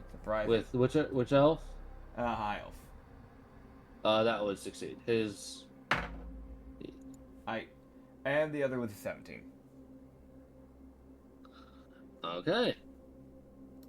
So you would see. Actually, I will do something. I will check something really quick. Mm-hmm. Okay, you would have seen almost immediately after the fight ended. Mm-hmm.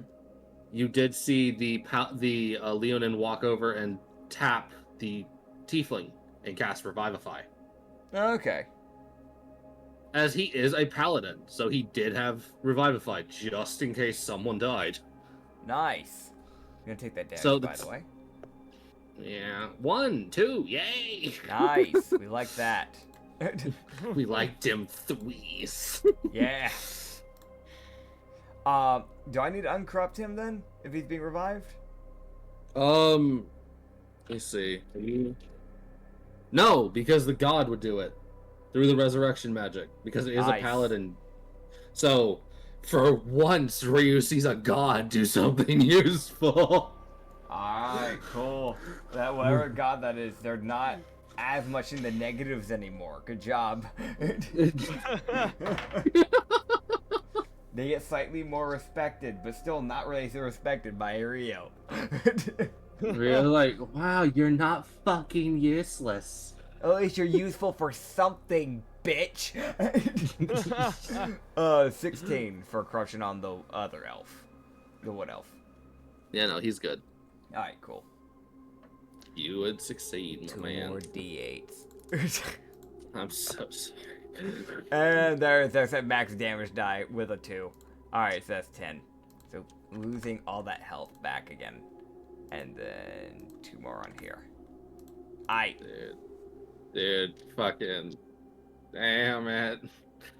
Yeah. System's so mean, but it has to be. It has to be. It's fair. Because it's like, I'm sorry, some of the shit y'all get end game, it'll make sense why I make you take 10 d8 if you want to do it an extra time.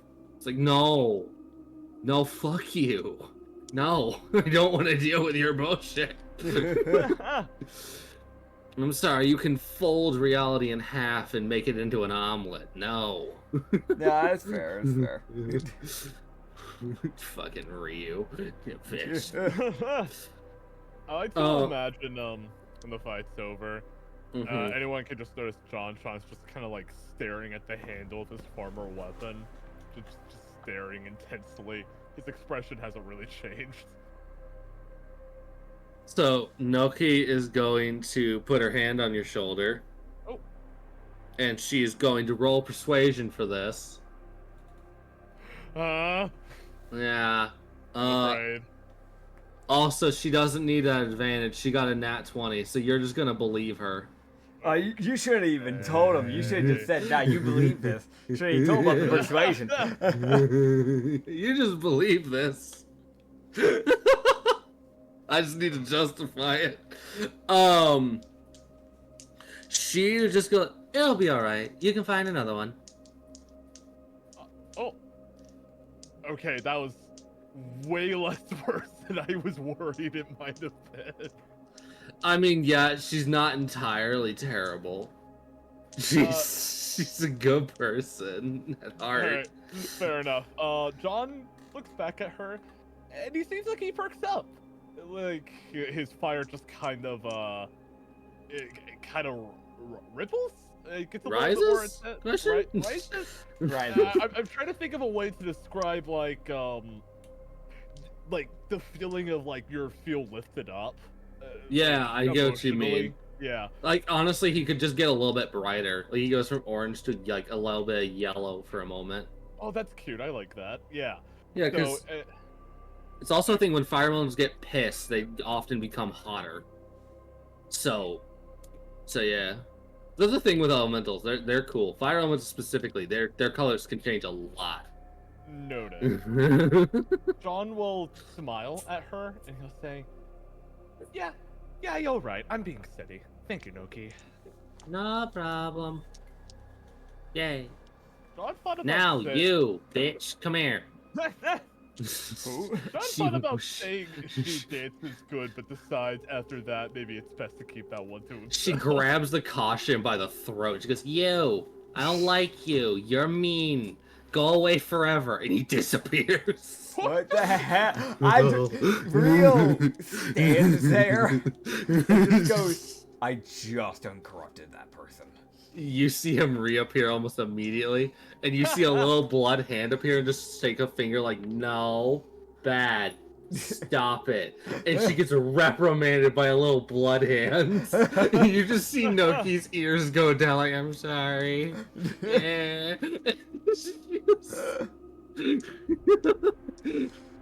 John will just kind of try to return the favor from earlier, just give her like a pat on the shoulder. I just want to mention, Ryu watches Yavina's hand reprimand the fuck out of fucking Noki.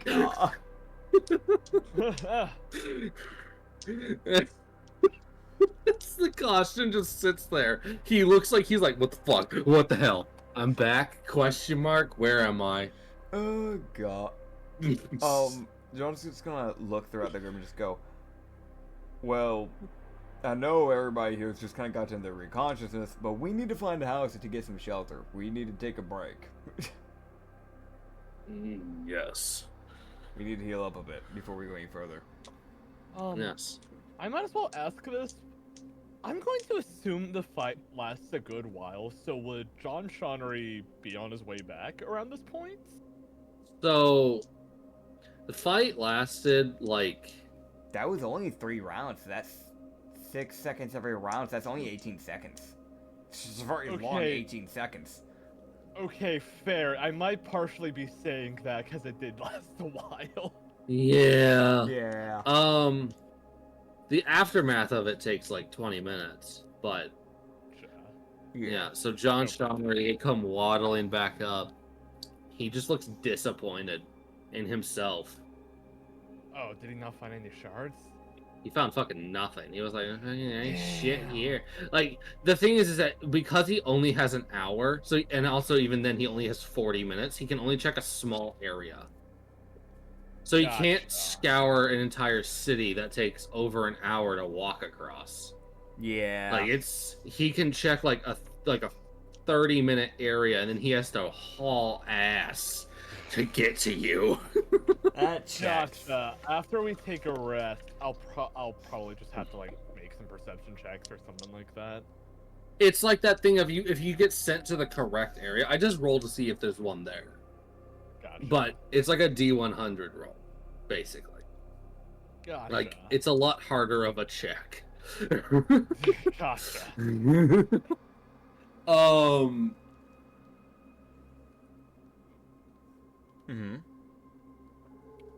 We should probably go find a building. Yeah, y'all would actually get to go see a church. Ryu's so happy. What church? Actually, yeah, what church? What church, DM? What church? Yeah. Yeah. You know what it is? What? It's a church to Hatal, What? the god of earth. Alright, that's like one of the only gods he's somewhat okay with. Simply just because he actually keeps the earth intact. And also, you would be seeing a pendant with like a gemstone and like earth on the Leonid. So he follows Hatal. Cool. So that was Hatal that fixed the fucking tiefling. Heck yeah. Whether or not Hatal then threatens that tiefling with an inch of life later is yet to be seen. But you know. Yeah. Hatal is just for more player knowledge for Dylan. Hatal is a titan. He is a legitimate titan Argonian, and he is the god of earth. He is like several miles tall, basically. Gotcha. He is fucking gigantic. He's not someone to fuck around and find out with. A lot of people think earthquakes is him laughing. Okay. Yep. Got it. Yeah. That's just for you to know. Got it. Thank you. When the group gets in, I feel like John would just kind of almost immediately just walk off to a random pew, just lie face first on it, and just turn himself off. Honestly, fucking valid. I'm gonna look to Noki, and just kind of look to her and just kind of go, "Hey, do me a favor. What? You did a good job. I appreciate your help. But do me a favor and make sure you position yourself a little bit better next time you just go into a group and try to seduce them. I had to turn away. Oh, I'm sorry. Yeah, I'm not trying to be flashed. Right, you were there. Yeah, I was right, you down. were doing. Yeah, if you could just think about your position just a tad. He's just almost like, I'm an asshole. I'm sorry. You're just go. I mean, it's fine. I avoided it. Just some people might be bothered by that. I want to mention this. Ryu can definitely tell because he's like actually like, I avoided it. I was like, I'm not like no. Yeah. She's like, oh, okay. And she looks slightly more like, oh, okay, cool. You're not an asshole. Thank you. Yeah. You're welcome. Dude, I want to also mention that probably was made a note by Yavina, so suffer in that knowledge. Yep. Yeah.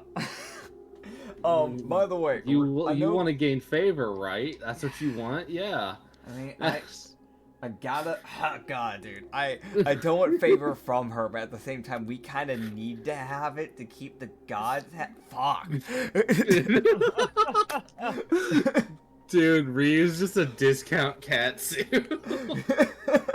when it comes to dealing with Yavina.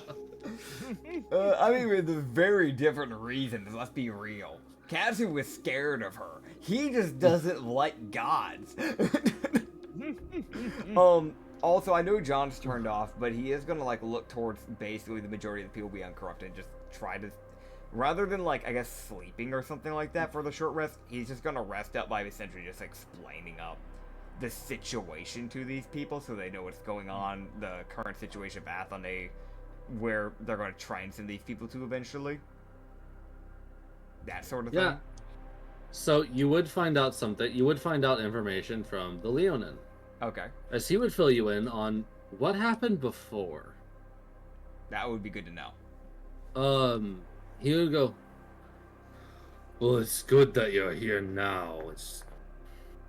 I fully believe there was no way you could have gotten here any sooner.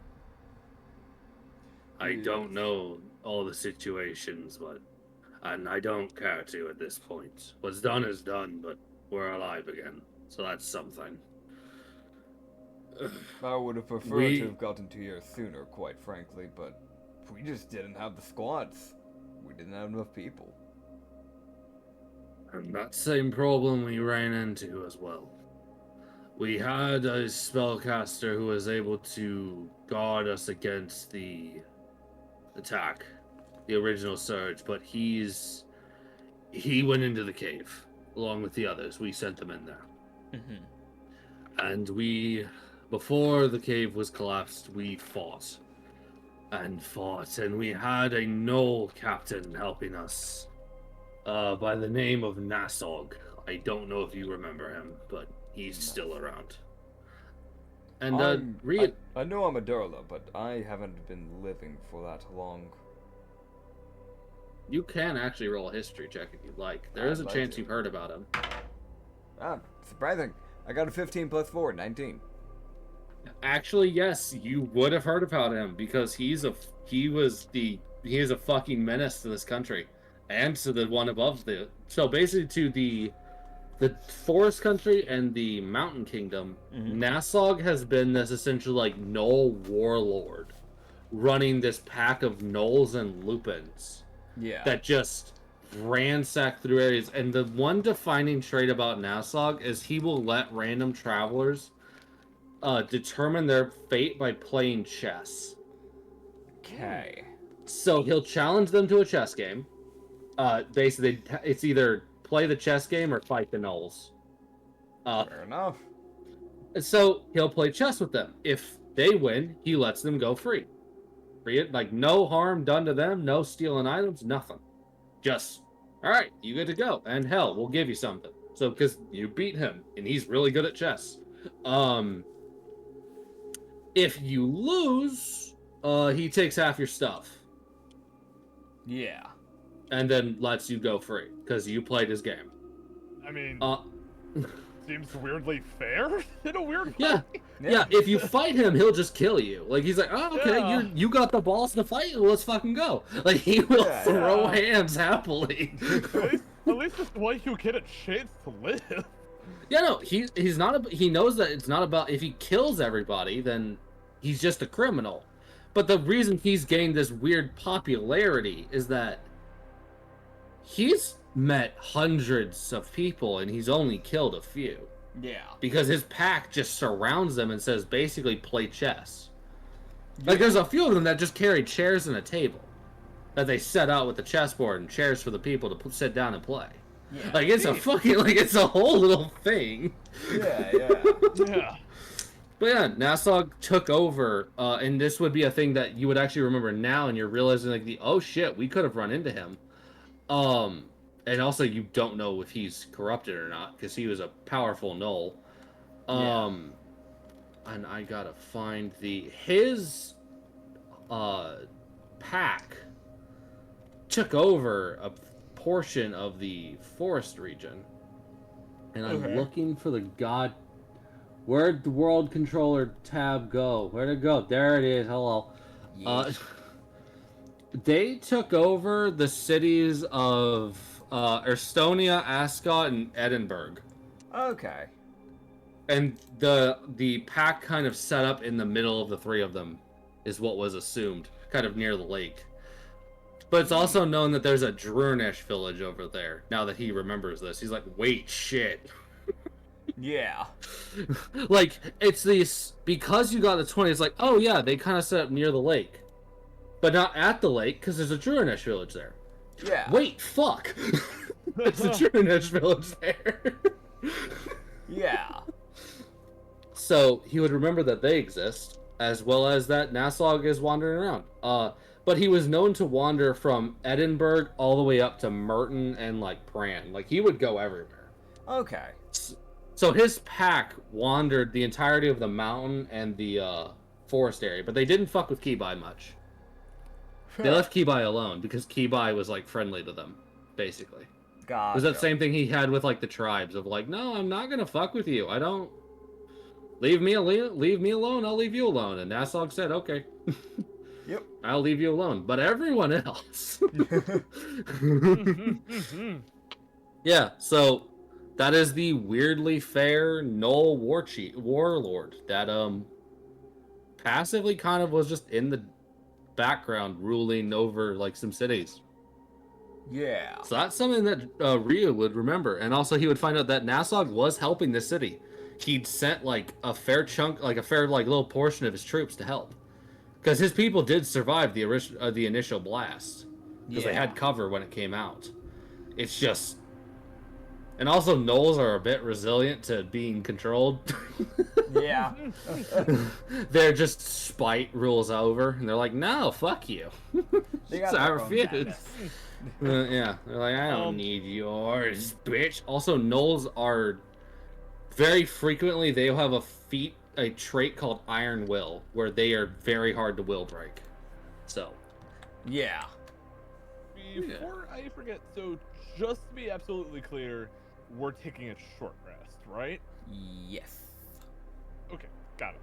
yes. Correct. Just wanted to make sure I get it. I'm gonna use the majority of my hit die. Yoink. I love how I didn't roll any of the hit die. Thank you, game. Thank you, I'm on D&D max Beyond. health. Yay. Yoink. So, yeah. 18 health back. That should give me all my health back. Nice. Alright, let us go save the cave-in next, right? Yes.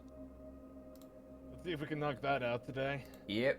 Let's see. I know we'll have to wrap it up soon in a little over an hour at this point. We got about 40 minutes. Yep. We got a little Or bit that. left.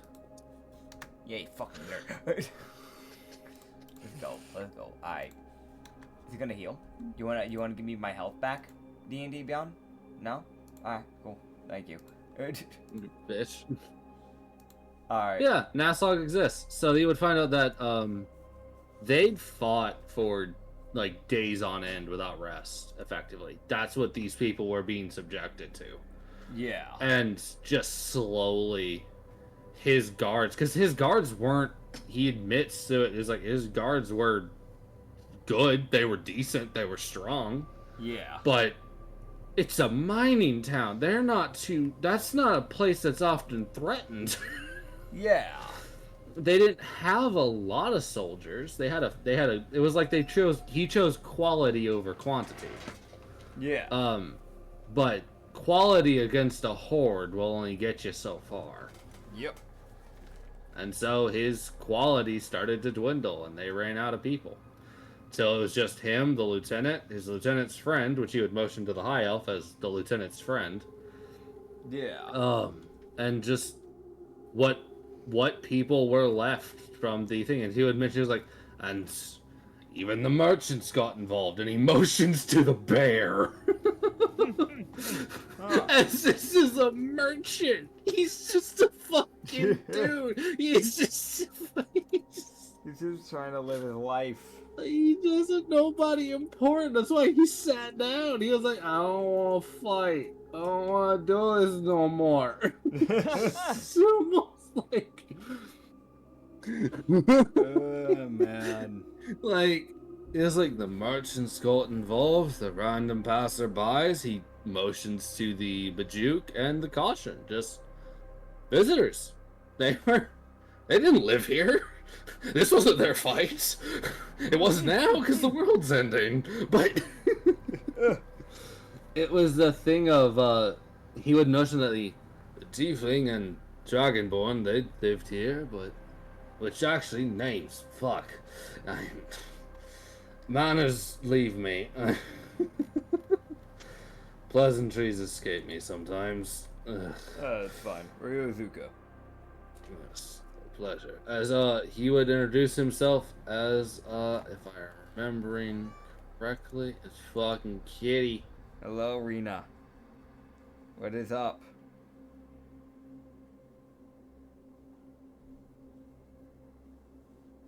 So he would introduce himself as Biren,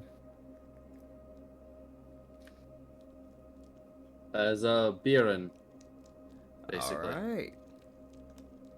As also, I guess, for heights, for those that care, fucking Leonins are huge. They're not small fucking people. He's 7'1". Yeah, makes sense, because it's a lion you're dealing with. Yeah, they're big motherfuckers. As he would also, he was like, and that's my first lieutenant. As, he would, motion, he was like, that's Thaven. As Thaven, the wood elf, would nod his head as he's sitting on the ground. It's the most just like, his blades to his side, he's just like, I want to die. Like, it's that look of, I want to die. Like, I want this shit to be over. Fuck. Like, I'm alive. Again. Hooray. As, the high elf would introduce himself, and he'd go, and I'm Kelfir. That's the best for pleasantries I've got right now. That's fair. It's fair. It's a lot of really defeated people. Yeah. Fucking valid. Like, none of these people have much will left in them. Well, you're gonna soon. With shoving Yeah. down your throat. As, the Dragonborn would introduce himself as Bolton. Heck yeah. And, It's almost spelled like futon. and the Tiefling would go, I'm Aris, and fucking, he just grips at his shoulder that is still very much out of socket. Yeah, I don't know if you remember that. Our good friend, Psyche, one-tapped you. I'm sorry. She got into the moment. She may have bit down on your shoulder and just tore it just a little. He looks at you, looks at his shoulder, and he goes, yes, a little. Now stand still while I fix that. Medicine check. Not even, you roll ahead, go ahead. 14 plus 5, 19. 20, so yeah, you would be able to tell, oh boy, it's fucked. It is horrifically fucked. That is a fucking major arm injury. I figured. As, you would hear a very quiet, Shun's the name. As the caution would speak and reveal that his name is Shun. Alright. And he looks annoyed and is keeping his distance from Noki. He seems mildly angry, which is fair. Yeah, it's fire. And then you would just hear, name's Chorvel. Alright, Tormel. You sad bear noise. He would just go, well, it would be good to have a few of you to help out with the cave-in. We're going to try and get those people out of the mines and get them to a safety area. Which we're going to need to be able to probably get it unburied as fast as possible, because once we start unburying it, we're going to be sitting ducks, and if there's monsters start coming, we're going to have problems. Luckily, we already have some strength-based people, but some of you probably should head out of the city when we go and leave this church, just so you can, you know, be safe. And then we can meet up with the rest of you outside. Bjorn would go, well, I know of a way we can quickly open the cave-in. And that is... There's a load of dynamite. Fuck yeah! Question with that, though. They go by sound. And if we do anything loud, that's going to be a recipe for disaster. I am aware, and that's why I also had an idea for that as well, because I noticed we've gone to calling them the commanders, because the fuckers direct everything. Mm-hmm. They seem to be the mind of the groups. They're also good at fucking magic, apparently. They have their own psionic abilities. Great.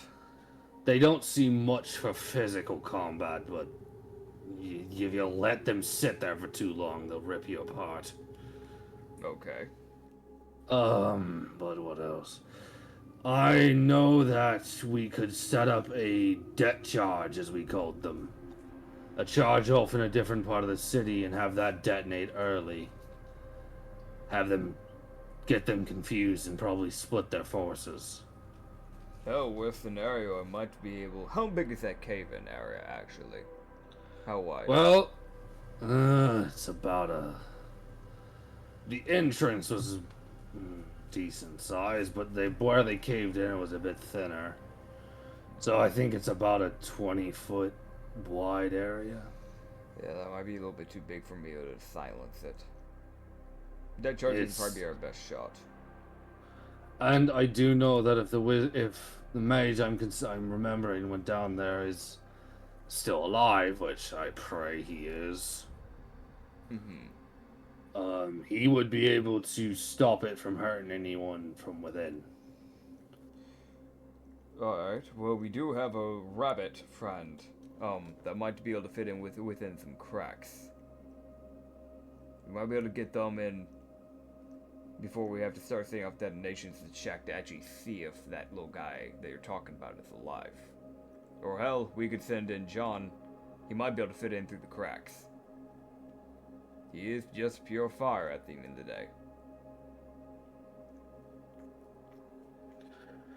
Baron would look at you and he would go, my only goal as the captain of the guard is to see these people safe. That means I'll do anything necessary.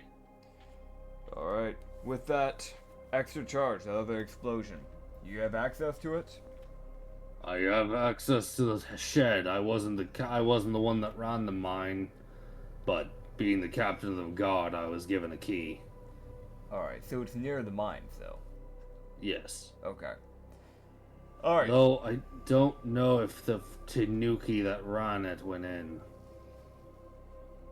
We'll find out, that's for sure. I hope he did. Little guy, he was a nice fellow. Not much for fighting. I get that. Well, It's just a nice Tanuki. It's just a fucking mine owner Tanuki. yeah. You just look and just go, well, there's some people I'd rather send probably to the outskirts while we start getting this operation underway. That way, some people that are not in as good of shape can hopefully rest up. And honestly, if I'm going to be quite frank, if we have too many people, then we might get ourselves screwed in the long run. You would see the tiefling look at himself. You're definitely on the list for going outside. On the outskirts. You're injured. It's just the most, like, you see his arms start twitching. He's like, I want to die. Stop. Stop twitching. Well, if we're going to be using dynamite, we won't need much heavy lifting, and we already have some heavy lifters. So if anything, I'd rather bring more dexterous people into the city. You would see here's the thing you would see. You see Torvel reach up and see a little hatch open up on like his little logs that he's got on his back. Yeah. You see him reach in, pull out a little thing, shut. He'd walk over to go, here you go, drink. It'll taste like pine sap. What is this for? He's handing it to Eris. Gotcha. And you see Eris go, and what will this do?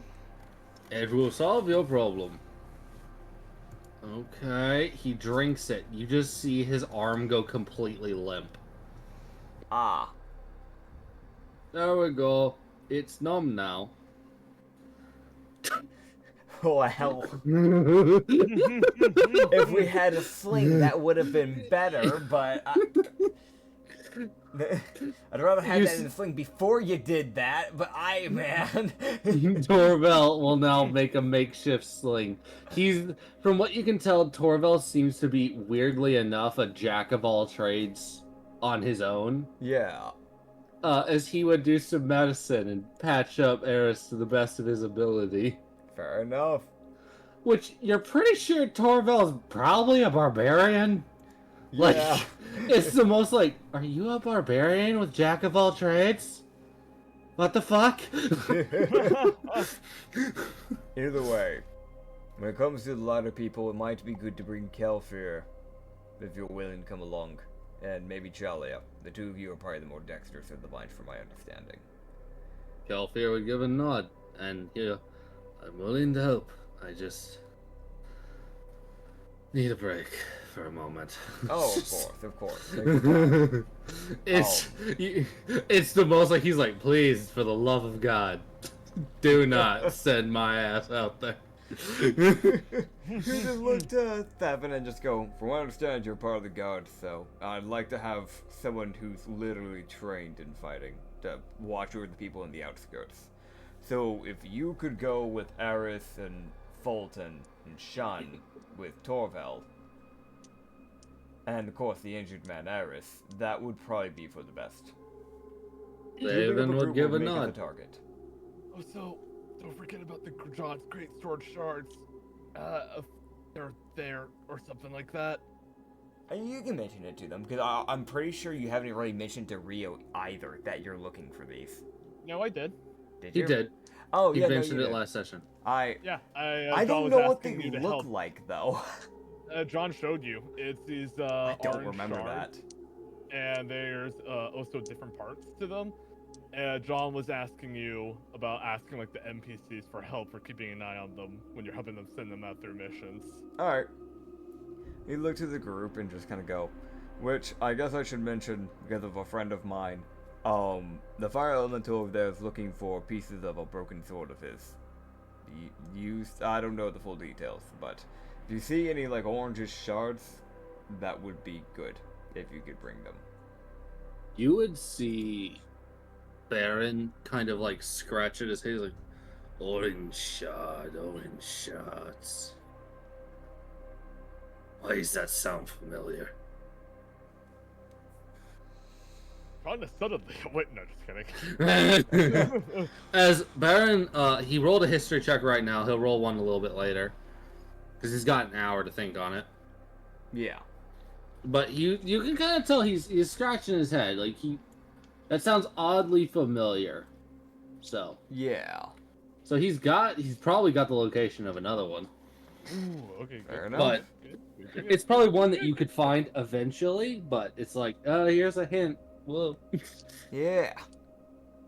I think that's about everything for debriefing and stuff like that. So we'll have that way we're not bringing all that group, because that would make us a pretty big target. Yeah. Baron would also I should mention, oh fuck. You just see that look as he's like, oh wait a minute, that's bad. He would go, he's like, there is a elemental that lived in this city, and I believe it was guarding the mine when the detonation went off, meaning he's probably corrupted by now. Lovely. So we'll have to deal with that. He was an earthen elemental. They're called Wibble Wobbles. That is the dumbest name I've ever heard. Because that's all they say is Wibble Wobble. Huh. Well, we'll see what I can do for him. I can. Similar to your little rabbit. Understood.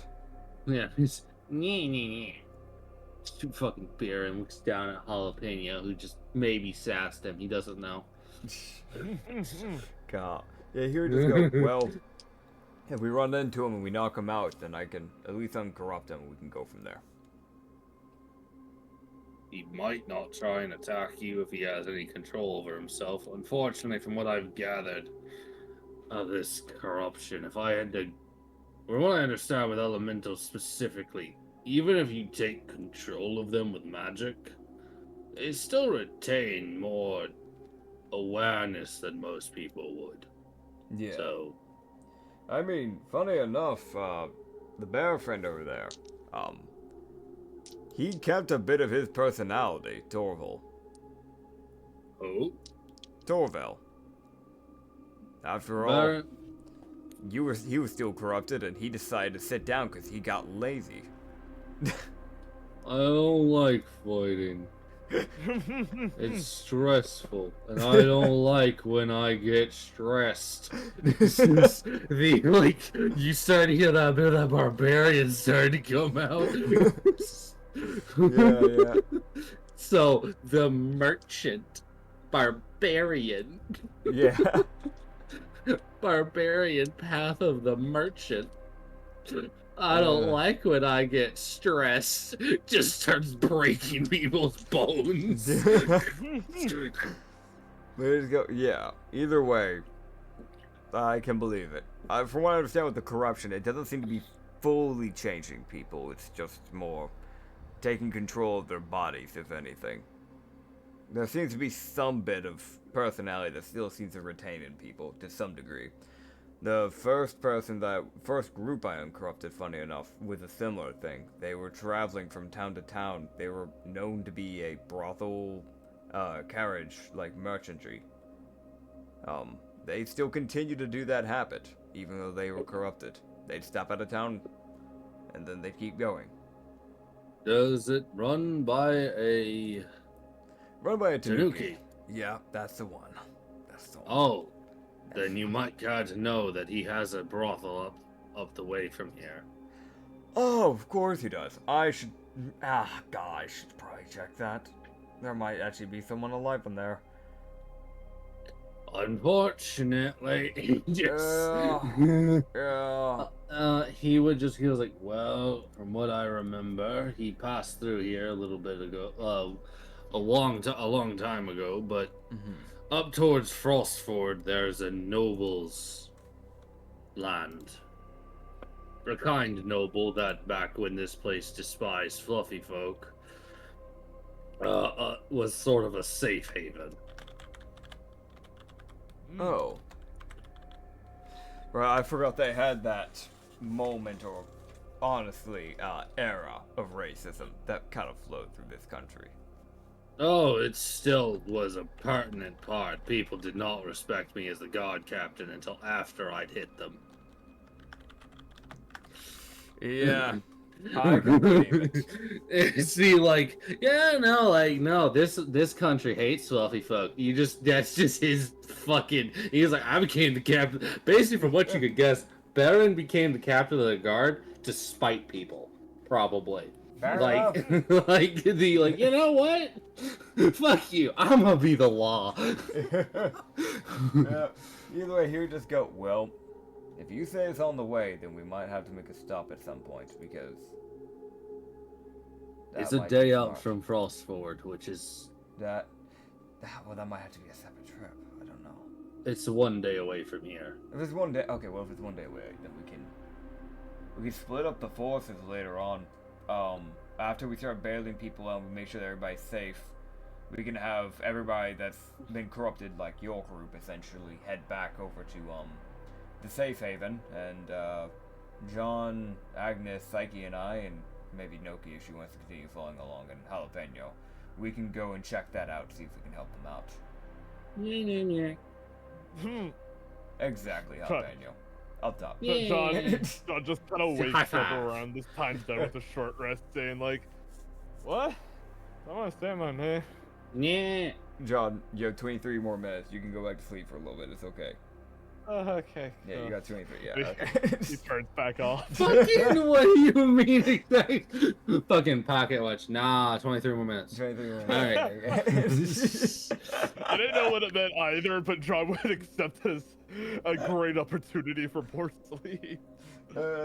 He just looks back at the man, the myth, and the legend Bearden. You just look at him and just go, I lied to him. He only has 2 more minutes, but I'm gonna let him think that.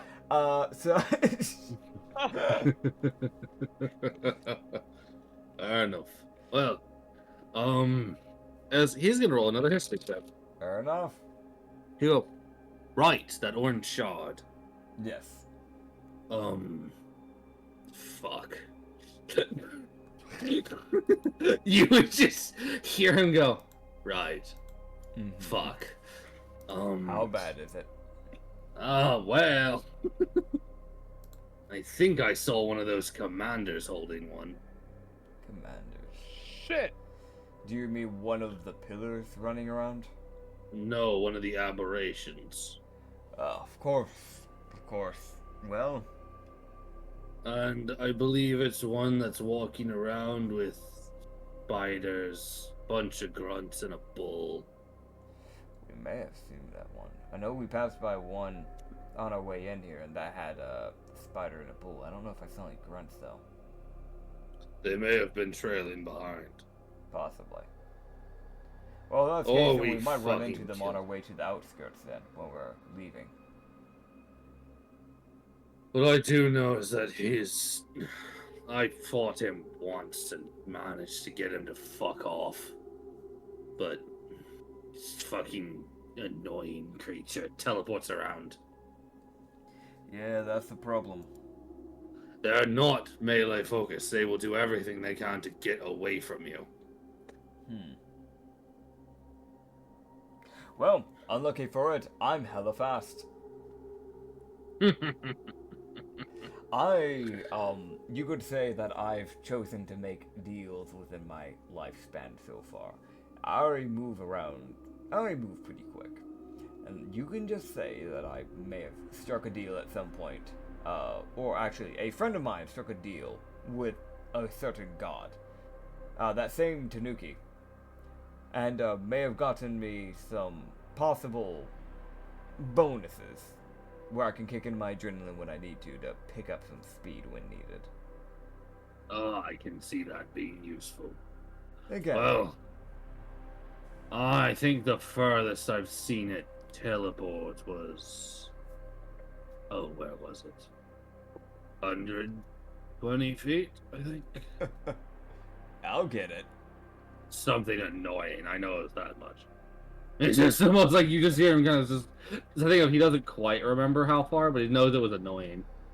Nah, that's fair. That's fair. He doesn't Oh, man. know what else. Also, they will hide their allies with magic. They will cast invisibility on the spiders and whatnot. That's fair. Then they will ambush you if there is a commander nearby. They won't just mindlessly walk into you. Gotcha. So, those fucking things apparently got all the damn brains. Well, I'm gonna wake John up to let him know about the whole situation. Oh, I'm already up, John says suddenly behind Ryu. To the what? John says suddenly behind Ryu. To the lead behind Ryu? To behind Ryu. Suddenly, he's Oh, behind okay. Rio. Oh, okay, gotcha. I have no Wow. response for that. I mean, yeah, that's fair. I mean, he's just gonna refill you in a base. I don't want to have to repeat all that info, but you heard it, so. Fucking understandable. He'll probably just kind of, his eyes just widen at the orange sharp part and says, "Oh. In hindsight, I probably should have guessed that would happen." From what I've... Also, it's always more for fucking information. God damn it. I hate filling people in on shit. It's just like you just hear it's like a light chuckle. You're like, this is always my least favorite part of these type of interactions. All the information you need to fill out, and if you forget something, it's fucking damning. I get it. Right, Noki? Huh? Yeah. Yeah, she gets it. She totally got that, for sure. Huh? Yeah, sure. Uh-huh. That was the huh of someone who's definitely paying attention. Oh, man. I hope y'all like Noki. She's not going away. Yeah, I'll She's my figure. favorite. I'm fine with her. She's a little nuisance now. Just wait till the other one gets involved. Oh, God. Dude, the real going to give Vito's domain, like, hey, can you take them back? Thanks. You take one of them. Either one. I don't care which. They're annoying me. You know, the grumpy man. Her. No. Yeah, Well, from what I remember, if you're looking for this man, the wizard, when you get in there, He would look towards more John for this one. Okay. Because John's going to need this information because he's going to be looking for somebody. Yep. Okay. He was like, he wields a kind of wooden staff that has a kind of twirling cross section at the bottom and has like a netting of trees in the front that holds a floating gem in it. He wears kind of a bronzish cloak and blue trousers, and he has 3 books that float in front of him. Each one of those books is a different type of school of wizardry that he's studied. From what I remember, he has, I believe it's called, I'm a paladin, but I don't use much magic. It's the paladin trying to explain wizardry shit. The evocation, abjuration, and osiomancy are the 3 schools of wizardry he studied. That sounds rather relevant. What's been happening with the world lately, no? He knows how to fight, take care of people, and protect people. He was our librarian here, and he did a lot to take care of this place. Well, I might or may not be illiterate, so I won't bring that up, but I definitely want to touch He it, will sure. make you literate. He will make that a threat. Just- I'm going to avoid that topic if plausible. I'm really relevant. Also, he wears a kind of reddish scarf and has relatively kind of bushy hair for a human. Understood? Understood? So Also yeah, just have like a 90s afro. I don't Bushy think hair. he does. No. But yeah, he was like, and I do believe he still has them. He has 2 gems in the front of his belt that he keeps forward. I don't know, but something magical. Wizardry shit. I don't know. I'm a warlock at the end of the day, and I mean, hey, it's just basically one alpha from the dream. So I could probably guess what it means later. It's one of those weird things of wizards when it comes to some schools of magic just go to a different fucking level of like understanding than like a warlock or a sorcerer or anyone else. And some classes that are half casters look over and they're like, what the fuck are you doing? What kind of ritual bullshit is that? Gotcha. So that's why he's confused, because he just doesn't understand this. Which also, you guys would literally be hearing about a guy who has 3 separate classes. He is a human, got 3 different classes. So he's Sounds like definitely a someone dude. to keep an eye out for. Oh yeah. Yes. Does that, yeah, it's just a fucking, possibly a random legendary that lived here. Hell yeah. It's also like, you want another powerful wizard who can fucking take some stress, like some of the enormous stress off of Enna. That would be good. All right. Is there anything else we need to talk about? You say you gotta go soon, so if there's nothing else to talk about, I think that's probably a good stopping point. No. Yeah, as you guys would stop there, as I will make Nitz's items. Heck yeah. And I will make the 2 character sheets that you guys will need, which is Kelfir and Chalia. Yeah. Sounds Hell yeah. good. Aw. Go for it, Boy. bro. No, I was gonna give a quick little thing because I didn't get a mention at the beginning of this session, but we never got to mention those little bit of random thing, a little random little information. I finally got the heights from Acrid on some of the characters introduced in the last session. So Noki's 5'1", apparently, quote unquote. It was supposed to be 5'5", and he kept saying she was shorter until eventually she was shorter than Rio. Sanilin, who's 6'7", Sizzle, who is 6'1", Tarfu, who is 7'8", Yetha is 5'9", and Naya is 5'8". Golem the Soup is 3 foot. Dr. Stravellan Mist is 6 foot. Jalapeno is 111, and the Osmond the Boar is 7'3". Osmond the Boar was the only one that actually got mentioned in the session, though, if I remember right. So, yeah. Yeah. If that's all, then are we wrapping up? Yeah. As you guys have been warned on what awaits at the mine, which is probably going to be its own form of like, fuck siege, and Here we go. All right, wonderful. I'm tired and I gotta pee. Bye. Man, I Brother. wish he would stick for the fucking outro. Me too. It's also, that's like the 4th time. Yeah. Yeah. It's fine. All right, I'll see you guys in the next episode. You can find us you can find the Sanity Campaign on the Lost Shipyard on YouTube and on the Lost Harbor on Spotify. You can also find other D&D like Ramen Harbor campaign, some other campaigns that we have up on there, up on the Lost Harbor, both on YouTube and on Spotify. And we will see you later. Bye-bye. Bye.